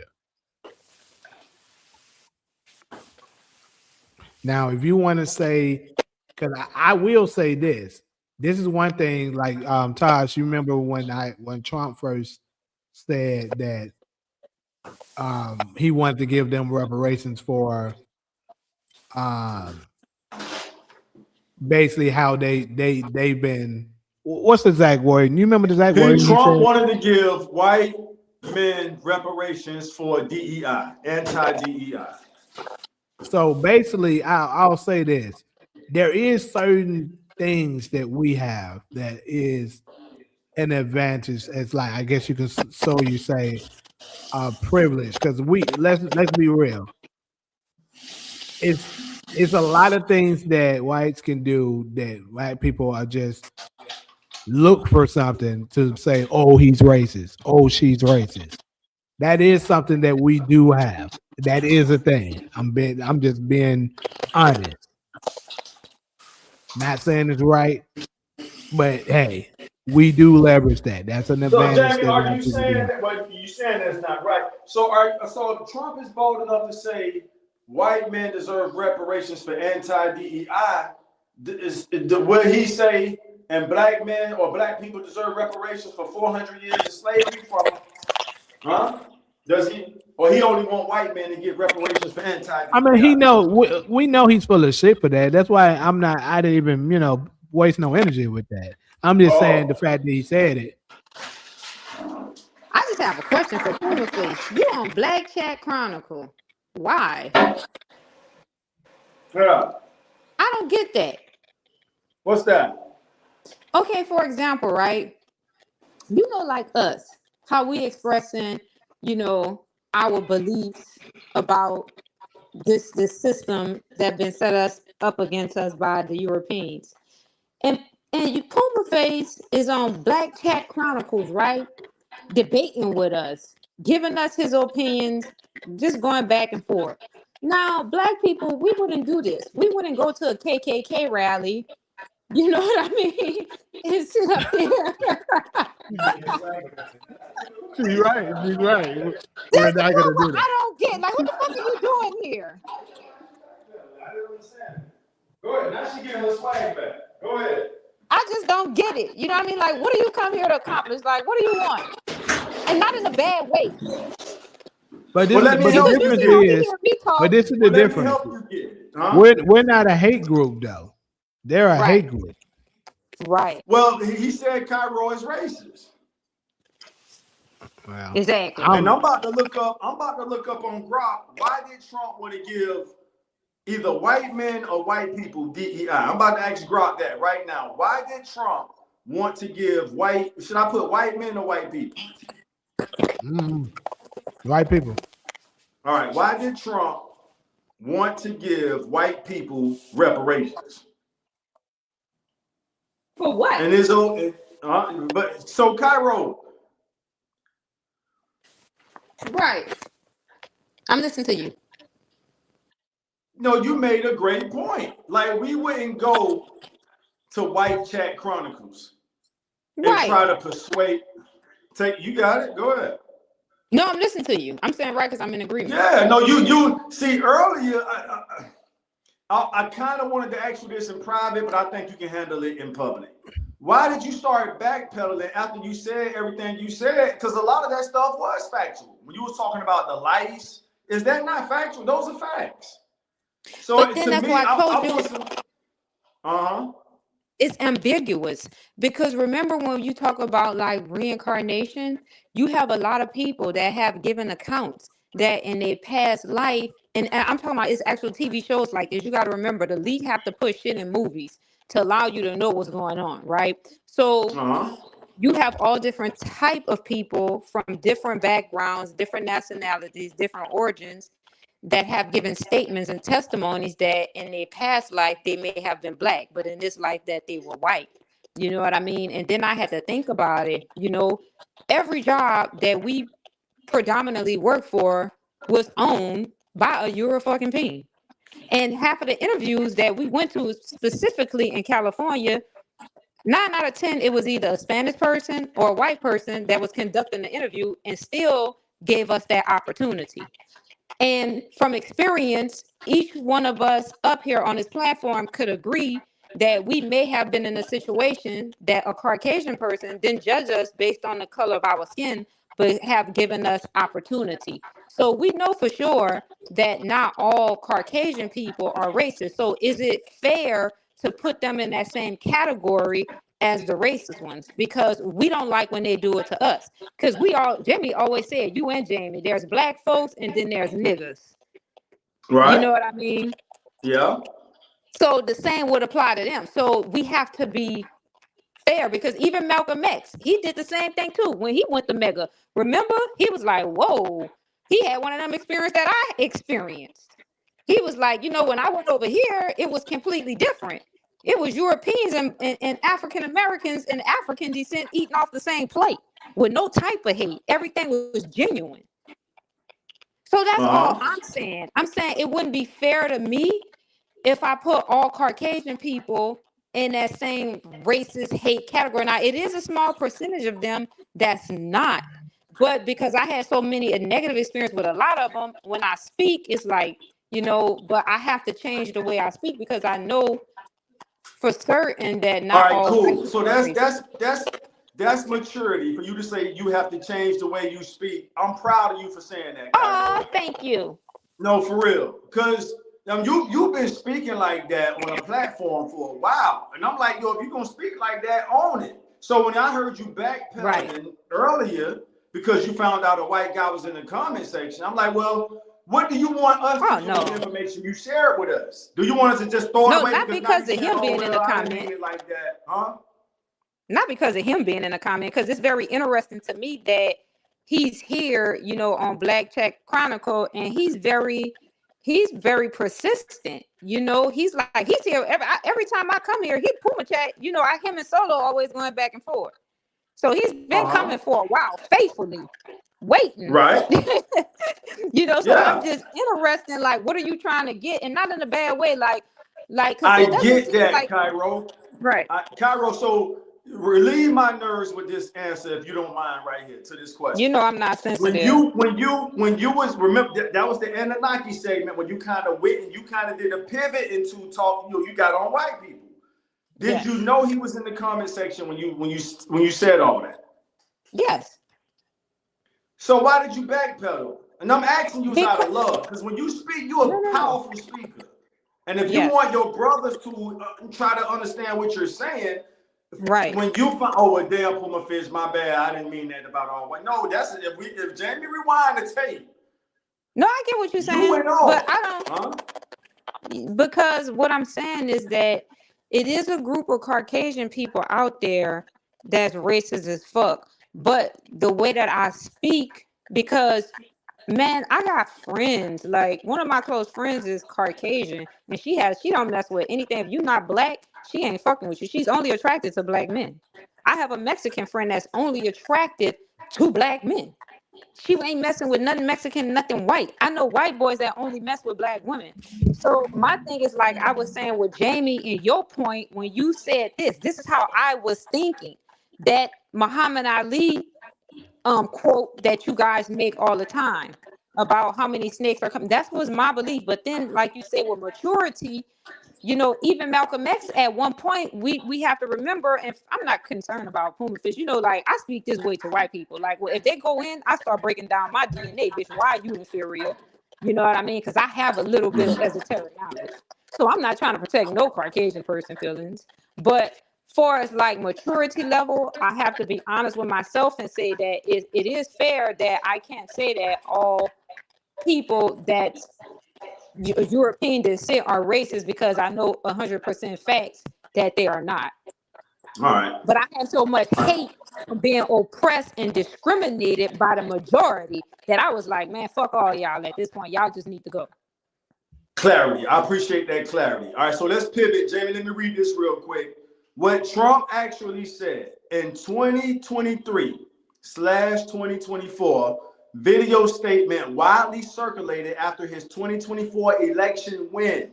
Trump outlined plans to direct the Department of Justice to pursue civil rights cases against schools engaging in racial discrimination under the guise of DEI. Tax or fine universities' endowments for such practices, potentially up to the full amount via budget reconciliation. Use a portion of those seized funds as restitution for victims of these illegal and unjust policies. Now, what if we took that same blueprint?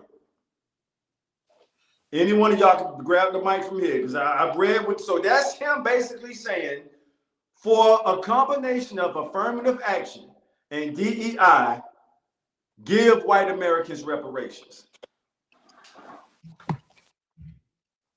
His administration has also encouraged white men. So he was gender specific.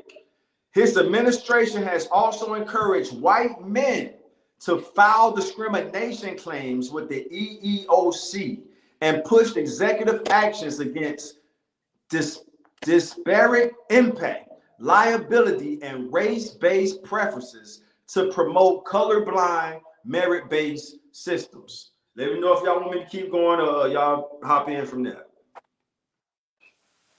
So why would we make that same proposal? Cairo, that and you gave me clarification, so we can move on. But Cairo, that's why when you say what you say, to me is justified, because what I just read is them trying to give themselves reparations, restitution, with no violent harm inflicted. Now here we are, inflicted violently from 1619 due to the English colonies, from 1619, when the new creation of a new nation called United States comes into 1776, this year makes the 250th year of it, they keep the shit going. That was your opportunity to press the reset button right there. So from 1619 to 1776, it's the 13 colonies doing it, right? 1776 begins the birth of a new nation. The birth of a nation called United States. And you know what? Keep them niggas in slavery. From 1776 to the Civil War in 1863. And they got a problem with us asking for reparations for that, but it's okay for me to, you know, for him to ask for reparations for somebody who, y'all heard what I read, right? So that's the litmus test. Why he pushes this. He stated rationale, opposition to race-based preferences. The whole slave trade was based on race in the United States. Trump argues DEI. This nigga want to give them reparations for DEI, y'all. Affirmative action. So it says Trump argues DEI and affirmative action violated equal protection and the Civil Rights Act. Damn, this nigga useful. I'm done, man. I'm done, dog. And you backpedaling on the stuff you said earlier. No, them motherfuckers are the devil. I'll say it, since you want to backpedal, Cairo. Elijah Muhammad taught us they are the devil. Malcolm X called them the devil to their face, and they never filed a defamation of character lawsuit. Huh? My whole purpose for joining these chats is to try to get everyone to see that we are not enemies. All of us civilians, white, black, yellow, red, are all being screwed by our rulers. The rulers are the tiny hats. We are being forced to live together when culturally do not mesh. A divided population is easy to control. That we push multiculturalism. I don't know. Shit is too much for me. I'm tired of these motherfuckers just like everybody else. I think that I don't know. But I do think a lot of it has to do with being culturally different, for sure. Because let's really think about it. We actually have that issue with our Caribbean and African blacks because we be culturally different. It's a lot of things that they do differently from us that is frowned upon, that they might say something about, and it creates, I guess you can say, I don't know. I guess it's almost like I want to say it's more so a misunderstanding, because one thing I do know is that for a lot of like Caribbean, it's not even just with the blacks, but Caribbeans, Africans, even Asians. When they first come here to America, they're told certain stereotypes about us before even arriving here. So when they get here, they'll be like, "Yeah, I was told this, and that," and European whites as well, because I've ran into, damn, but static getting crazy. But I've ran into a few European, whites. Like, this is a girl I know that's from Poland. And now we chopped it up for a little while, was talking, and she just told me, like, I ain't gonna lie, Like my mom was telling me to stay away from Black Americans and stuff like that because they, we were told y'all violent, y'all will get us pregnant and leave us and stuff like. She just said the shit. So, they're told this stuff before they even arrive here. So that's another thing that we gotta face. Like I said, it's just a misunderstanding and confusion because propaganda is a motherfucker. Do y'all want to live around white people or you rather live around your people? I'd rather live around my people. All right. I rather So, live around mine. I'm glad we agree. I rather, because they always say that. They think that hurts our feelings when they say, "Oh, my parents." We are being forced to live together. Culturally, we do not mesh. We do not mesh culturally. Why? And so back to Cairo's point, why are you here? If we don't mesh culturally, and this is called Black Chat Chronicles, y'all don't see the contradiction in that? That's what I was trying to figure out earlier. That's why I was asking him. Let me read it again. Okay, no, I gotta see in English. Let me read it again. Maybe I misunderstood something. We are being forced to live together when culturally we do not mesh. We are not being forced to live together. You know what they do? They follow us. We can build and develop our own community. And then guess what they come do? Quote, gentrification. We not coming to y'all areas. Y'all coming to ours. We trying to run and get the fuck away from y'all. You notice that white people follow us, dude? If we such a threat, how you guys say we are a threat, why are you constantly following us? Stay the So fuck why away I from don't us. get it. Culturally, we do not mesh. Why are you here? Just to get information to go to tell his friends how we think. Kyra, please help me understand that, Kyra. I'm not trying to That's be. why he here. They trying to understand the way we think, so he can go back and report it. I'm telling you, that's what they do. For the third, fourth time, culturally, we do not mesh. Forget that, like Kyra said, forget the forced to live together, because that's not true in 2026. Right. But I fully agree that culturally, we do not mesh. Why are you here? To get information, dude. They want to understand the way we think. This is a experiment for him. So he gonna go right back and recite it to his family and friends. What's up, Talisha? Welcome to the chat.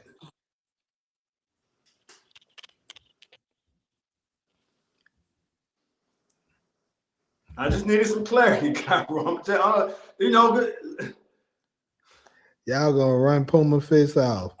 Well, we only see motherfuckers Puma Fish ain't going their nowhere. words. I'm only using what the comments say. Y'all, hey. Huh? Dollar ran off of ain't been back since. You remember that?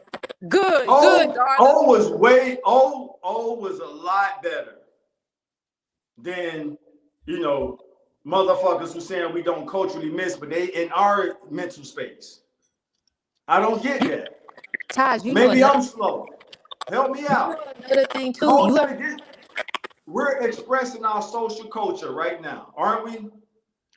So if we don't miss culturally, I'm asking y'all for educational purposes. Yeah, I asked him first. You did?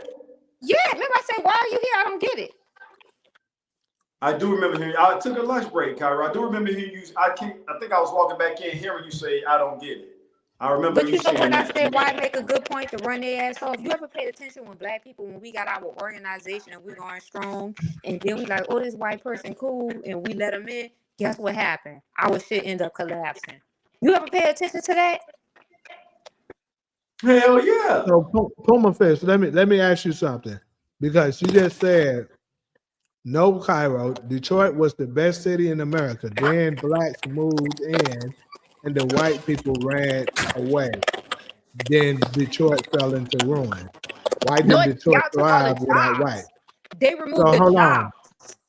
on. You gotta add context, Puma Fish. Because for one thing, this is what you leave out.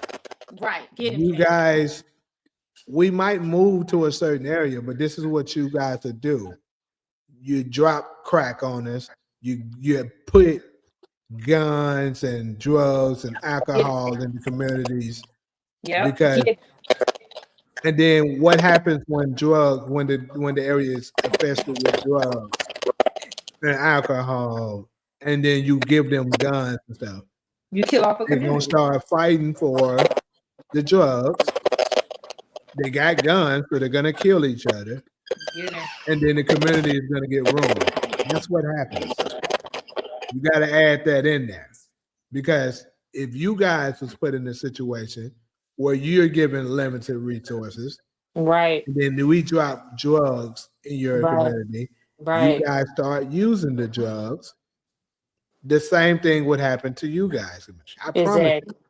Beverly Hills right now, which is not that far from where I'm at right now, if we had an opportunity to extract all of the resources from Beverly Hills and drop crack on y'all, and y'all start using it, the whites start using it, Beverly Hills will be destroyed within 10 years as well. That's what would happen. So you can't just say that. Now, we was given everything we needed to, Dwight, because you acting like Black Wall Street never existed. We were thriving then. What happened? Y'all did the same thing that I'm talking about right now. You destroyed it. So it's not like we just, everywhere we go, we just destroy shit. We're not given the resources needed, or we're not left alone long enough without being, because the drug, you can't say we did it to our own, because we don't have, the only way cocaine can even get over here is you need a plane.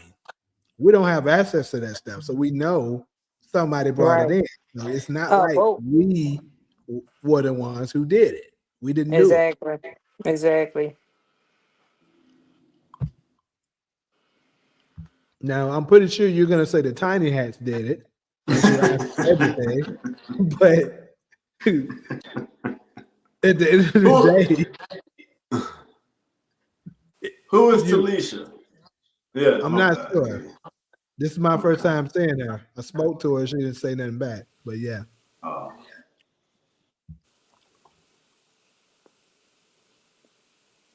Reincarnation is bullshit. You got a response for that, Cairo? That's it. He left. See, I'm just, huh? No. You know, Taj, I don't like, even with Puma Fish, you know, like I told you, that's the type of person that I am. You can learn from anybody, dude. You just can't. I'm not a one-minded person. You know what I mean? I'm going to always, no matter who it is, look at things from another person's perspective instead of my own, because you can learn something from that, right? But what I'm saying is too, that he's entitled to that. He's entitled to believe that reincarnation is bullshit. I can't, force him to believe that, just like people can't force me to believe anything else. And we, as a mature person, I respect that. You know what I mean? I'm not gonna never tell somebody, oh, you wrong, no. Everybody look at things differently. Who am I to say you wrong or you right? Like, you know what I mean? Like I told you, I saw things in his point what he was saying too. Even though he called me racist and said all type of shit about me, I'm not sensitive like that. But I do have to look at some things that he said, and I'm like, all right, some shit he's saying is factual. And Yeah, some but things are see, not. Now that was our discussion, and I didn't call reincarnation bullshit. I just said no. A lot of times it's soul transfer. Reincarnation is when a personality from a person who used to live reincarnates into another body and takes the body over all the source of their same personality in a new body. But isn't that the soul? Yeah. Isn't that still your soul, right? Yes. So here's the difference. Can I share the difference with you? The difference is a soul transfer, your mind has the option to kind of block some of those thoughts out and information. Right. And the studies, all of this stuff is scientifically, factually based. And when a child becomes 6, 7 years old, they kind of block out the soul transfer from a dead person. Yes. There's countless amount of cases on this where they fact check the soul transfer that came into the little child. And that's why so when the soul transfer goes into the child is influenced by the soul transfer. That's why a lot of the traumatic killers and stuff, these people souls go into the ether or the electromagnetic, let's call it field, if you will, the electromagnetic field, and they can be channeled. A child has a curious mind that's tuning the atmosphere. The soul transfer, why you think babies, y'all talking about tiny hats, you know how the baby has the soft spot up here? Right. So that part hasn't been scientifically confirmed yet, how the soul transfer gets into the new developing mind, but they have already fact checked that these were real people that existed. And a child grows. So all I was doing, Cairo, was sharing my understanding, comprehension of the differences between soul transfer and reincarnation. I didn't say reincarnation was bullshit when you mentioned reincarnation. That's But the to me, they're difference. interchangeable. That's all I was saying. Uh-huh. You know, But to there me, it's is a difference. interchangeable. So the scientific community right now is hesitant to embrace reincarnation. They're saying, hey, it's sort of like that, but we prefer to call it soul transfer. See, Because that's how they they know it do. to get They want to real. change the name. That's how white people do. They love to do that. Change the name of everything to keep you on a different frequency, just like they changed the name from what it originally was to Egypt, just like they changed Earth name to Earth, just like they changed Kunta name to Toby. They love doing that shit. So you got to be careful when you're dealing with this enemy, just like they say melon, right? We don't have melon. We have fucking carbon. Melon is not an element. You look at the periodic table, what the fuck you going to see melon at on that bitch? You're not. Then you got a bunch of blunt people running around talking about, oh, we melanated. I'm like, oh my God, what the fuck is that? You know what I mean? That's not even an element. So you got to be careful when you dealing with this enemy. You know what I Right. mean? You got to Yeah. be very, very careful. But to me, like, I hear what you're saying, and I've watched many documents on exactly what you are talking about, where it has been accounts. Well, it have been accounts to whereas, you know, a child invoke these memories and start to give graphic details that, Yes, that's a yes, soul I've seen transfer. that. That's not Yes. reincarnation. That's a soul Hmm. transfer. Keep going. I've seen that, you know, but then there's cases on reincarnation too that it depicts the same. The difference is the reincarnation, it embodies the new body. The soul, like you said, that's called past life memories when a child is giving you specific details on how they passed away, what happened, who they are, and I the see what you're people go saying. back there. Let's Right. go look this shit up. They go Right. find the family member, like, yeah, that person actually existed. Here's his I mean, I see obituary, what you're here's his birth saying. certificate. Right. I But at agree a with you certain page, 101%. huh? I say I agree with you 101%. All right. So I'm So just, Yeah. Cairo, it's like, how do I say this? Like, I got your back. I'm not going to speak for Jamie. So when you said what you were saying earlier, I'm like, own it. And I just didn't understand. I'm like, But I damn, now do own now it. that But Puma what I'm Fist is telling kind you of, is this, right? Just hear me out real fast. Like, I've been in situations to whereas, like how you and Jamie said, is niggas and then it's black folks. I uh-huh. done been into a situation, dudes, where niggas will try to sabotage your opportunity, and you will go right to a Caucasian or a Jewish person, and they'll give you that very same opportunity plus more. Don't Absolutely. give a That's fuck about, you know what I mean, if you black, if you blue, or you not. So all I'm saying is I acknowledge that. I didn't give a fuck about no Puma being. Listen, I'm one okay. person, dude. Like, I'm Okay. radical. That's what I thought it was. And I'm like, damn, that No, ain't no, cool, indeed, Cairo. Like, you no. gonna, Fuck because Cairo, no. if we go through all the clips of you talking like that, I always stay quiet. You know why? Because I agree with the part you just said. Yo, I've gotten some good things done through white people. So if we go Right. through all the podcasts we've done, I never try to put a muzzle. I never try to muzzle you, Cairo. You shouldn't Right. be talking like that. So now that you're finally saying, maybe, what did you say earlier? Maybe I should change how I say I'm like, okay, I'm glad she said it. I'm not here to censor your speech. That's your First Amendment right. But I want to know that Cairo mean what she say if you want us to listen to it. 101%. I agree with what you said about But what I'm telling you is ambiguous. That's what I wanted to tell you earlier. That's the part what gets me. Because the shit is open to more than one interpretation. That's the part. Because remember when I told you how you say soul transfer, and we was talking about that, a lot of these people may have been black, you know, previously, and that soul transferred into that Caucasian body. That's all I'm saying. I hear you. So that's what I'm saying. It's ambiguous. I have a little esoteric knowledge, not a whole lot, but I do know that if you watch those documentaries, then it is many cases where a person tell you, hey, in my past life I was Chinese, or in my past life I was black, or in my past life I was this. So sometimes you can be looking at a Caucasian person, and we have been so conditioned to think that all Caucasian people are racist and all Caucasian people hate black. This is all I'm saying, and that's not the situation, and that's wrong for me. I have to reevaluate to get up there. Cairo, for saying that. Cairo, since you're saying that, I'm going to say this. When we first started doing the shows, I would ask Jamie sometimes, like, man, you don't think Cairo going too far?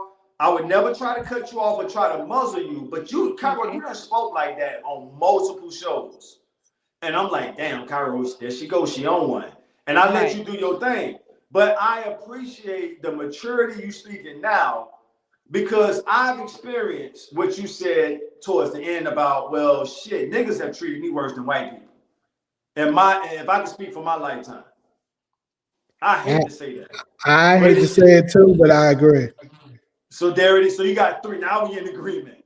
But then I have to go back to how Jamie feel too though, now with that I hate to say it, with that but that's not really and that's how I be. You know what I mean? What's that quote that you that's not guys always saying use much from though. Elijah? What's his name? Muhammad Ali. Yeah. But you still got have to protect yourself. You gotta, but this is the thing. That's not saying much because I can't hear Jamie. Let me log out and log back in. Okay, but yeah, I was. That's crazy. Not, we in agreement on that. Keep going. Yeah, but that's not saying much because I'm sure if you talk to whites, whites can agree with that. Majority of whites would agree with that. That more whites are treated them bad than blacks. More Asians would agree. Most Asians would agree. More Asians are treated them bad than other, because that's who you deal with the most. So that's not really saying much. All right, fair enough. What we are saying though is that from our personal experiences, and that's why I can't speak the way Cairo has spoken in the past.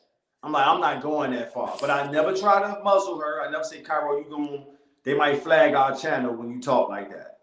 Although 80% of the stuff you're saying is facts. But when you say stuff like, when we rewind the tape and you say the stuff about like what's going to happen to them at some point, I'm like, well, I don't have the facts on that, so I don't want to be on record agreeing with that. And I don't have the data facts to say, oh yeah, that is going to happen to them. So let me go to the other one comment that he made. So he said, blacks have no problem saying white people did it. And he said, you said that, and you was replying to when I said they brought the crack and stuff like that to our neighborhoods. Those are facts. That's not just me saying anything, because there's no way it could have gotten there without somebody in the government or higher up bringing it over. Black people don't have access to planes or boats or any of that. So we know we didn't bring it in our community. So therefore, those are facts. This not me. This is not the blame game. This is the facts game. So DeMarcus, and we need to do a special show. I mean, that's my answer to your question. What y'all doing for Malcolm X holiday? All right, we starting it right here. Black Chat Chronicles has started Malcolm X cultural holiday every May 19th. So yeah, Ali C say they all might not be like the others, but they need. Let me start over. They all might not be like the others, but need to stand against the other whites who are the foolishness. So, Cairo, I really appreciate that clarity we just got. And I I'm do gonna be hope fair. I'm gonna be fair about that statement. Saying them need to stand up more because I think probably a lot of them, if they see it going on, they probably will say something, but they're not going to go all out looking for the ones that are the bad actors, right? Because that would be equivalent to them telling the black people, go and find all the criminals that's trying to rob that be robbing us and doing stuff to us. We're not going to do that. I mean, you check it if you see it, but if not, you're not going to go looking for it. I'm just being honest.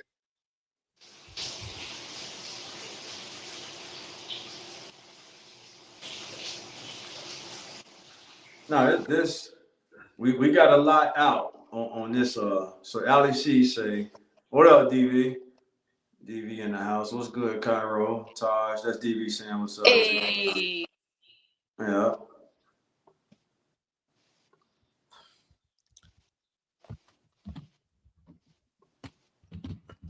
Yeah, so there we go.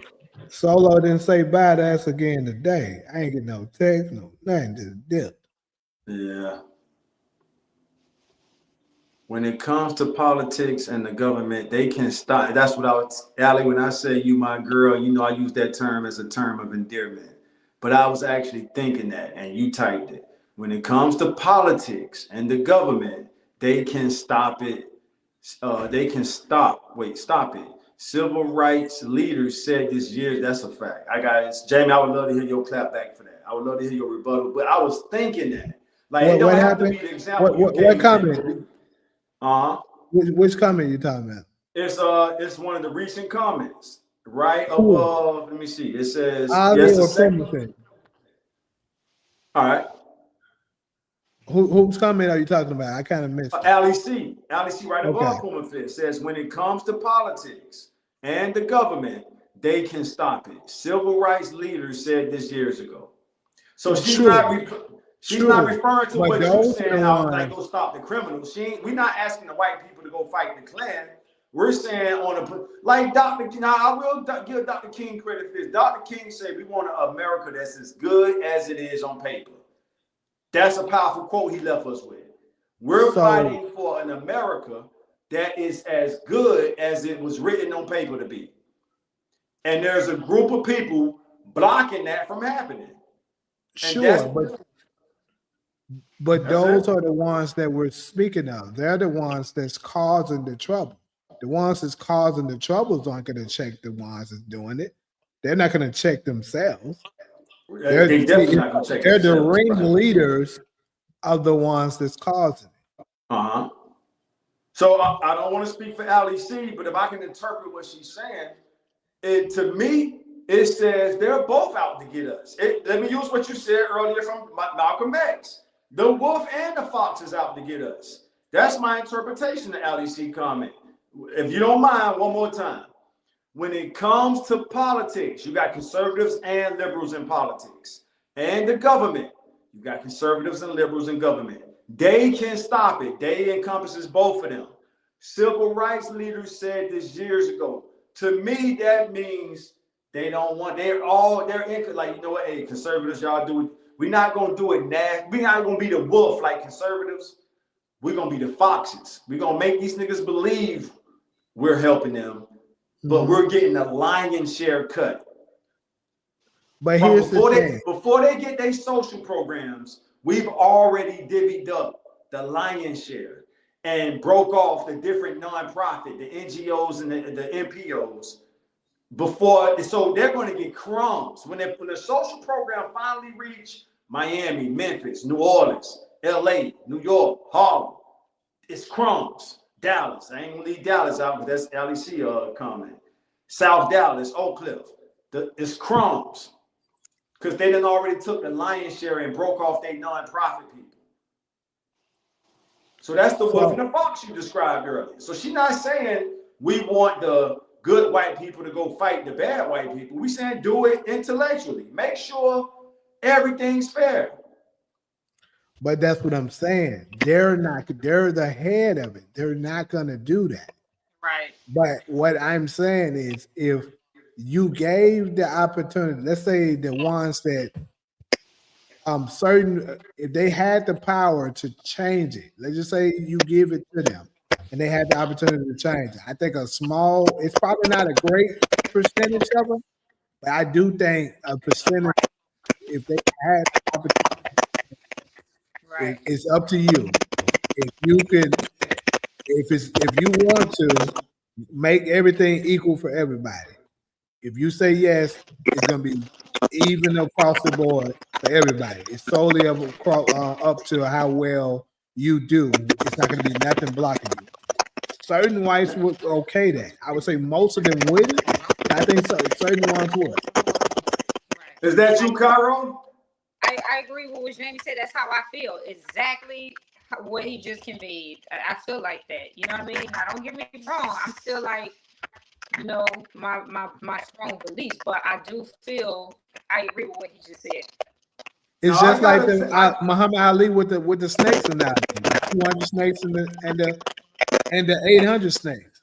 It's way more that's bad, and then you got to chance yourself on the ones that's good. But yeah. That's now what I gotta take advantage of this.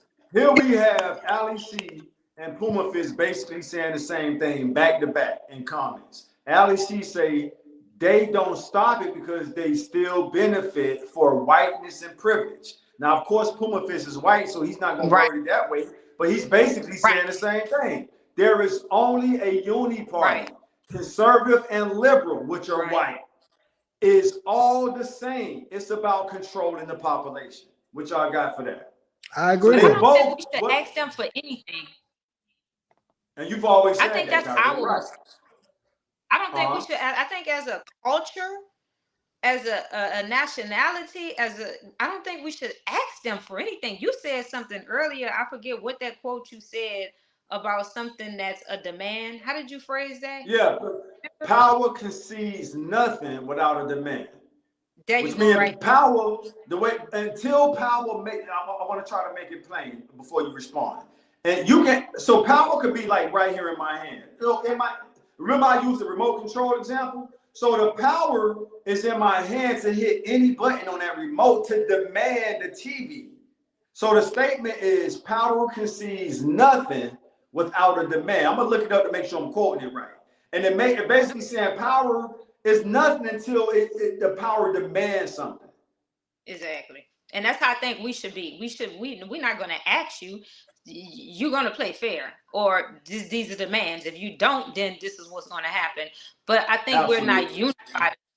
I think if we were more, that's why they fight to keep us divided, to keep drugs in our community, to keep us at a low level, because they know that if we unified, how powerful we would be. So that's why they create distractions, and we are, as a whole, we are constantly falling for these tricks, these deceitful tricks. We haven't even become aware that we are conscious of this type of behavior that they have been exhibiting for hundreds of years. They just using the same tricks, just in different ways. I think we need to break free of that. Once we break free of that, and we begin, not only, we have to love ourselves. This is the thing with most black people. And that's the curse, Cairo. So that's why we're trying to reverse the curse. When you was talking about the universal curse earlier, which to me should be the focus. So I had the quote right. I pulled it up real quick. Power concedes nothing without a demand, emphasizing that those in authority will not voluntarily relinquish control or grant rights. Change requires active struggle and assertion of demands. So I had the quote right. But now I got to go back to what Jamie said long time ago, right?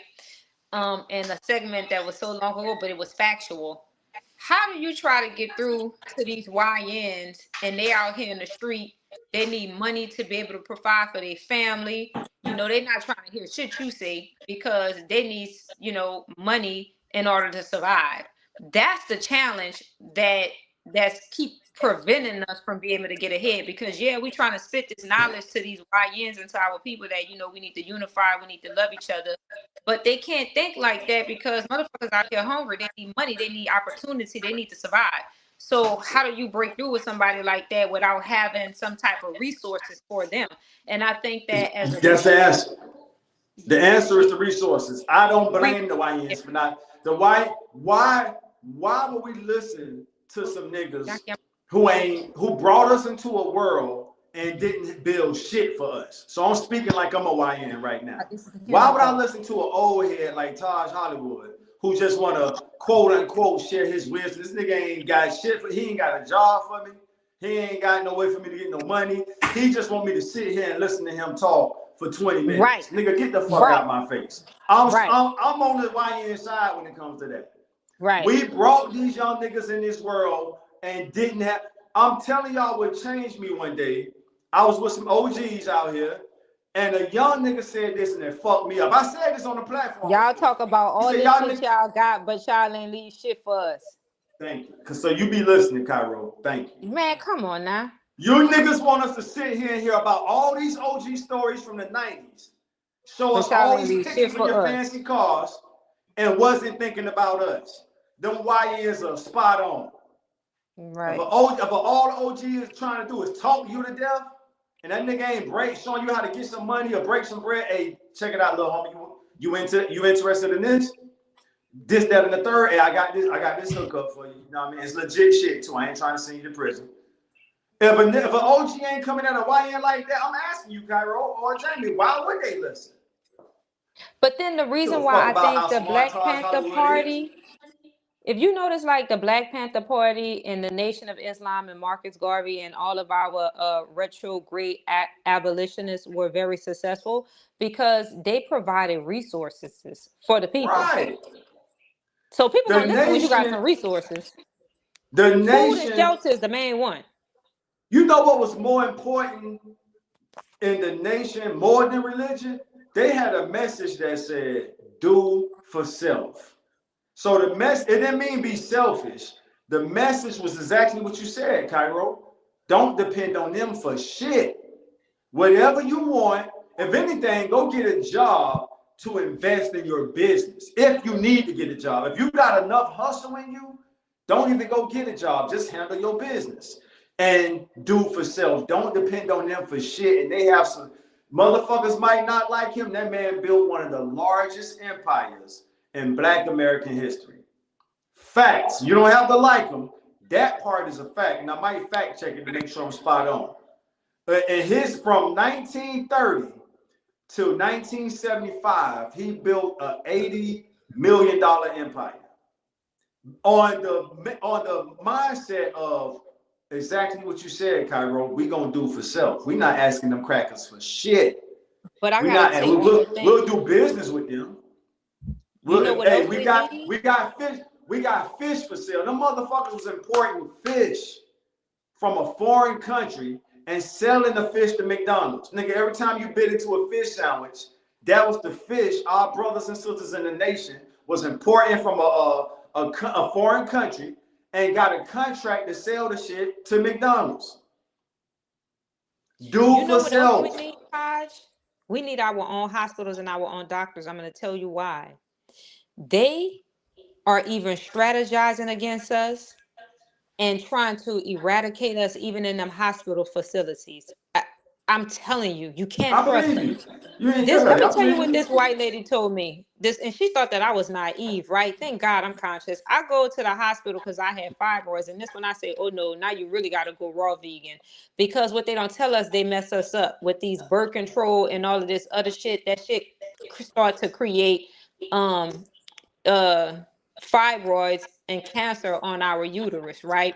And they know this, but they're not going to tell you this because they intentionally want to destroy the womb, on right? purpose. The women, yeah, on purpose. So I go to the hospital. This is a true story, and it's old white doctor. Now you know one thing about us: we Black, so we age fucking well. You know what I mean? I could be 40 and looking 20, and once they hit 30, they looking 100. So anyway, I already felt her energy, so I go in there. And I'm already skeptical about them because they'll try to take your uterus. Long story short, she fucked up because she didn't ask me my sexual history of my partner or how long would I've been with my partner. But I'm gonna tell you how devious they are in the hospitals too. You know this bitch, and I'm listening to her, right? I'm like, I'm gonna hear her out, but I already know where she going. That's why I'm telling you, they dangerous in them hospitals too. And if you unconscious black person, they will get you. This lady told me when they did my pap smear, white lady, right? White doctor, that I had a sexual transmitted disease, dude. Me, Taj, out of all people, been with the same person over 10 fucking years. You know what I mean? And she's trying to convince me of this, right? And I'm like, I know where she's going. She's going to talk about a vaccine. Now, check this out. I'm listening to her. So she was like, we have a vaccine. And then after she finished, I said, no, thank you. I won't be taking the vaccine. She got angry. She started to attack me, right?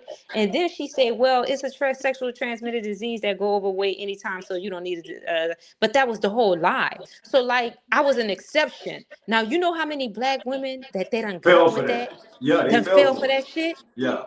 And went home Yeah. going off on their partner because they thinking that their partner done. This is why I'm telling you, they are attacking us in them hospital facilities too. Is that not the behavior of a devil? You got to be careful. So you know you're dealing with a devil. So the devil, Satan, to come at you, Satan, I mean, when all this shit is said and done, that nigga might deserve the Oscar, yo. Like once we get to the afterlife, heaven, or wherever we going, that nigga he might deserve the Oscar. So Satan to come at you with 90% facts and truth. But it's just he need to get you on that 10%, right? So when you expose the 10%, the devil. So what you said the lady did when you said, "Nah, I won't be taking it." She got angry. She said, "Wait a minute." That bitch got mad. That's the devil. And then I called up there and That's the reported point her, I'm right? making here. So she was like an angel all the way up until that point, right? Yeah. When And she then you knew that bitch exposed couldn't the convince devil, me. huh? Yeah, she got angry, but when I called up there to tell them, you know what they told me? And I know that a lot of these motherfuckers alumni, they fraternity brothers, these lawyers and these doctors, they really, it's hard to fight the government. So I called up there and I explained to them, I said, you know what, I feel uncomfortable, but I have to, talk to somebody about this. Your nurse just told me I've been with the same person over 10 years. Neither one of us, we're in a monogamous relationship. And she had the audacity to tell me that I had a sexual transmitted disease. And when I explained to her that I wouldn't take a vaccine, she became aggressive. Aggressive. That's the Very devil. aggressive. That part. Go ahead. And then they had the audacity to tell me, oh, she accidentally Ain't no read your motherfucking chart accident. wrong. Ain't no motherfucking accident. I hear you though. Yeah, that's the And devil. that's when I said, That's all that yeah. was. I said, oh no. It's become one of my favorite things to do, and the devil appears in all kinds of people. So we're not gonna make that a white thing. This is crazy. Niggas do it bro. too, though. The cool thing about white people, you actually see them turn red. When they turn into the devil, you know you're looking at the devil because them motherfuckers turn red. Black people do the shit too. You just can't see us turn red. But you So gotta be careful when you're going in them restrict that hospitals, to just Taj. white people.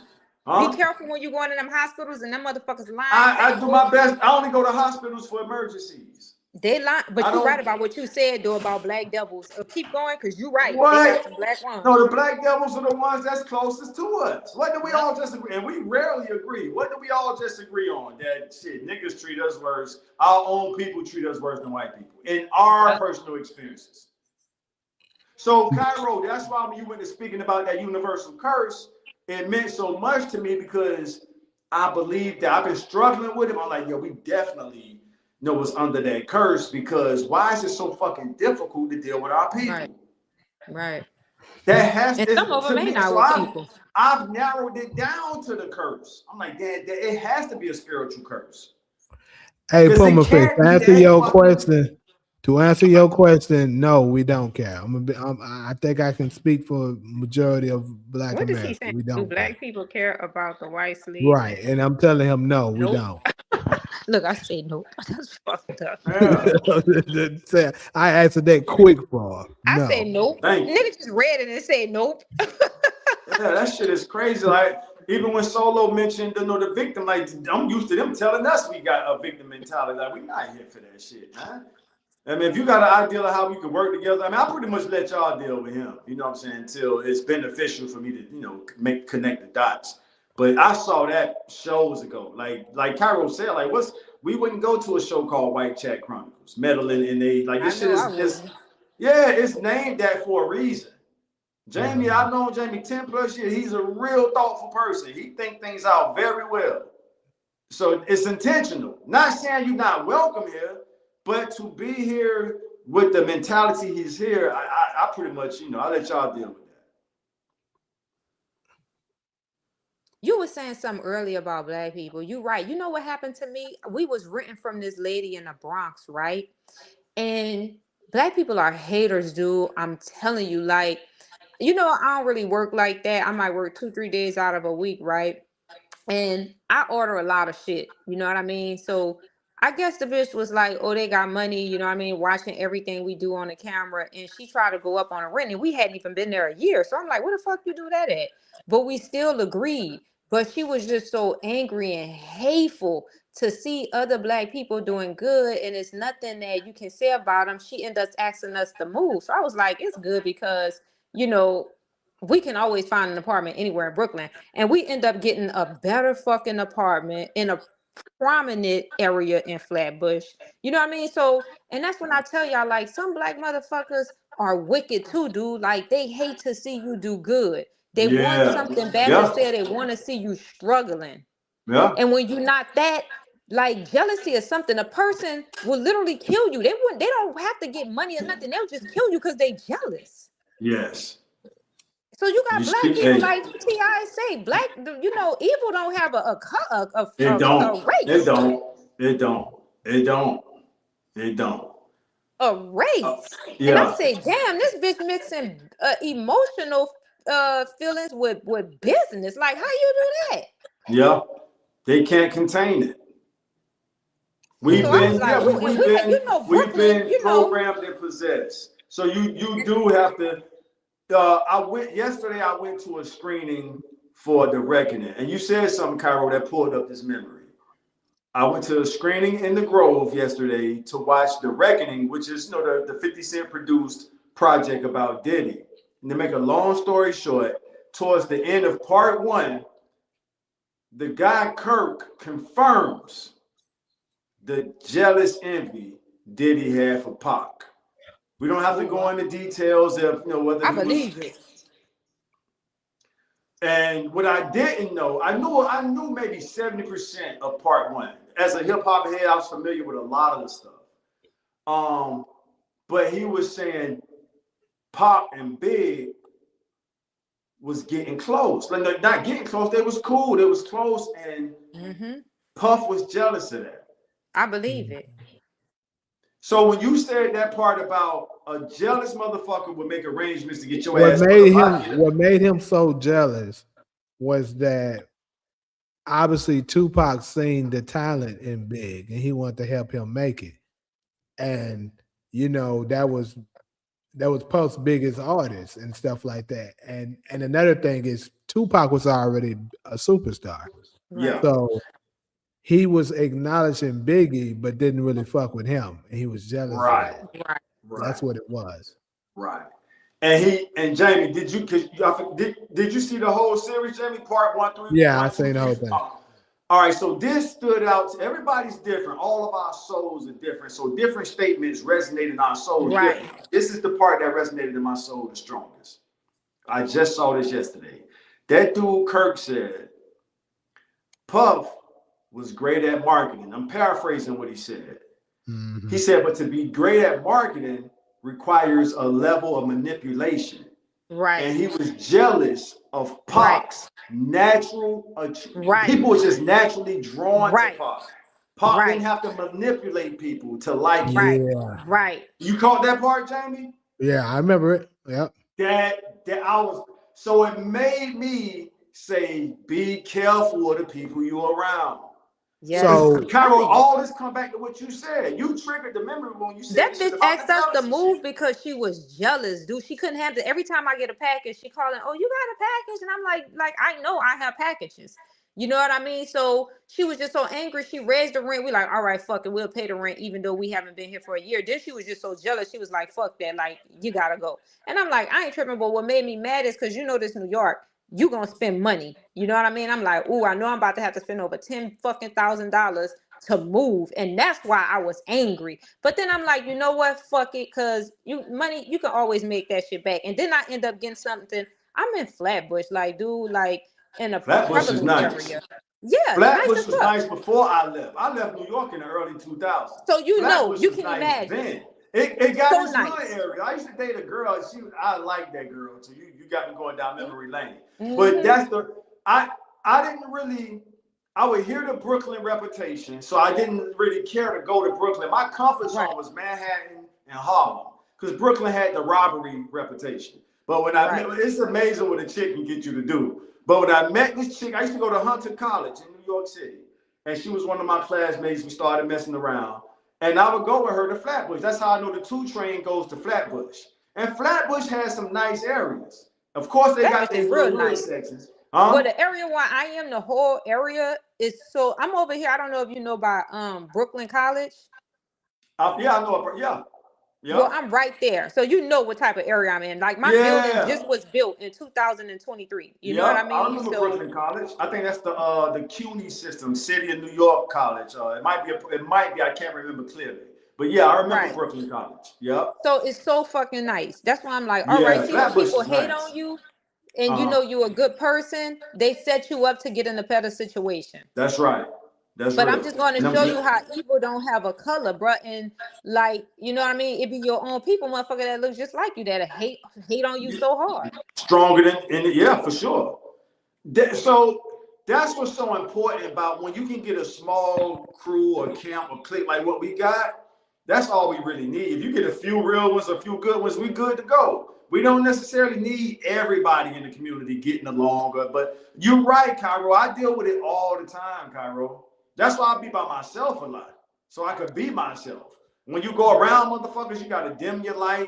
Right. I was with a motherfucker last night trying to. I'm like, no, I'm good. I got my way of moving. No, you need to take your own advice. I didn't ask you for that advice, nigga. Like, I'm good. Right. If I need your advice, I'll ask you for it. But motherfuckers get mad when you don't want to. Like, yo, I didn't even ask you for that advice. Right. Like, you imposing that shit on me, and I'm not in agreement with that. Right. You know, so that comes from us. So I don't deal with too many of us either. Fuck that shit. You know, because we do have whatever you want to call it. It ain't a hot. Yeah, it's. Yeah, I get it. People are, man. It's people. That's why I told you. That's why I say, like, you know, it's ambiguous. White people, and I'm not making it a black and white thing. I'm just sharing my experience, which is gonna turn out to be a black and white thing. The vibe I get from some white people, I'll say some, they have like a aura of like disgust for you to just be around them. Black people have like what you was describing, Cairo. Like, how can I stop this nigga? How can I block this nigga? How can I pull this nigga down? A white person ain't necessarily, they might try to block your progress to a degree, but they pretty much, out of all people to quote, Puma Fish said it best earlier. We don't really mesh culturally like that. Right. So they just don't really want to be around you. He said that part perfect. Right. You know, something I can say, and this might be kind of crazy, but I don't think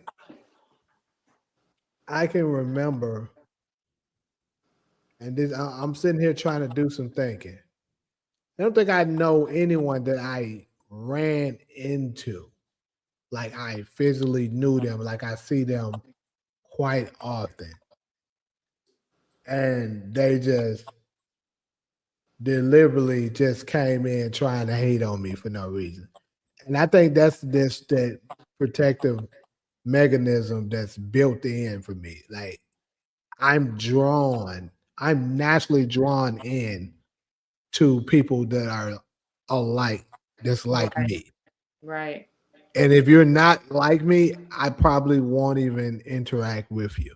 Right. And it's just like naturally, it just like I can go into a crowd of a bunch of people. Like, for instance, you know, when we used to go on set, sometimes you might go to a set where it's a cattle call, and it's like it could be like 200-300 people, right? I'll go and find my people among that 200-300 people, right? And have a conversation. And some of the conversations I might be having might be typically in our community a controversial conversation. But out of all them people, I'll find my person that or people that agrees with me and be like, Right. yeah, yeah, I'm like that, and they always be like, yeah, I be thinking that too, but Right. I don't like to talk about this to Right. anyone. I always find those Right. people, Mm. and it's just like it's a natural gift. Right. Interesting. I don't have experiences where they be like, "Oh, you like that?" No, it's like the spirit protects me from them people. That's Nope, good. Good that's God, not your man. people. That's Yeah. not your people. You see that girl. And for me, when I'm on set, this is just me. I'm not looking to make friends with niggas. I'm just saying Same here, right? it's the girls. So Right. it's like the spirit to tell me Right. that's your girl Yeah. right there. So Yeah. I go over there with her, and I'll wrap it up, and it'd be exactly what it's supposed to be. Yeah. Well, that's because you have that ability to be inconspicuous. You know what I mean? You can do that. Some people we can't do that. And that's a good thing you have. I'm so fucking happy you have that and you don't know, you never experienced that experience because Jamie is fucked up. It's the most fucked up feeling in the world, especially when you know you're not a hater and you never try to block anybody, but all your life motherfuckers keep trying to block you. It's not a good feeling, Yeah, dude. it's crazy. I'm like online. Yeah, some ugly ass niggas are coming here and say some bullshit, but I can just simply ignore them like I Yeah. do. Right. But You like lucky. personally, no. You lucky. I had motherfuckers Yeah. say Yeah. when I You lost are. my That's food fatal. truck, that money, even my sister was hating on my ass hard. You My know what I brothers, mean? and I love to say We this, spoke. bro. Hey, that was My bold for Cairo brothers to say love that. Go me, and ahead. I know it. You feel me? Yeah. Like my two siblings, they love the hell out of me. So That's I a don't blessing. experience that. Your That's a siblings blessing. could But love that you. was super real for Cairo to say with Jamie. We just had that conversation before the show. Family members, they not exempt, bro. The motherfuckers be hating too. Look And at Cain Cairo and was just, Abel. yeah. I was gonna mention that Isaac earlier. and Nigga Esau. Kane. Isaac and Esau. Yeah, I Yeah. know. No, that shit exists. No, we was talking about that before the show started, Cairo. That yeah, you can't put shit past family. Some of them motherfuckers don't want to see you make it. Even Cause Yeah. I'm you telling you, my exposed. sister. There My it own is. sister, dude. That's why I was like, whoa. And you find out because you know how I hate a motherfucker. They gonna say they can't hide that hate. Cause they They whatever they can't. thinking, They it can't. comes out. Yeah, it And I'm does. gonna be able to It see it does. and Yeah. avoid it. Yeah. I can That's see just it what too. it That's is why for you, me. Jamie, that's why when you said the part about when you work on set or in general, you're not really trying to make friends with niggas. That's how I became that way, bro. I like Cairo just said, the Yeah, niggas see, can't even me they and can't Todd, hide it, bro. that's a rare It thing. oozes out that man. I'm really not trying to, bro. Let me say Yeah. this and pass the mic. This one hate was stronger than niggas getting money. It would be situations where I'm Right. trying to pay you to do something. Right. And yo, Cairo, let me see if you can relate to this. Yeah. I could tell their mindset is, damn, if I do this for this nigga for the money he gonna pay me, it's gonna help him get to the next level, and I'm gonna Yep. still just be stuck with the amount he paid me. Yes. I'll Yes. rather turn down the money. Yes. Alex T, I'm I coming just to you. experienced that. You just experienced With the Cairo. lady. I told you. She rather saw us go. She wasn't That's professional. She was crazy. just so wet and hate that Jamie, she I was like, experienced that fuck so many that. times. You Go ahead, know, and you Cairo. know something else, bruh? You know something else? I've heard a couple of people say stuff like that. Like Cairo just said it. You know, Tosh, you just shared your experience. Y'all both know her. You know, you know how I don't like mentioning stuff, but um, she talks about stuff like that, and I be like, bruh, you know, everybody not out there to get you. And I guess I just have that mentality because it doesn't happen to me. It don't happen to you, Jamie. You Jamie, lucky. I'm gonna go ahead and say it, bro. To me, that's what makes LA psychologically tougher than New York. Now, Cairo, we may have different experiences. New York is Wall Street.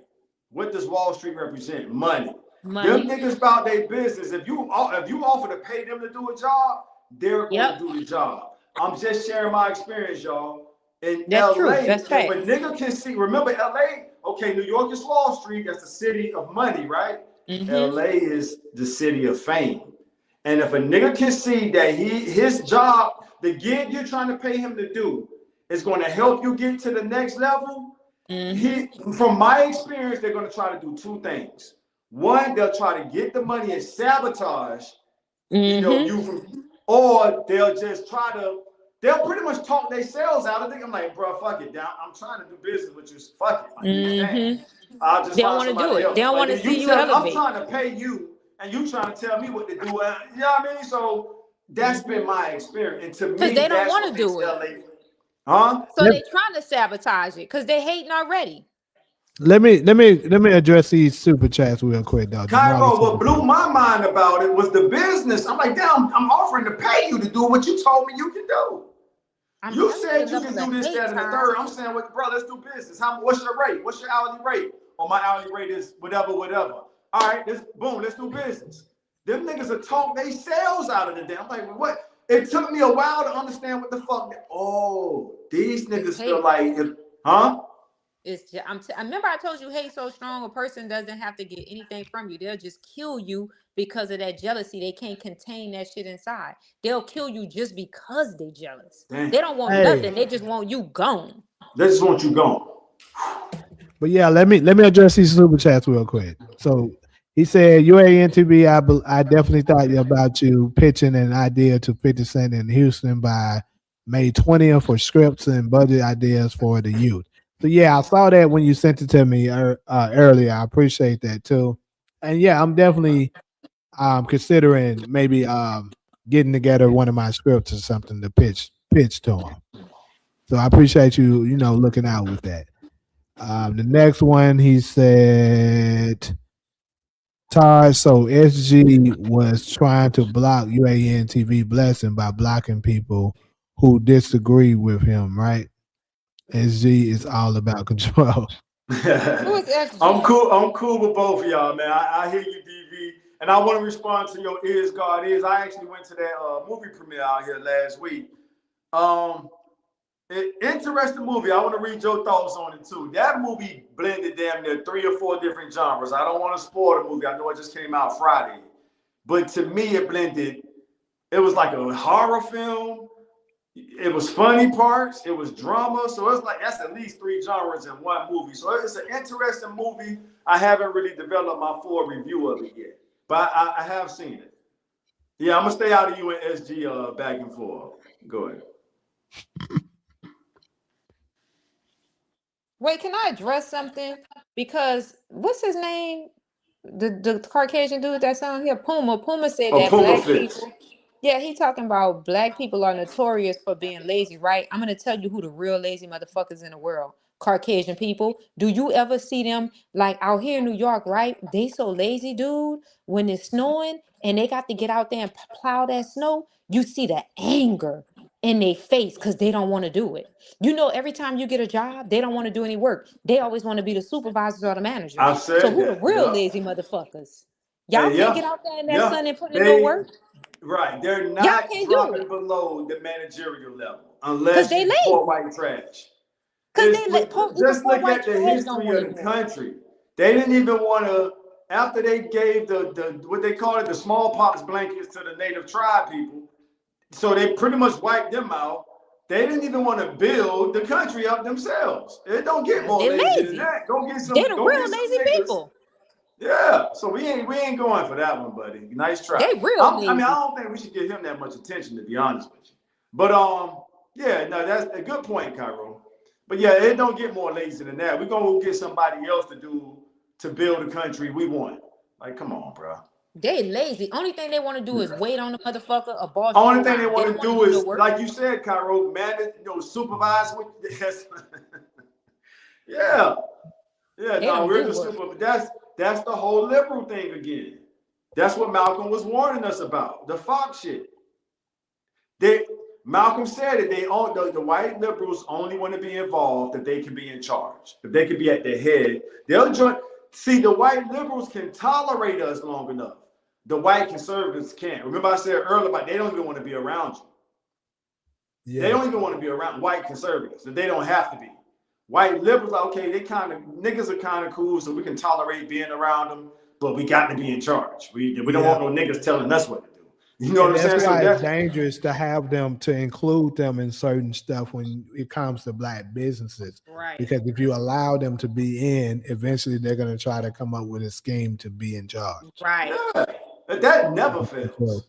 I've never seen that. I've never seen one just go along with the program, say, hey, thanks for bringing me in, and I played my part. No, them motherfuckers are looking to be the ultimate influencer of whatever the operation is. Right. So y'all be careful with that motherfucker. I mean, hey, you heard it first. Well, actually, I've said it before already. Remember that I'm already. show? I don't trust. Remember that show? He wanted to come up like, nigga, next week this shit gonna be called White Chat Crime. You was on that show, Cairo? When Yep. I said that? But we the one who said. You said. He said Yeah, it's yeah, gonna be she'll White there. Chat Chronicles. So you let that nigga. I said, don't forget the movie Sinners, nigga. You let him in this motherfucker a month from now. This motherfucker That be shit called was White funny. Chat Chronicles. You just said that shit White Chat Chronicles. Yeah. Oh. No, but I've been picked up on that. That's why I don't reference my folks in the nation. I just appreciate what they taught me at a young age so much. And I lived my whole life only dealing with them. When I say them, I'm talking about the white people when I have to. If it's business related, other than that, so I fully agree with what he said about we don't culturally mesh. I learned that at a very young age. And I just kept my distance. I got a few cool ones. I got a few cool white homies, but that's about it. Right. I'm not looking to be cool with them. And if they think I'm cool enough to come around, you're welcome to come around. Other than that, I really don't, and I'm not racist for saying this, I really don't care to be around them like that. Right. So he's fully right about that. We don't culturally mesh. Let's just socially segregate. It don't have to be federal law. Let's just stay away from. Now you got some niggas who love white people and vice versa. Let them enjoy each other. I'm not, you know what I'm saying? Hey, do your thing. I don't have no regrets for going through my life and just pretty much, like we all just agree, our people can be held. Right. We can be. Yeah, but I'd rather suffer with that hell than have to go over there and deal with that shit. I don't know about that one, buddy, because some of these black motherfuckers are venomous. I'm telling you. Some of these niggas are venomous. Cairo, you said it the best. So when you said that part, I've never been around a white person that had that type of jealousy that you described. So I've never been around none of them either. So Cairo, I'm about to give you some credit now. I've never been around a white person that gave me that file like, nigga, if I can get rid of you, I will. I've been around black people that you can just tell, like, nigga, you would be just fine if a motherfucker made me disappear. So when you said that part, that resonated. That's why I move by myself a lot. And I want to be understood. So when I be saying I don't fuck with niggas too tough, it's a reason for that. It's a build-up. I've seen so much betrayal. I've seen niggas go behind their homeboys' back and go at their girls. I'm like, nah, man, if I have any influence on how I go out, I don't want it to be at the hands of some shit like that. You know what I'm saying? So I keep my distance. That don't make it foolproof. But I just seen some everywhere. Ain't no area off limits I'm talking about the whole country. I've seen this shit. So I'm very picky with who I allow myself to be around. You said you couldn't have said a motherfucker that's jealous of you, want you gone. They don't even want nothing from you. Wait, I hate the reference to this, but this shit is real. Scar and Mufasa. Break it down. I haven't seen it, but what happened? Lion King, nigga. I know it's been a while. I think I saw the first one, but even that was a long time. That's crazy. So what Remember happened? Scar threw his ass? That was his own brother. He threw his ass right off that cliff. Look at that. That nigga said, you gotta go, you and your son. His own nephew, he told him hyenas kill him. His own nephew, dude. Look at that. That shit is real, yo. No, that shit is real. That shit real. And Cairo, it was so courageous for you to expose the king. the jealousy inside of families. That shit is real too. I'm telling you, my sister, dude, like, it's weird because it's a relationship like Jamie. I don't know who said this. Maybe it was somebody else. They say niggas want to see you do good, but they don't want to see you do better than Do them. better than them. Yeah. That used to be a popular that's the beef. thing. Yeah, you But used to see see, that on look, social media I all the don't time. They I wanna don't see you share that doing with good, not my just better than them. siblings. Now, cousins, yeah, I can say certain cousins, but siblings, no. You lucky. Because that was But fucked up when I this is the lost all thing that with the money. cousins that I know do that. I don't associate with them. Like if they speak, I'll speak back. If I see them there, hey, what's up? How it's been and stuff like that. But I know you're like that, so that's my Right. protective mechanism, telling me you don't fuck with them because they like that. Like they Yeah. be asking when they ask questions here and there and stuff, like they'll try to figure out what I'm up to through Yep. my mama. Like they'll be like, Oh shit. so yeah, how you been and stuff Dang. like that. Jamie been doing this and doing that because I don't talk to them so that they can know information to know Yeah. is he doing good, is he doing bad. They don't Right. know, and they're trying to find out. Right. Yeah. I'm not gonna tell them, and they know Right. that. So they'll try to get it out of my mama some of the time. Mm-hmm. That's how Niggas niggas are. creepy as hell. I love us. Like We Mother's creepy as Day, hell. when I call my mama, Yeah. and stuff like that, and my auntie so happened to be around, to be honest with you. And I just told her, hey mom, happy Mother's Day, yada yada yada. I sent you some money, over there to your cash app. And she yeah, hey, your auntie need money for Mother's Day too. Mine didn't give me nothing. I ain't even say nothing to her. I'm like, yeah, but that's your children's problem. Sorry. Right. Straight up. It is what it is. It is what it is. Real spill. Shit. Damn, fam. Y'all But then people you know creepy as what? hell, yo. It go deeper than that. Your girl, Taj. Even and I said they twins and they be beefing. Tia and Tamara. Oh, I didn't know that. Damn. Yeah. Yeah. They I twins just sent and Because her really email beefed out. yesterday. Tamara Yeah. kind of got that right leaning mentality, Mm-hmm. and Yeah, I Tia do. is I picked more up on that. so. Tia more so lean towards her black side. Us. Yeah, And they Yeah. be I picked beefing up on that. hard. I didn't know that.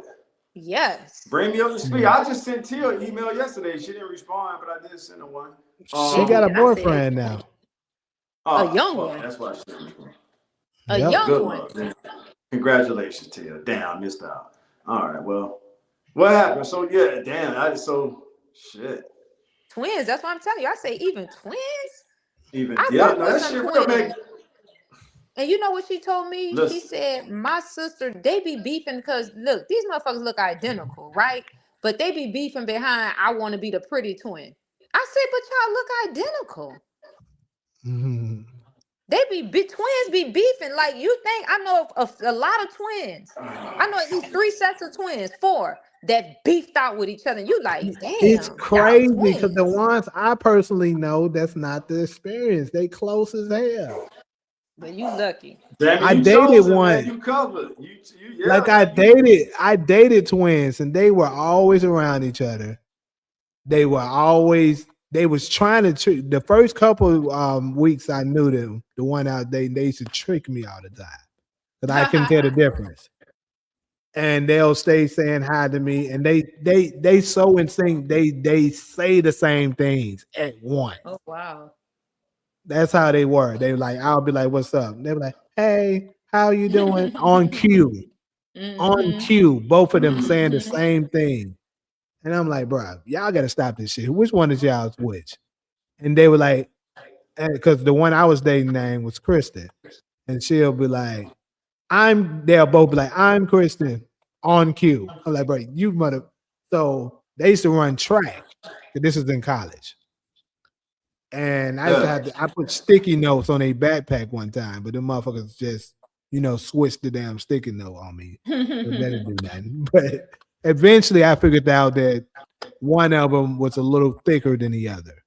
That's how I was able, and then her face is a tad bit wider. then I feel, but the point is they were super close to each other. It was the same with the twins I knew in elementary. And I don't know. I just never say them not like each other. But I've never siblings be seen beefing. I know a few siblings that's on, kind of like have a little exposure. I don't want to use them because it's negative content that comes along with them. But I'm telling you, even my sister, dude, when I lost all that money, it's like people pray. You don't know it. People be behind you praying on your downfall, hoping that you Yeah, don't go through yeah, something. yeah. No, that's real spill. I'll And then take Tia. when it don't, they'll call you. You notice when shit start falling apart, that's when you hear from them. But when you're doing real good, they don't want to talk to you. They They want to stay don't. away from you. But if they feel like you're doing bad, they always trying to call you. They always trying to ask, well, what happened with your restaurant? What happened with Exactly. this? But then as soon as you get the restaurant, they don't call no more. They don't show up. Don't buy Uh-huh. nothing. Yeah. Uh-huh. I'm I'm telling with you, you. I've experienced it. No, same here. Nah, yeah. Shit. Let me respond. I know it to you, DB. Motherfuckers be hating. I know if you gave me the choice, my answer would be Tia. Yeah, Tia. Yeah. DB, what you thought about Is God Is movie? I don't want to spoil it, but it was an interesting movie to watch. Wait, what movie was it? Is God Is, starring Erica Alexander, Vivica Fox, Janelle Monáe, what's the brother name from This Is Us, Sterling K. Brown, and this is my first time What's the seeing name it. of it? Is God Is. Is God. Yeah, I never heard of it. Yeah. It looked like a good movie. Probably is. You talking about these two black girls? They look like twins. Yeah, they are twins in the movie, and but that was my introduction to them, so I don't know their names. What is it But they about? Because play Vivica twins. Fox looking like she was burnt.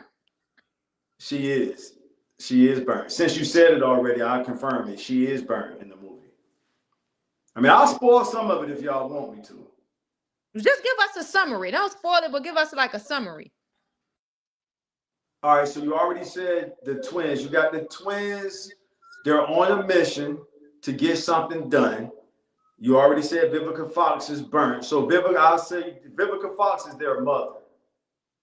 That ain't too much spoiling, right? So she was clearly she's burnt. So I give y'all a little bit of that. She was put on fire. That's as far as I go. And she's the mother of those twins, and she puts them on a mission. Is that too much? One of the twins burned too. Yeah. I'm gonna be honest with y'all. That was interesting how they I'm produced watching that it. movie. The husband lit them on fire. Damn, so you must have read the synopsis already. No, I'm watching it. Oh, you watching that? Damn. Yeah, that's what happened. It So looks you like a good spoiling movie. it? I'm gonna watch it. Jamie, it's good. You Yeah, gotta see it. the husband lit him on fire. It was this shit was kind of tough to watch because, like you said, the one twin that's burnt, it's hard to look at her, to be honest with you. DV, what you Because she looks thought? Did you scary. see it? Huh? They look scary. Vivica Fox looks scary. It looked like one of them demonic type movies. This shit looks It scary. is. I'm glad you said it, Cairo. This I shit would love looks to get scary. your What is take on that? it. Demons in the church? There's definitely demons in the church. So you spoiling Oh it. Lord. So Erica Alexander plays like what they call it, a prophetess or something like that, a lady preacher. So it's a wild movie. Jamie, you gotta watch it. This shit deep. So you watching the trailer or you watching the actual movie? I'm watching a thriller. This is I can tell from When did the it come energy. out? Huh? When did it come out? It came out Friday. We saw it, I think Monday. I saw it last Monday at the Grove. So they did the screening at the Grove. And they were supposed to do the Q&A, but they didn't show up for the Q&A. All of them were supposed to be there for the Q&A. Maybe it was another theater. But we saw the screening Monday. It came out Friday. So yeah, the church scene is wild. And y'all didn't see the allegorical message in this bitch when they put it up. It looked like it said ISIS. Oh, I didn't catch that. Catch that. They put the is all around God, and that shit say ISIS. It's allegorical. I caught it. Yeah, so Yep. DV say Is God Is was a decent movie about very intriguing. All right, that's fair enough. Yeah, I still don't know what to make of it, to be honest with you. If I had to give a review of it, is kind of tough to even give it a review. But it got its parts though. It's some moments are funny. Of course, you got the drama, and then you got the horror. It's almost like a That shit look horror horror movie to too. me. It feels Yeah. horror. So there you go. So that's not a It's reach straight for me feel. to When I say saw that. Vivica land in that bed, it looked like it was straight horror. That's the first thing Yeah. I picked up on. All the horror. All You right, can feel the cool. horror So there energy it in that is. movie. It is. So that all right. So yeah, I'm spot on with that. It is horror. Yeah, it felt that way too. That shit was like a scary movie. Yeah, it's kind of That's crazy. why I'm scared. That shit got me in here. It feels like something entity is in that motherfucker. Divine Healer. So DV called Maxine from Living Single the Divine Healer. So she runs the church. That scene was kind of funny too, though. It was all in one. It was drama, it was horror, and it was a funny part. And I ain't gonna spoil that, but yeah, it was all right. But yeah, y'all. Yep, Janelle. Yep. Was it? So you saw it, DV? Yeah, we both saw it. Yep, Janelle Monáe was the wife. Was the I'm gonna new watch it. I'm wife? gonna watch it. I don't know if I'm gonna watch it here by myself. That shit looks scary.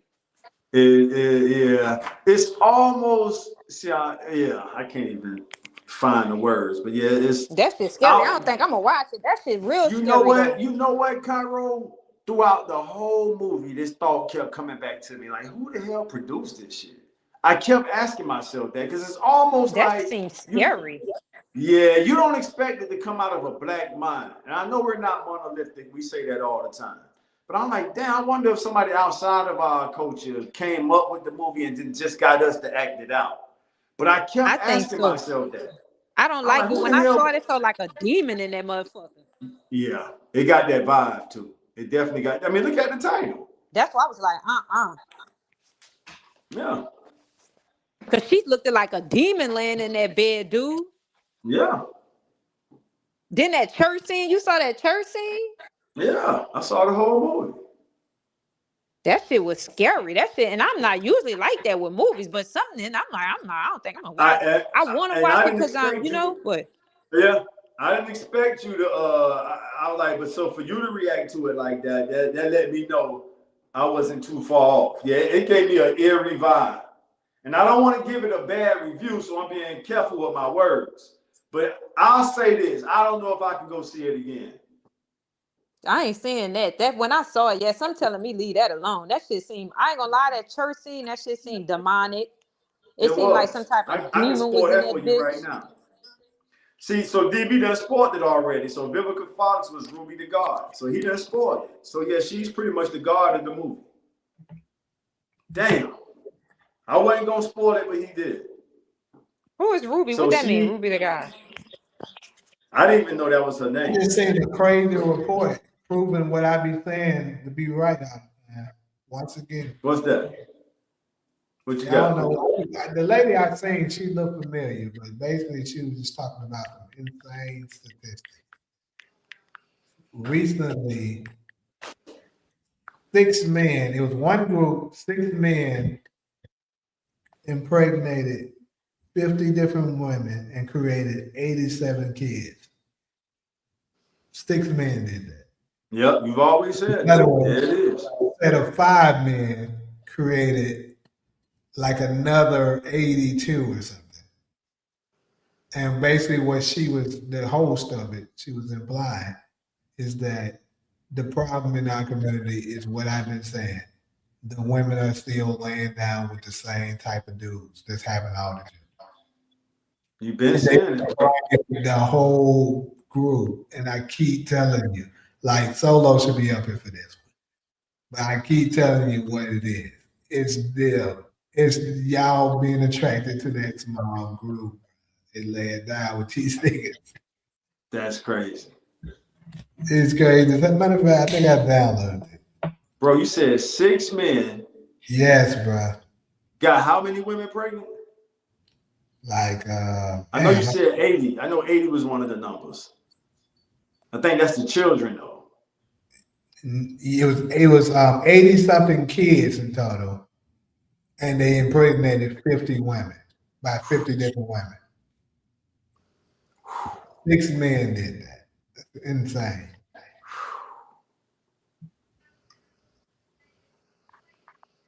And that's in our community.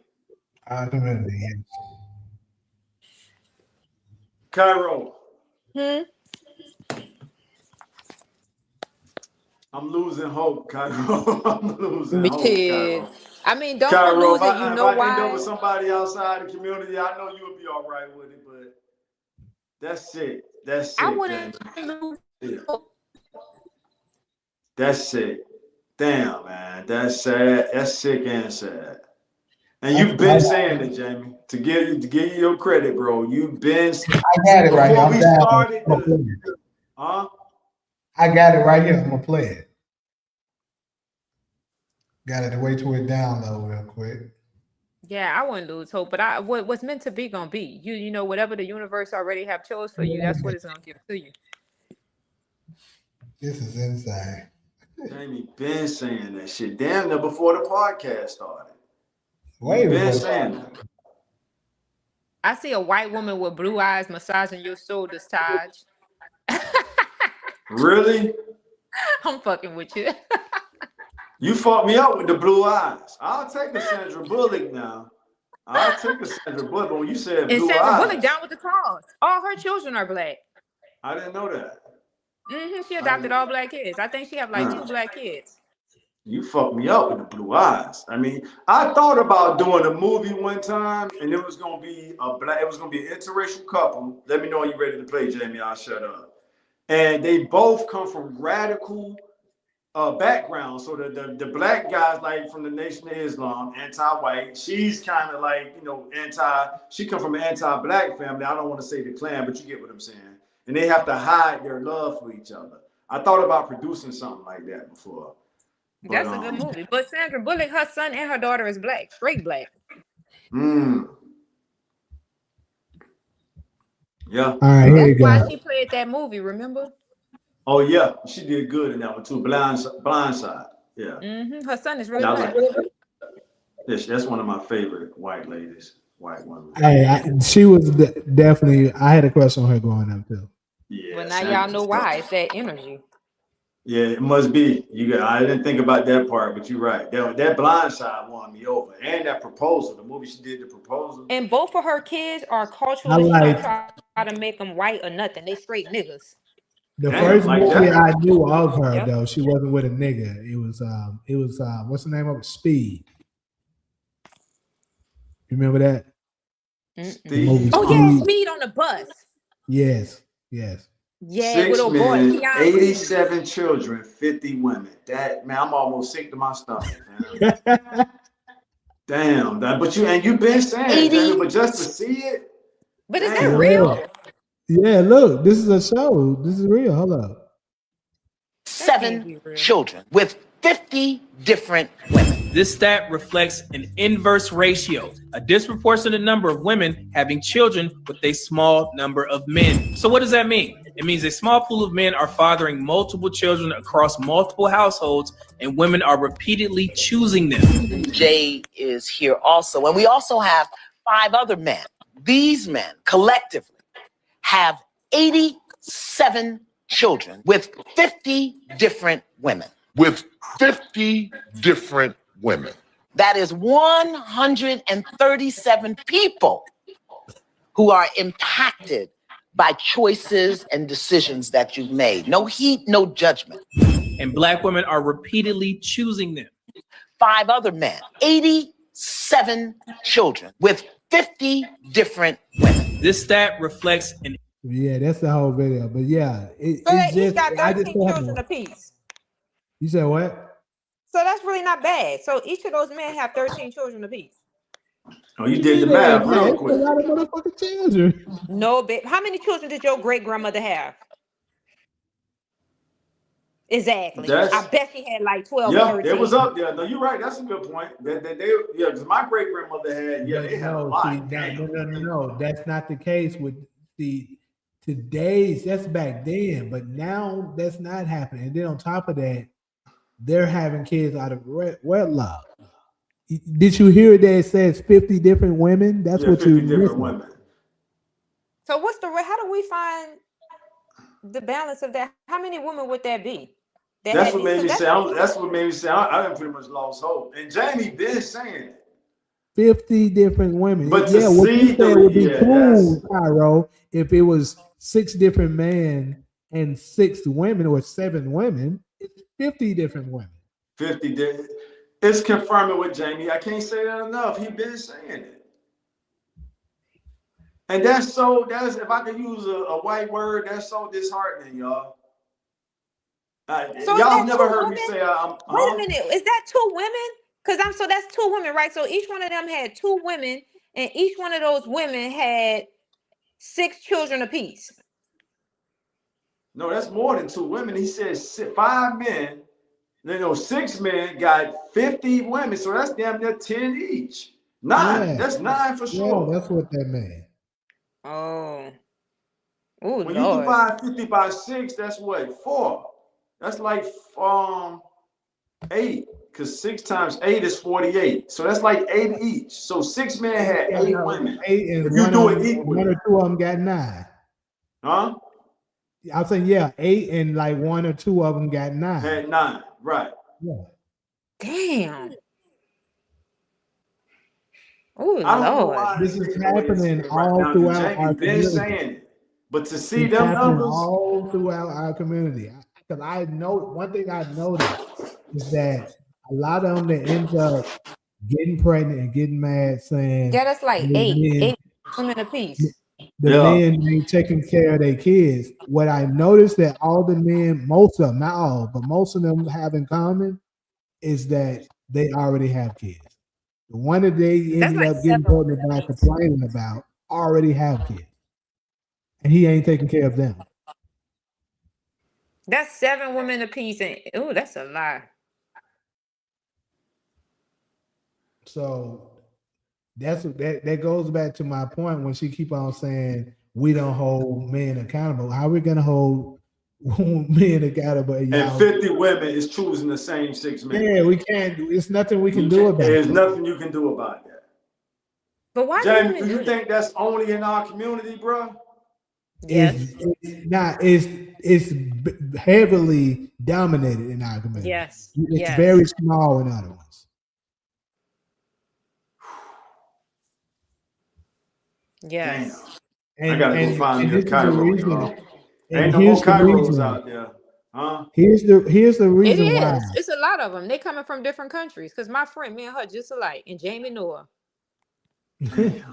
But the reason why that is like that is because our community studies have shown values looks a lot in when it comes to choosing a man instead of character and whether he's stable. See, the other ethnic groups of women typically what they're looking for first is he stable? Right. Stability. Right. That's true. They'll ignore the looks department because they're like, Right. that's not really that important when it comes to men. Right. You are the ones that's supposed to be good looking, women, not the man. But see, they Right. have fooled our sisters into making that an important factor. So therefore, since he's good looking and 6 feet, he's right. I keep telling women, if you want him to be 6 feet, you're already looking for only 10%. And then if he's 6 feet and good looking, now it's very small. So all of y'all are wanting him, and they're all having sex with that same guy. He's impregnating all of you, and then he don't take care of you. He moves on to the next, and it's a cycle. I'm checked out, bro. Hey, Jamie, You won that one, bro. I know one show you was like, you ain't checked out. I'm practically checked out. I'm sorry.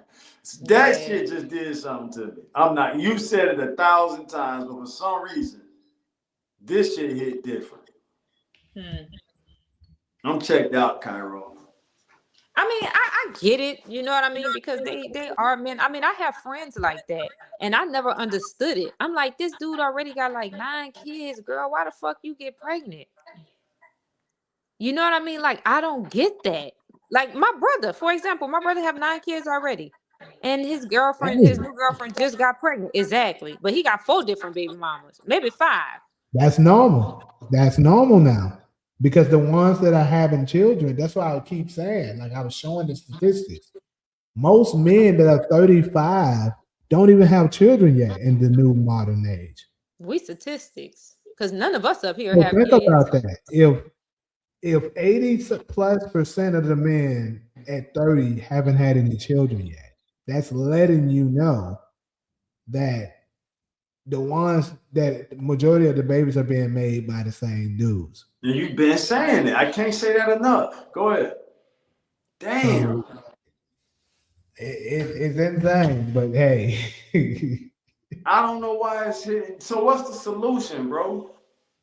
Fathers, what I was saying, fathers are starting to return back into the homes. So the more fathers we have in the homes, the more they can prevent their daughters from making that bad decision. And they they won't be having kids out of wedlock like that. But like I told her, we have to wait. See, the ones that we're dealing with now, this is the product of the Gen Xers, the babies, the somewhat the millennials who had babies at a very young age, them somewhat, but mostly the Gen X generation. That's true. I can't even defend that. You spot, yeah, I think it is the Gen X. The one thing about us, we got a bad rap, and I'm saying this as someone who's not even a parent, of wanting to be friends with our kids. I don't know if that plays into the point you're making, but the Gen X didn't really have the parenting like the baby boomers did for us. So we the children of the baby boomers and Gen X. So I can see what you're saying with that. So you're basically saying the Gen X kids is what? The children of the Gen Xers. Well, those are the ones that, so I'm saying like, those kids are out there, and then so y'all created the late millennials. So basically the late mid 90s. That sounds right. Yeah. So mid to late 90s, right? Yeah, and those are the ones that unfortunately it seems like a lot because y'all were the crack baby era, right? I knew I was. Well, Cairo was the crack baby. I'm late 70s. So Cairo I was a year got from hit being hard. a crack baby. I told y'all. My cousin So, actually yeah, crack so- baby. So that's the ones I'm talking about, the 80s babies. So those are the ones that the babies that were being the same created. 5 dudes. Well, I would say it's some of it started there, but see, they grew up without fathers. Some of They did. That's Their where it whole started. decade probably did. Yeah. Not all of them. Yeah, they got hit hard. Wait, hold on. So once that child grew up, No, Taj era too, Jamie. huh? My You brother said he got 8 kids with like 5. I say no because most men that I know that's like in their 50s, my brother 54, and he has 9 kids now and 6 different baby mamas. Okay. I mean, we're not saying it didn't Maybe exist 7 then, shit. but it wasn't nearly as common as it is now. I know that for sure. You're right about that. That is true. You're right. So, I can't that because like I told Jamie you, I is have saying, a lot of friends. So Jamie, you're saying No, I the agree. 80 babies, You're right. the 80 babies, which are the crack baby decade. The 80s is the crack baby decade. I remember that clearly hearing that growing up. I remember seeing that shit on the news. They used to call them the test tube babies or something like that. Anyway, you saying once they became grown, they're the ones choosing the same small group of dudes. Yes, that's what I'm saying. Yep. Not so much the He 90 right about babies, that. the He 80 is. babies. So, Yep. and what I'm saying is the millennium, half of our generation. That's why I keep saying the millennials, we're the middle generation. And like we're starting to get back we're starting to try to return back into the home. Some of the Gen Xers, the Gen Zers as well. But see, we won't really get to see what our women would be like until the Gen Alphas grow up. So once our women Gen Alphas grow up, and then fathers are in the home more, we'll see if they make better decisions. Gotcha. My bet will be they will. So it's a waiting thing at this point. I never understood it. I'm like, you got all them kids. I ain't fucking with you, dude. Because there's no way you can take care of all them. Like, where you get money from to be able to provide from all them kids and then be able to They don't be provide for looking me at too? that. Oh, he fine, girl. That's it. No, ain't nowhere in the world. The The fine would same be reason broke. why I told you they gonna vote for Gavin Newsom. Gavin Newsom, he like a KKK member. They don't care. All he gotta do is finesse them like he care about it. That nigga look like he threw a robe right over his head. The same way they finesse them like he care them, just like the same way these niggas finessing these hoes like he care about it. You talking about him running for president? Yeah. But Jamie just ruined my family dreams with that shit because the youngest 70 baby is 47 years old. That's a 1979 baby. And you basically just said the whole 80 baby decade are choosing a small group of men. And I really don't want a chick born in the 90s, which would be what, like a... Well, I'm not saying they are doing, no, let me give it, I'm saying their kids are the ones that's doing that. That's what I'm saying. Their kids, so like, if you're born in, let's just say, I'm gonna just say 80. If you're born in 80, let's say you had a kid at 16, right? So in 96, right? You have a child. That kid in 2026 is 30. Got you. So that kid is choosing. That's choosing to lay down with the same type of dudes. All right. Damn.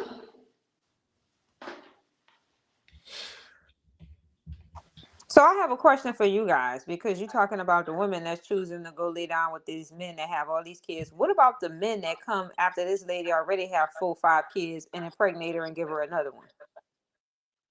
What generation is that? Because that's common too. That's the same. Yeah, I think I don't know if that's specific to one generation. I'm kind of familiar with that psychology. Psychology is now you done popped out all these babies for these other niggas, whether it's 2 or 3, he'll hold this one.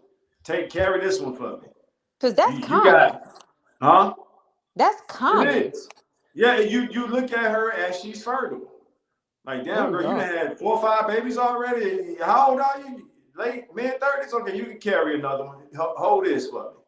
But why would men do that though? I don't know that part, but I do understand that part of the Because psychology. niggas be horny. That's why. Because what? Niggas be horny. They ain't thinking about that shit until. So you gonna give this lady another baby after she already got like they're 5? looking at her like you already popping them out. So I do understand that part hell of the no. Because they ain't looking at it like. Y'all ain't no better. Carry this one, huh? I said he over there talking about us. I said y'all ain't no better.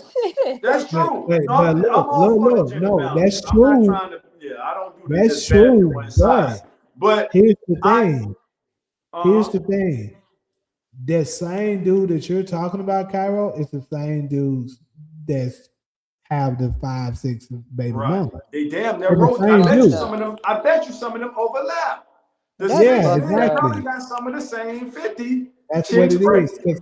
Keep in mind, remember, I told you, more than 50% of all men don't have children.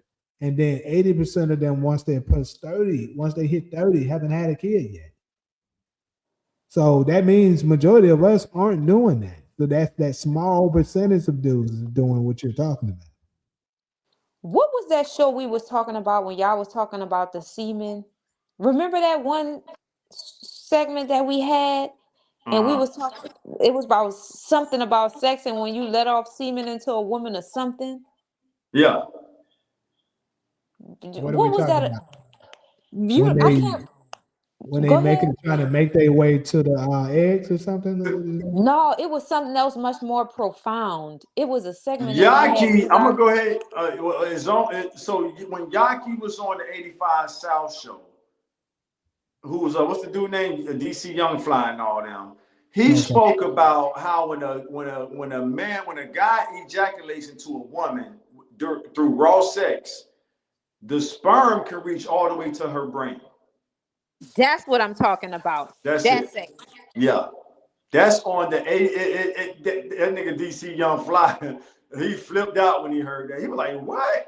He was like, "Yeah, the sperm can get all the way to her brain." And he went as far as saying that the women, that's why the women start behaving like they men. So one of the other dudes, who I don't know his name, so he was like, "Damn, so when we start dealing with a new chick, I'm really dealing with the mentality of another nigga in this chick's mind, because he done That's nutted what in I'm her talking so." about. That's it. I figured that's Which what you is were talking the about. That's reason it, why right? their body count, they be trying to say they can be men, so we can do the same thing. No, that's why your body count matters, because once you allow them dudes to do that, you take on the part of that dude permanently. That's what he said, Jamie. We I'm don't gonna take look that one up on real quick. what a woman does to us permanently. Yeah. That nigga, the part I remember, DC was like, "What? Nut on her brain?" He was like, "Hey," the other dude, he was like, "Bitch, who told you? What he basically was saying, his chick was almost talking to him like another nigga, which meant she must have been fucking another nigga, because where you get that from? Like, I don't talk like that. So why is you using certain slang words? You fucking another nigga, you let this nigga nut in you. And now his sperm reaching your brain and his demeanor is rubbing off on her. And now she talking to her man. Let me find this shit, bro. The shit is a long interview. I wish I knew how to narrow it down to that one part. Yeah, Cairo. And Yaki is pretty known for breaking shit down scientifically. So I'm not saying you can take it to the bank, but he got a big reputation to say something like that, and it's not fact checked out. No, but that's true. You become one. Because I've been in a relationship for a long time, and you even start thinking alike in some ways. That's what he's saying. That's the point he was making. Here it is right here. I just typed in his name in the 85 South. So here, bro. So I'm about to send it to you, Jamie. Of course, we ain't got time to watch it right here, but it's an hour and 8 minutes long. At least we'll have it. Hopefully in the future, we can find that part and clip it and then address it on the show. I'm gonna put it in our group chat. So Cairo, if you want to watch it. No, I'm most definitely gonna watch it. So you know how some of the YouTubes will break down the segments. This one didn't do it. I can believe that it do, because sometimes, them niggas was tripping out when he said that shit. They're like, "Yeah, man, the sperm reaches her brain." So and he said the same shit you said, Jamie. So when she's having all these multiple partners, that's what some of the bipolar shit probably coming from, among other things. Let's see what the comment section talking about. They might know something. Should studs be celebrated on Father's Day? No. I'm just gonna say it. No. I don't give a fuck. They're just the same, just like that nigga said nut in her brain. That nigga said crazy. I have a question to ask y'all, because somebody mentioned Father's Day. Why are the fathers upset at the mothers? Because they get so much honor on Mother's Day, and nobody, because the fathers be men be upset about that shit. They be like, these women, they always give them shit and honor them on Mother's Day, but when it come to us, they don't do shit. I mean, it is the truth. I think at this point, men don't really care, because we like it is what it is. But at the same time, I do think fathers deserve more respect. than what they give us, because that's part of this thing that they don't want fathers to be looked upon as, you know, to highlight the importance of them, because that would break the will of the people that controlling shit, because that would Right. create a stronger family, and a stronger family means they can control. Y'all already in here, aren't you? And this is what the Bible insinuates. If you, I don't want to say if you sick. I just want to say if you need healing. And you know, because I want to find this. Say I can't even wait, bro. I'm trying to find this shit while you and Kyra were talking. I'm a biochemist. Man, I'm a Reiki help. We ain't faking, we ain't lying. What I do is we try to go to the people. I don't even like those people because if you, well, I don't like taking that. That's what I'm saying. What a herbalist is. You do got naturopathies too. Take a naturopath, give you herbs. And then once I find it, I can pretty much just play it through the speaker instead of, I've already sent it. But because you know, healing somebody is a very is and based off of so-called heal is the body trying to heal itself, didn't give you a form of get your body or these from the environment. Things hurt you. True way. My body is asking food from people who are controlling. What y'all talking about? That's true, Palmer. That's true. Our sovereignty. So we start with health. Health is what's going to. But like I said, they want to cut that part of it. Puma Fist don't believe it. Puma Fist, we gonna get to the facts of it. Taj, do you remember the horny goat weed pills back in the day? I remember hearing about them. I never experienced them. Puma Fist space sperm does not go to the brain. Taj, you are talking. Hey, I didn't say I just repeated what somebody else said. It's up to us to fact check this shit. No, I don't watch old people grant from us a month. And I'm about to find this shit since y'all challenging it. And this guy has a huge following.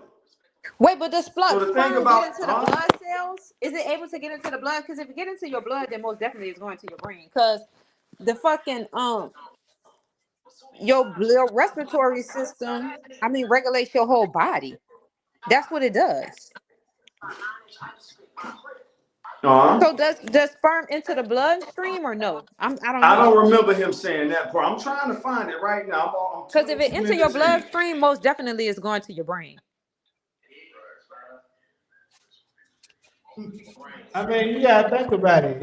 If you up in a, I think it's why might be it's in so hard for you to think that that's impossible. Because this is my thing. I'm just saying, if you up in her, you already halfway up her stomach already, right? Well, maybe some of y'all y'all be kind of small. But baby, y'all don't. He gonna say I'm because just when he saying, gave me some, he had to go back. You already ain't in halfway up. nobody's stomach, and You them up her things stomach small. already, and then you shoot it. I know when I shoot, I be shooting a lot, so I can definitely see how it can make the brain. That nigga say he sweet a lot. Y'all cutting up tonight. Y'all cutting up.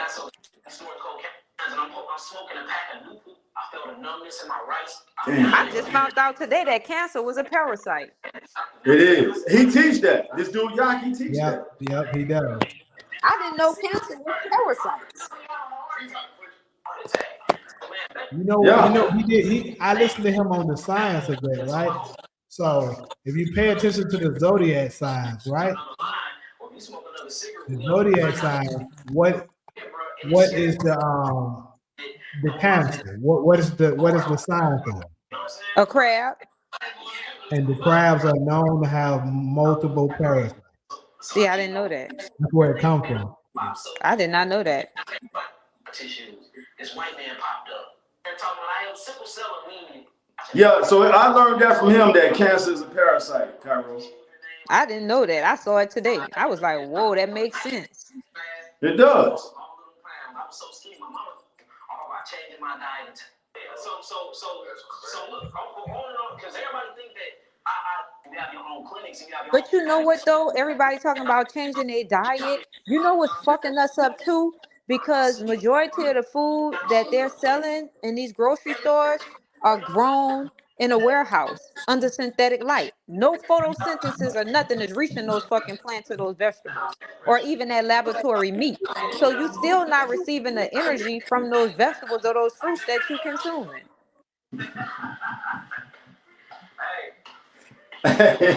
Hey, James. Yeah. This nigga DC y'all fly, he like y'all age, right? 30 baby in the 30s. This nigga is stupid, man.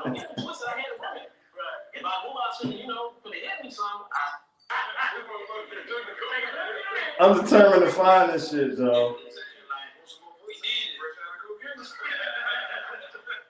Yeah, a lot of people don't think, you know, you can take the other pill and the rest of you. They try to rush it. All things same time. That's why a lot of us not healing like we supposed to be healing, because of that shit is grown in a fucking warehouse under fucking synthetic light. It's like, damn, you can't win. Breaking your fast, you know what I'm saying? It's in our food. Niggas say the matter of size, but y'all looking up, wake up in somebody. But you still in your body waking up in somebody else's body. I think this is it. We in our bodies all about. Yeah, I got the results like this. Nah, that's your whip. That's your whip, man. You got about 3 of them. You gonna hand it in right on those. That's on the first page. Can you name 3 bones in your body? You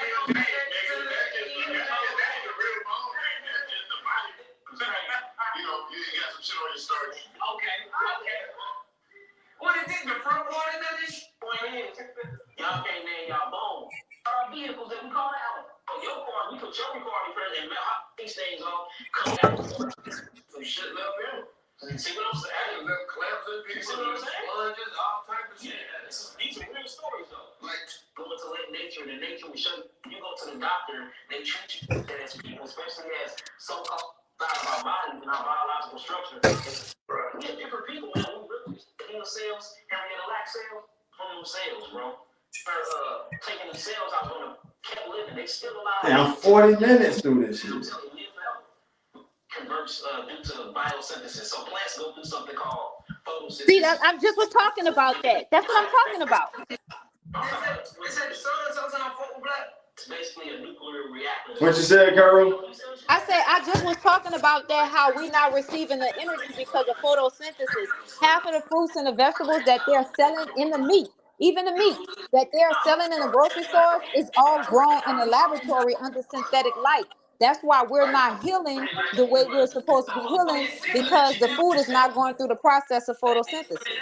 It's grown under a synthetic light, which is poison. So you cut off. I got a question. So you really your food, you know, you ain't never grilled no shit. No, I know I ain't eating 15 years. I don't eat no more. If you give me vegan for a week, because we know, even if it's foreign raised, you know, people like this. Damn. When you eat something, they're first being made to eat on the go. Nah, I hope I didn't skip it. Your esophagus and then it hits your percentage. This is actually what breaks down your food. Black person is constipated anyway. You be wondering where that's coming from. Most of it. Worms, vascular worms. See, he talking about it now. I'll play this part. You might like this, Cairo. He talking about the parasites now. Where it's coming from. Most of that stuff Can you hear it? Inside of the meat. It's called pleomorphic bacteria. Same thing happened when you start eating all that meat and stuff in your human body. That's why a lot of us got tapeworms, hookworms, vascular worms. Half of us got parasites because all this dead flesh and these carcasses that we putting in our body, man. We was not made to eat meat. We was made to eat fruits and vegetables, bro. And I know that sound boring to a lot of people, but it ain't boring. That shit's unreal.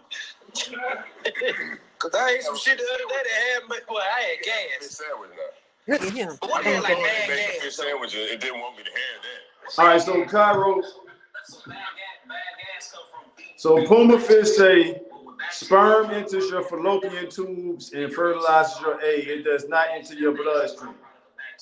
Okay, well, that's there you Puma go. Fish. It's a tailpipe, man. Like I come from your intestines every time.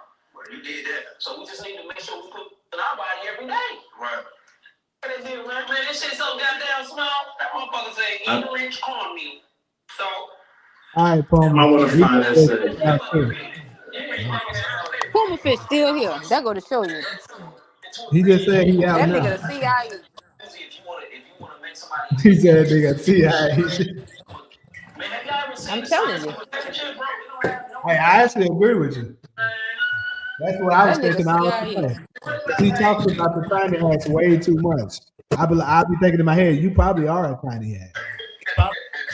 Yeah, he's trying to implement that shit in our subconscious. Get your ass on. So we can go out and talk about the tiny hats. Now everybody talking about the tiny hats. Everybody know this. How you feel this out? So it's not supposed to have more than 2 ingredients. No, we try to push from soil to table. I'm saying you all over my fucking timeline. You seeing that though? Yeah. I'm missing you eat more than one. No. What has she been eating? Hey, hold on. You know something? Yeah, she got to be eating right. She got to be eating right. Correct. That's a good observation. That's it. I only got that eye. I'm 6, but I've never put my dick in your mouth. The same mouth eating me. I know when y'all have sex though. You literally swapping off sex. Yeah, it is. I think this is it, Cairo. You ready? Y'all literally becoming one. Yep. That's good. Listen, Cairo. If you ejaculate in a woman, bro, your sperm go to her brain and stay there for the rest of her life. Did you hear that? Mm-hmm. Cairo, He said stay there for the rest of her life. so you did hear that. Let me back it up and play it again. Seminal fluid, copeland fluid, y'all literally becoming one. That's good. And that's why, like, if you ejaculate in a woman, bro, your sperm go to her brain and stay there for the rest of her life. I'm going to pause it again. Any thoughts? Jamie, you there? Yeah, I heard it. What y'all think? Now, here's my thing. When certain people say this, and I'm back quiet. When a person has a huge following, bro, they have a lot to lose to put out some wrong information out there. So I'm not saying you can just take what he said to the bank, but I hope people will be thoughtful enough to say, yeah, I'm just not going to put out any kind of information because I can lose the people who count on me for this knowledge.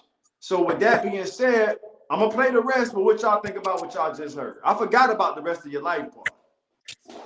I don't believe it because what your body does, your body is a filter. It's like an energy. And nothing is going to stay in your body for forever your life. Your body filters itself out. So for him to make such a bold statement like that, you really have to go do your research. Me personally, I don't believe it because, I know human anatomy. Like, I'm a fucking vegan. Like, I have to constantly read up on these things. And I can tell because your body, you and your body are one. Your body is gonna communicate with you. But if you're not in tune, then you're not gonna know the signs. I told you I can tell when I'm ovulating. Like, I can smell the iron in my fucking blood when my cycle is about to start just by using the bathroom. I'm like, damn, my period about to come. The next day, that bitch be here. So that's like, if you drinking bad water, you know how you can tell when you drinking water that doesn't have any minerals? Because you're going to constantly have to use the bathroom because there's nothing that your kidneys could hold. It filters all that shit out because it's bad. So that's what your body does. It's like a filter. When people go to dialysis, they're filtering out their blood. So nothing is going to stay in your body forever. Nothing is going to stay in your blood, especially when you cleansing yourself. That's why you eat to cleanse yourself, or you go to the sauna to sweat out those toxins. I was just telling somebody last night the difference. I want your opinion on, not your opinion, but what the knowledge you have on spring water versus like purified water or the other water besides spring water. So they lies. The best water you can have, one of the ones that I drink is Fiji. This I'm telling you to know when you drinking trash. When you drink beer, you know why you have to keep going to the restroom and using the bathroom? Because there's no minerals in there that your kidneys are absorbing. It's getting filtering all of that bad shit out. So when you think you're drinking some good water and you got to keep going to the bathroom, that water is trash. That's what your kidneys does. It keeps the good stuff and let that bad shit go. Yeah, so that's like when people drink beer, you notice they got to keep using the bathroom because that shit is poison. It's no good for you. Your kidneys like, I That want makes this sense, shit. Cairo, because when I drink liquor, it's rare that I do. But whenever I do, I definitely be pissing like fuck. Yeah, because your kidneys can't keep nothing. That's what your body does. It keeps the good stuff and filter out the bad stuff. That's why when you're on a plant-based diet, you using the bathroom 4 or 5 times a day. Every time you eat something, your body you're gonna like, oh damn, I gotta go use the bathroom. But when you eating that meat, your DNA don't recognize that shit, and your digestive system cannot break that down. So that shit gets stuck in there. You clogged up in the bathroom, squeezing, pushing, damn near about to pop an artery, and that shit don't want to come out. Yep. Damn, Cairo, we love you, Cairo. Okay, let's get back to this. I like that. Yeah, that's why in the Bible, a woman was only supposed to be with one man her whole entire life because they knew that concept. Or she was supposed to remain a virgin until she got wedded. So the nut is in her brain? You heard him, that's DC Fly. He said the nut is in her brain. Hey, my bad. We're going to fact check this, though. We're going to get the science behind it. Copeland fluid, y'all literally becoming one. After let's fact check. If you ejaculate in a woman, bro, your sperm go to her brain and stay there for the rest of her life. Good. That's what I like. I like that. Yeah, that's why in the Bible. A woman was only supposed to be with one man her whole entire life because they knew that concept. Hadis was talking about this actually, Carl. So the nut is in her brain. In her brain. Yeah. Really? How many brains do I own? So look, for real, look, you have inside of your sperm, bro. You have something that actually weakens. I don't want to be the only one here. I feel them. This is gonna send out text. Hey. DC, I ain't never invite you on my stage, boy. They won't even be in there listening. They just bugging up. It's almost over. Hold on, y'all. Y'all be weak up here. No, seriously though. So, in your sperm, when you ejaculate in a woman, you have something that literally suppresses her immune system. And then she has something called spermicide that's naturally produced by her vagina to kill all the 100 trillions of sperms for one can make it and the baby can be conceived. So what this does when you ejaculate in her, you weaken her immune system, is something called the blood and brain barrier. Damn, okay, so Puma Fish wrong. I got excited, my bad, y'all. Y'all still there, right? So Puma Fish jumped to the gun. Cairo. She coming back in now. There I go. Here I go right now. My phone died. The other one. So Puma Fish, I'm gonna jump the gun and say he was wrong because he was saying it don't get into the bloodstream, and he's breaking down how it gets into the bloodstream. And Cairo, what did you say? If it gets in the blood, it can get to the brain. Didn't you say that, Cairo? She there? Yeah. But anyways, Tiffany Haddish was talking about something like this too. What she said? AI. She basically was saying the same thing, like when you have multiple sexual partners, that's why it's not good, because when they ejaculate in you, they stay in you forever. So that's why you be developing all the behavior of Look at that and stuff inside. Look at that. Let's get to the bottom of this shit, y'all. Come on, Jamie, bring it on. You heard that, Cairo? I heard it, but is he researching that on AI, or is that somebody? One thing I would give Tiff, and she just like you, Cairo, and let's when she. They keep cutting me off. I can't hear shit. I've heard Tiff say a lot of things, and a lot of that shit, it checks out. So I know people kind of, when they hear a certain name, they'll already make judgment. And she, of course, she got her crazy moments, but I've heard her say a lot of shit that makes sense. Let me say it like that. And I don't think Jamie would be repeating it if he thought it was nonsense.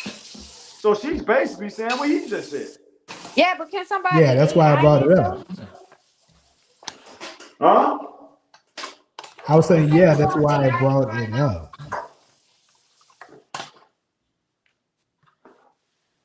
I heard Jamie. Cairo, you was trying to say something. Oh, I was saying, can somebody look it up on AI and see if it stayed in your bloodstream forever? That's the part I want to know, because I don't know. All right. So, Jamie, before I press play, you said Tiffany might have got it from him. We don't know. This shit. But she said it also. Man, I'm so tired of this phone, these motherfuckers. One can make it. How does it keep cutting off like so this? What this does when you ejaculate in her, you weaken her immune system. It's something called the blood and brain barrier. Listen, Cairo. It passes that and attaches to receptors on her brain. That's why they be so addicted to males. You know what I'm saying? You ain't heard the word pussy whip, right? Like, no, literally, women scientifically get dick whipped though. Scientifically. because your sperm literally binds with her brain. Come on, y'all. That's why multiple sex partners and women, they start developing multiple different personalities. There it is. You ever seen your woman start talking like you? Sometimes I even start looking alike. I always felt like married people, when they start looking alike, you found your match. No, yeah. So that's the minute just That nigga DC is stupid. Hey, look, hey, shit sound funny, bro. That nigga It DC sound is funny, but this is stupid. peer review science, bro. So hold on, Cairo. He just said it's peer review science. Is the comment section still with us? I'm here. Cairo, if we can, let's turn our emotions off and just use our brain. And this man is saying it's peer review science. It ain't some shit he just pulling out of thin there.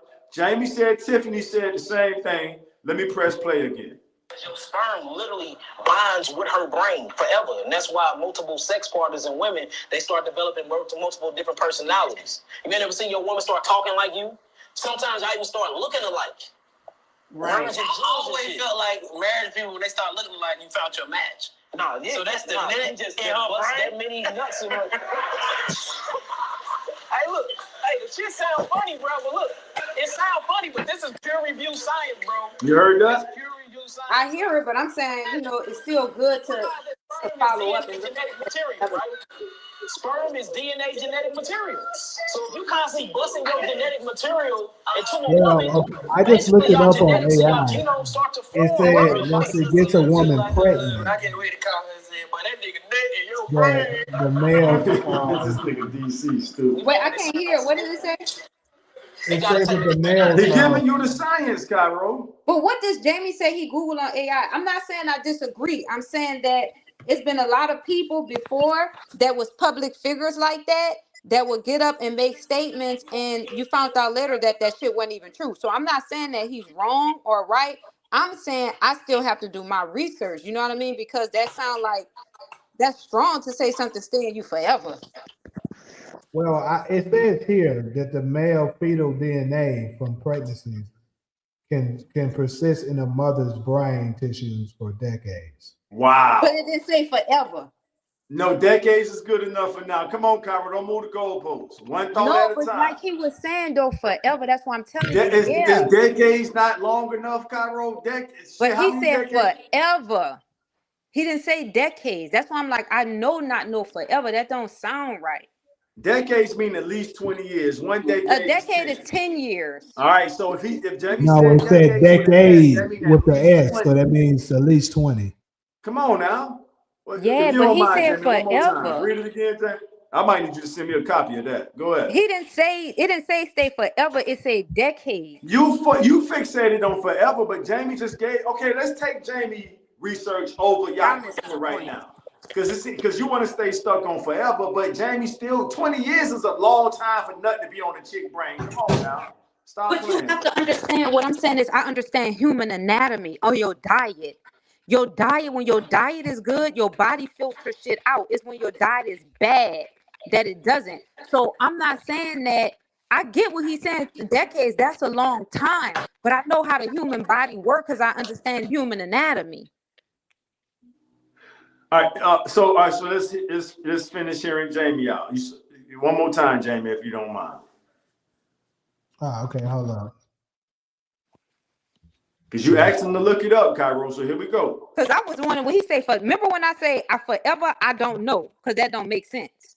That's all. But I'm saying. All right, so let's say we'll rock with you on that. Do you accept what Jamie just read about the decades? Yes, yes. I'm gonna tell you why. Cool. You know how when so we've proven Puma Fish wrong, and we've confirmed. See, I love this stuff when we do the fact checks. Puma Fish said Cairo, this shit just goes in your fallopian tubes. It don't go. So now we know it does go in your blood. Because what did you say before Puma put that comment? He said if it gets to your blood, you said this, Cairo. If it gets in your blood, it can get to the brain. You said that before the fact check. But this is what I wanted to tell you when he said forever. I knew that wasn't right. Only because, like everybody took that measles shot, right? When they were younger. Now, this is what people don't know. They injected you with the measles. So that shit, let me tell you, it stays in your body too for decades, just like they talking about. But when I went to go get tested, by me being on a plant-based diet, guess what? it's not in my system. But if most people go get tested that's not a plant-based diet, they still got it in their system. That's how I know. Because they was trying to, I said, I'm not taking no, y'all got me fucked up. They're like, well, it's not in your system, and usually that shit stay in your system for decades. Yeah, you can Google that. Now that's facts. I Everybody who got believe that Cairo. initial I believe shots, Cairo. Just like other people we listen to, when you speak, and on most occasions, I can take your word. I'm this. I want y'all to understand me. This is the type of person I am. When I don't believe it, you ain't even got to tell me to fact check it. I'm gonna do that. Right. But if I believe it, you know, when he said forever, I knew. I'm like, no way, because your body filters yourself out. That's why I was like, no. Now, if he would have said first decades, Look, obviously I'm gonna believe it. reading even more of it.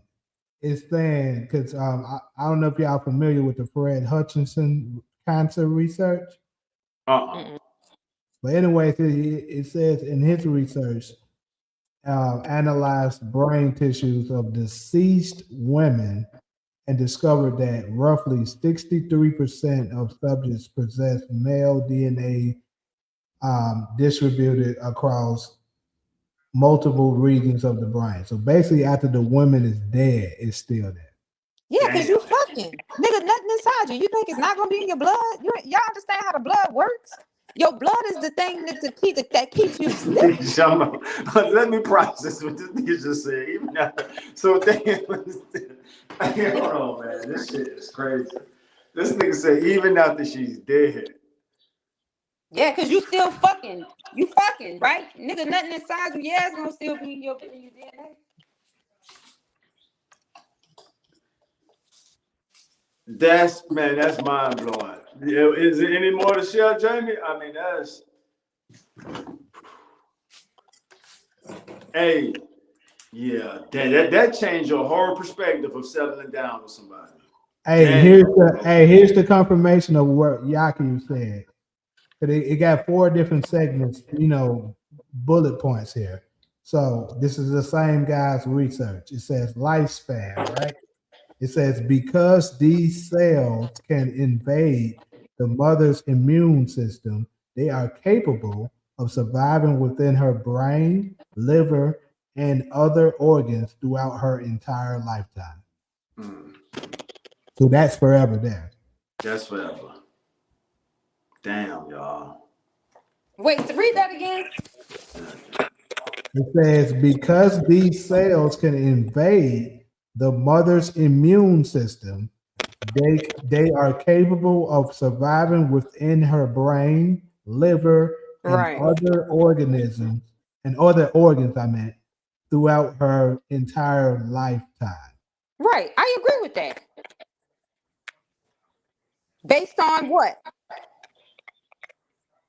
There go the science behind it. Those people who put the work in, the research and the instruments and all that shit to measure the. Look what they say, capable. Just like HIV, right?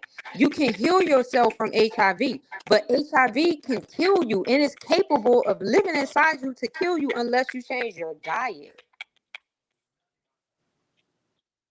But nothing lasts forever. If y'all want to, you know what I mean? I know better. Cairo, like, I'm not stuck on the forever words. Even if we went with that, but Jamie went far enough to confirm all the points that's been made. So you keep mentioning, I mean, for your sake, we could say, okay, it's not forever, although he just read that it is. But if that'll help us get past, because it seems like that's the only part you getting stuck on is the forever word. Because I know that shit ain't true. All right, cool. So let's move past that. That's how we keep it going. I don't want you to be stuck on that. Let's for conversation's sake, let's say, okay, it's not forever. Jamie still proved that it reaches the brain. Remember, that was the first thing we were trying to sperm cannot live in a woman's brain forever. In fact, sperm are specialized cells that survive only a few days inside the female reproduction tract and cannot divide or survive on other parts of the body. The myth is usually stemmed from a misunderstanding of a real 2012 scientific study regarding something. Here is the reality of science. What the study found, researchers discovered. Research discovered that male DNA contains the Y chromosome in the brain of deceased women, where the DNA comes from. The DNA male almost always come from pregnancy. Something I can't pronounce it, them fucked up words. But right here it says no, sperm cannot live in a woman's brains forever. That's a myth that stems from a understanding of a real 2012 scientific study regarding microchimerism or some shit like that. I think what you're misunderstanding is they're saying that the sperm isn't living in there for that for forever, because sperm typically only lives anywhere between 3 to 7 days. What am I That missing? still isn't the same as still being present. Right, present. It's not the same. Okay. It's still present. The residue is still on the. See, let me say this and y'all can have the conversation. My thing was to prove what Yaki said. So we proving that it does reach the brain. Do you accept that, Cairo? Or you still want to do some more fact checking? No, I know it into the brain. I knew that. But we didn't know that 30 minutes ago. We was questioning that 30 minutes ago. Even Well, I knew. That's why I said, I was like, if it entered the blood. Remember I said that? That's why you I wanted did to say go that. into the blood. Because I knew if it entered the blood, that shit going straight to your brain. So there it is. So it's true. Yeah. Now, how long? Now, I'm okay with you not being, all right with the forever term. But I just wanted to prove that it does reach the brain. Because remember, as a guy, let's get back to reality now. As a guy, it's like, damn, do I really want to deal with a chick who done had 6, 7 niggas, nothing in her? Right. That's what I'm really trying to get back to. And to have the science behind that, it makes you evaluate women different. Damn, how many bodies do you have? Right. You know what I'm saying? Let's see what the comment section is. I just saw a comment. Yeah, ask the comment section. Well, Ali C say, hold on. Oh, that's just DV. Everybody else been checked out. So we've proven that it does reach the brain. That's enough for me. That's to know that. I know I'm too old to be, picky and shit with chicks, but it lets me. Now that we have the science behind it, I don't want a chick with a high body count. Wait, you say you want a chick with a high body count? I don't. That kind of science make me say I don't want a chick with a high body count.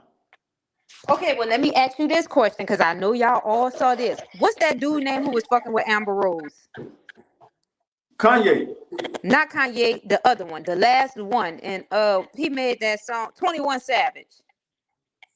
Oh, I didn't know they was fucking around. All right. Remember 21 Savage did an interview and they was asking him the same thing. He was like, no man don't want to fuck with no woman that have no whole body count. Different niggas done winning the fucking and busting in and then a few months later they showed him with Amber Rose. Oh, that's funny. That is funny. Damn. So you see, because I know a lot of men like that. Look at Kim Kardashian. Yeah. No, niggas, hey, when I say niggas, I'm speaking for myself, but in general at the same time. Niggas love some easy pussy now. So again, I'm speaking for me. It ain't like I'm speaking for all, but I've said this on the show before that I remember growing up, the girls would try to shame the promiscuous chicks, but the niggas was like, shit, I'm like Jamie would say, shit, it's my turn. I'm next. Oh, she fucking like that? Well, I'm next. So, but the girls didn't understand that by them trying to put her out there as a hoe, it made niggas gravitate to her more. Oh, she's giving it up. Let me get in line. Right. Nigga, now she a target. There you go. Now she a target. But the women trying to embarrass her would think that the men wouldn't want her. Oh, she fucking everybody. You don't want that bitch. She a hoe. Well, I do want some pussy. So if you telling me she fucking everybody, I'm about to get in line. You know what I'm saying? Who told me that? My brother. My brother told me that a long time ago. He said his daughter was trying to shame this girl, talking about she a hoe, she fucked everybody. And he said she didn't know that was making him want her a whole lot more. So even your brother said it. Look at that. He said he was just listening, saying, "Yeah, you think you trying to destroy her character, assassinate her character, but that make me want to even more." Look at that. There it is. It don't get more real than that. From experience, a lived experience. Like, yeah, and that's how we are. So your brother confirmed. Because remember, I was kind of hesitant for speaking for all niggas, but you just proved that that's how we are. Yep. Like when y'all say that, we're like, oh, yeah, she popping it like that. All right. Right. So and most women don't get that. So y'all using that information to try to push us away from her. But we like, no, and we not gonna tell you that that's our plan. Oh, for real, she fucking everybody. Oh, damn. All right, well, for good. Hey, next week, next day, shit. Next time you see her, hey, girl. Shit. But yeah, so that's where we at with it, y'all. No, I agree. The body count don't matter. So DB saying the body. Well, if you trying to start a family with a chick, I would say it do matter. Would you rather bust in the mouth, on the breast, or in the vagina, or on the booty? I would rather bust in the vagina. Yeah. You know, and everything else is freaked out, and that's cool if you just freaking off. But if I'm actually trying to, if this is more than just, a fuck thing, then I would rather bust. That to me, that's the best feeling.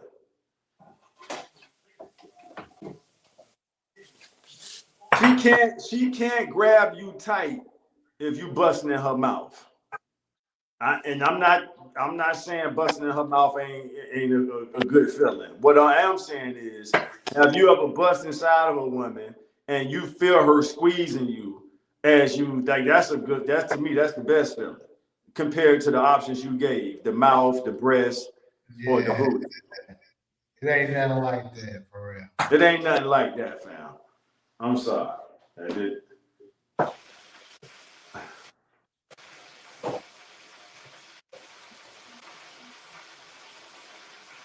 Like, you don't get the body squeeze when you're in her mouth. She's not even in a position to wrap her arms around you.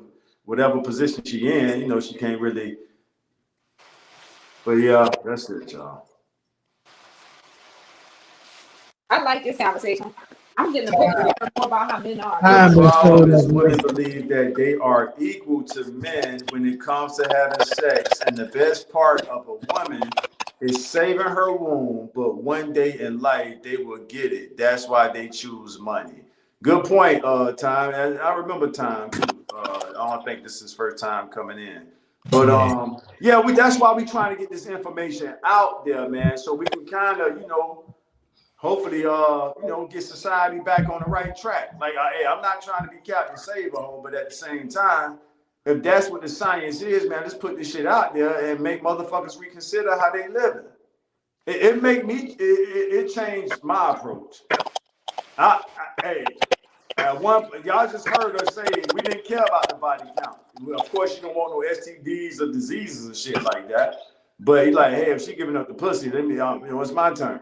But if you're trying to go beyond just smashing something, and you're trying to start something with a chick, procreate a family, that's what let me finish. If y'all don't mind, let me finish playing the Yaki clip. The nigga go to clown and tell my damn bitch, I don't talk like that. I want y'all to hear that part. You found your match. No, yeah. So that's the minute just bust that many nuts in her. Hey, look. Hey, the shit sound funny, bro. But look, it sound funny, but this is peer review science, bro. This pure review science, bro. Imagine it. You realize that sperm is DNA genetic material, right? Sperm is DNA genetic material. So if you constantly busting your genetic material into a woman, basically y'all genetics and y'all genome start to form, bro. My sister looks just like her husband. I can't wait to call her and say, but that nigga naked, your brain. You making it sound different. It gotta take a long route to get there. So here we go. But that's why you see multiple women that have multiple sex partners. They take on multiple personalities from their partner. You know what I'm saying? That's how you know she been fucking. Mm-hmm. Yeah. Bitch, I don't say that. You heard the thing. Fuck you get this song, Nah, bitch, I don't say that. Where the fuck you get that from? Fuck you call it, bro. You get this shit, bro. That's hilarious. You a crap. Wait, voice come from? And they said, bitch, I don't say that. Like, where you get that shit from? All right, that's it, The John. fuck you hear this song here? It gotta take a long route to get there, but yeah. So you heard that, Cairo? Yep, I agree. He said he That's all got to take facts. a long route to get there. He said it's a long route to get there, but to your point, you the one who said if it reaches the blood, it can get to the brain. Right, You said that. right. All right, so hold on. This is my last play, and then we done with it. Multiple women that have multiple sex partners, they take on multiple personalities from their partner. You know what I'm saying? That's how you know she been fucking. Yeah. Bitch, I don't say that. The fuck you hear this song here? All right, that's it, Sean. Thanks. That's how you know she been fucking. Like, bitch, I don't say that shit. Fuck you get that. Putting your genetic material into a woman, basically y'all genetics and y'all genome start to form, bro. My sister look just like her husband. I can't wait to call her and say, but that nigga nut in your brain. We making it sound different. It gotta take a long route to get there, but yeah. But that's why you see multiple women that have multiple sex partners. They take on multiple personalities from their partner. And you saying that's what Tiff was saying, right, Jane? Yeah, she said something similar to that. All right. So there we go. Well, There we have it, y'all. and you heard it. There you heard it. They've reached the verdict. We done been right, right. So that's the fact check for Puma Fist. Let me read Puma Fist's comment again. Somebody, that's not true, Cairo. It goes in your fallopian toes. Like, man, have you done the fact check yet? Have you? Like, we did the work. Jamie did his. Even Cairo pulled up her research, and we connected the dots. We shared our notes. That's why And we boom. listen to his ass. Get him up out of here. Yeah. Do anybody know when a woman actually matures? No, not off top. What you got for us, Tom? You said when you want to answer that, Cairo? Somebody asked, do anybody know when a woman actually matures? I know we mature faster than men. Yeah, I can agree with that. I've seen that. I got a homeboy who said I got a homeboy who got a son and a daughter, and he said that as a parent, just watching them grow up, like his daughter was light years ahead of his son. Yeah, they mature faster. It's just, but they just have a stoppage. And I've heard you there. say. I think I've heard you say that before, Jamie. Go Y'all ahead. pass our ass all the way up. It's like once Yeah, y'all like- reach that maturity level, it's over. Like 16, like I said, pretty much a woman at 16, everything, she almost pretty much done reached. Like, of course, experience she can still learn. But like as far as everything that she's transitioning to, for the most part, when she hits 16, that's the reason why they be saying women are like children, because they don't change too much different from 16. It's just a joke. All right, so Time say this might be interesting. I'm kind of curious to hear what Jamie gonna say to this comment. Society always started with our women, especially black women. I saw that. I'm not exactly sure what he meant with that. It's not true. A woman doesn't mature until she stops losing her beauty. Then she has to really mature. Say that part. So that's what I was getting ready to get to. So from if we're talking about from the physical body and stuff like that, then yeah, they mature much faster because, like I said, at 16, women stop growing. Men be still growing at 25. And I mean that's when they're capable of having children and stuff like that. Their prime starts way before ours do. Reason being is because their value is the strongest when they're younger. Despite what the bullshit they try to convince themselves to believe that we don't have no prime and stuff, you do. Stop it. But what he mean by the maturity thing, I definitely agree with that. When they start hitting those, remember I told you that magical number is 45. That's when they realize, damn, Men ain't checking for me the way they used to. I actually have to go out and work for this stuff now, opposed to men just paying for stuff for me, giving me stuff. That's when they gotta wake up. So from that when he that and I'm sure that's what he mean. Yeah. From that standpoint, he's right. It's funny. I saw this hilarious video. Man, I swear it's like I be downloading stuff and it don't be going to my damn phone like it's supposed to. Right. Oh, hold on. I do have it. I'm gonna share it for you. It's right here. Let me play it. This video was hilarious. It was a woman who did it, but it's true. This is legit the modern day women of how they be saying stuff. And then it's fun. Once they hit them 40s, that's when they truly realize stuff that they didn't realize when they were younger. But anyway, let's go ahead and play this shit. This is funny. It's crazy he brought this up.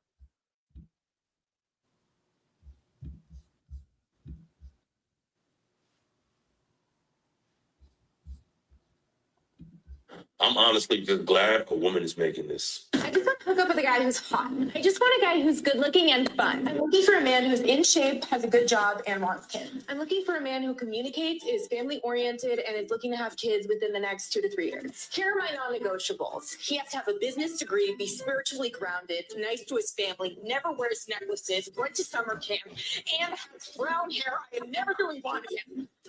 I think I'm going to start dating women. Now that was fucking hilarious. It's sad, funny, and true all at the same time. Some women would be at the peak of their value and choose to do stupid shit with it. And then as they get older, their standards go up. But you might say like, oh, well, of course, that they're going to know more. And that's why I wonder why they say that women mature faster than men. Because how the fuck you're 20 and you just want to fucking sleep around? Then you turn 23 and start making the standard. 26 comes along and that still makes, bro, when you get older, back it up. Because most of the stuff you're doing, you're just going to be stuck in your ways now. And the men that you want now, you passed up years before because you wanted to be a thought. Or you also thought you could do better, but you really couldn't. Then you get to the age of where, yo, I've done too much. I've been with too many guys. I'm damaged. And then you start seeking out women. And that's why I laugh when women tell a straight man he's gay as an insult. Because most of the time it's just projection. Most of you guys want to be with each other. Because there's sugar and spice and everything nice. And you guys sit in your echo chamber and tell each other exactly what you want to hear. And how will you get any better if somebody that you're close with is telling you have no flaws? But I'm here to tell you different. So the really part that stood out was the woman part, where the woman was showing the different ages of the thought process of the women as they get older. Like they're thinking, oh, you know, I still got time. I can do this. This is what, and then as they gradually get older, they decide they want to settle down. But the problem is you are starting to lose some of your value as you get older, unfortunately. And they don't want to accept that. And then once they get too old, they have to accept it, and it's down to the motivator. It's very unfortunate that, but society has created this this situation for them, making you believe to not focus on trying to get with somebody. Because I keep telling them, if you attach yourself to the right dude, you can get what you want out of them. You can virtually get a man to pretty much fulfill the life that you really want. But you got to be taught to use your feminine powers opposed to trying to overpower the dude to do what you want to do. Because you're never going to win at that situation.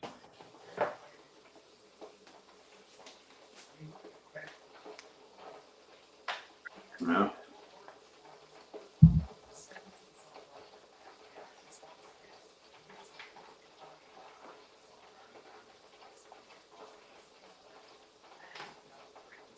I'm not gonna lie. I don't know who is Tammy Faye. I don't either. Yeah, I was like, I don't know who Tammy Faye is.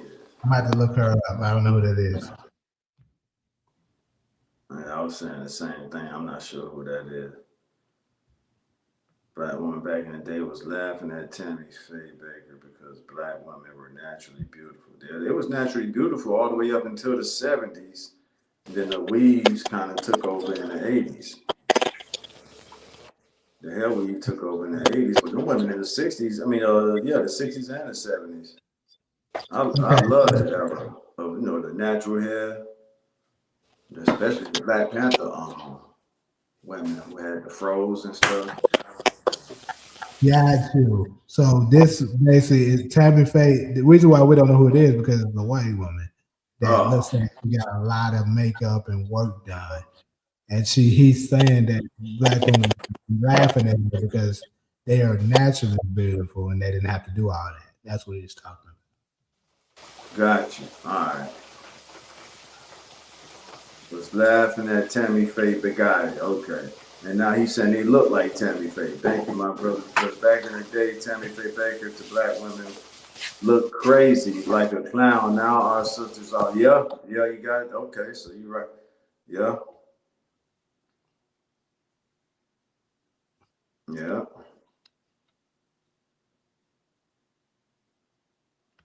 Jeez. Well.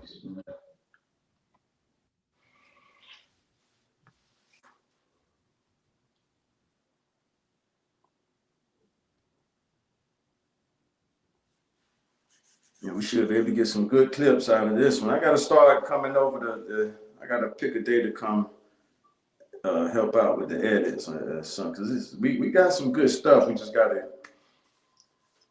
And I know you do the AI clips, so whenever I've been saying that one segment you said earlier when you was responding to Puma Fist, that shit was flawless, bro. That definitely should be a clip. And Puma, he cool, man. It's just that, he had those moments where, like, bro, come on, man. Like this. But I'll let you in solo deal with him.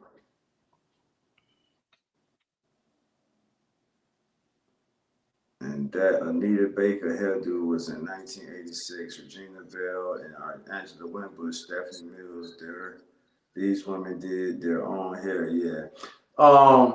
Hey, I'm open for a fact check this, but based off my research, it was we were just talking about her, Jamie. What's the girl name? Ike and Tina. Tina is pretty much the pioneer for the hair weaves. And the lady who started making them in the 50s, but Tina Turner didn't put them on the map until the 70s. So, it's video and photo of her wearing arguably the first weave on a massive level to where a lot of people was able to see it. Now, it may have been some other women wearing them in local cities that nobody could see because we didn't have social media back then. But Tina Turner had access to national television when she would do her performances and stuff. So she's like one of the first ones who was seen on a national level wearing the weave, and then it just took off from there. And I think that took place in the 70s.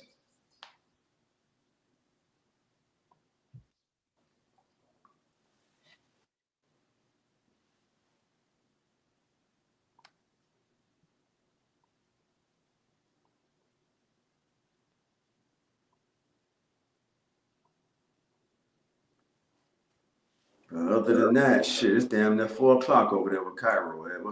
She just said good night, and she said tell you good night. All right, cool. I kind of figured that it's getting late on her end.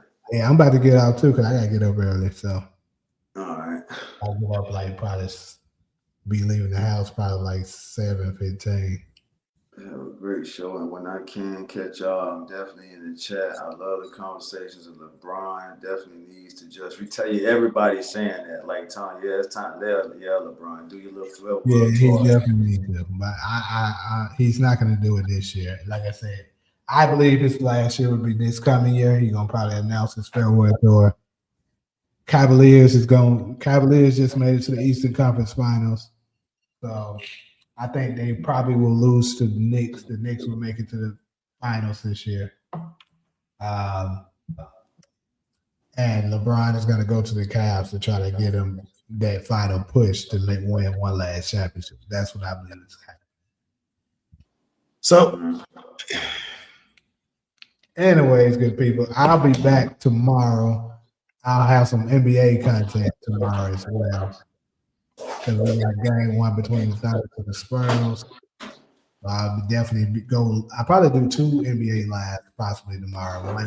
One during the daytime to cover what we've been through, and then probably another one after the Thunder and Spurs game is over.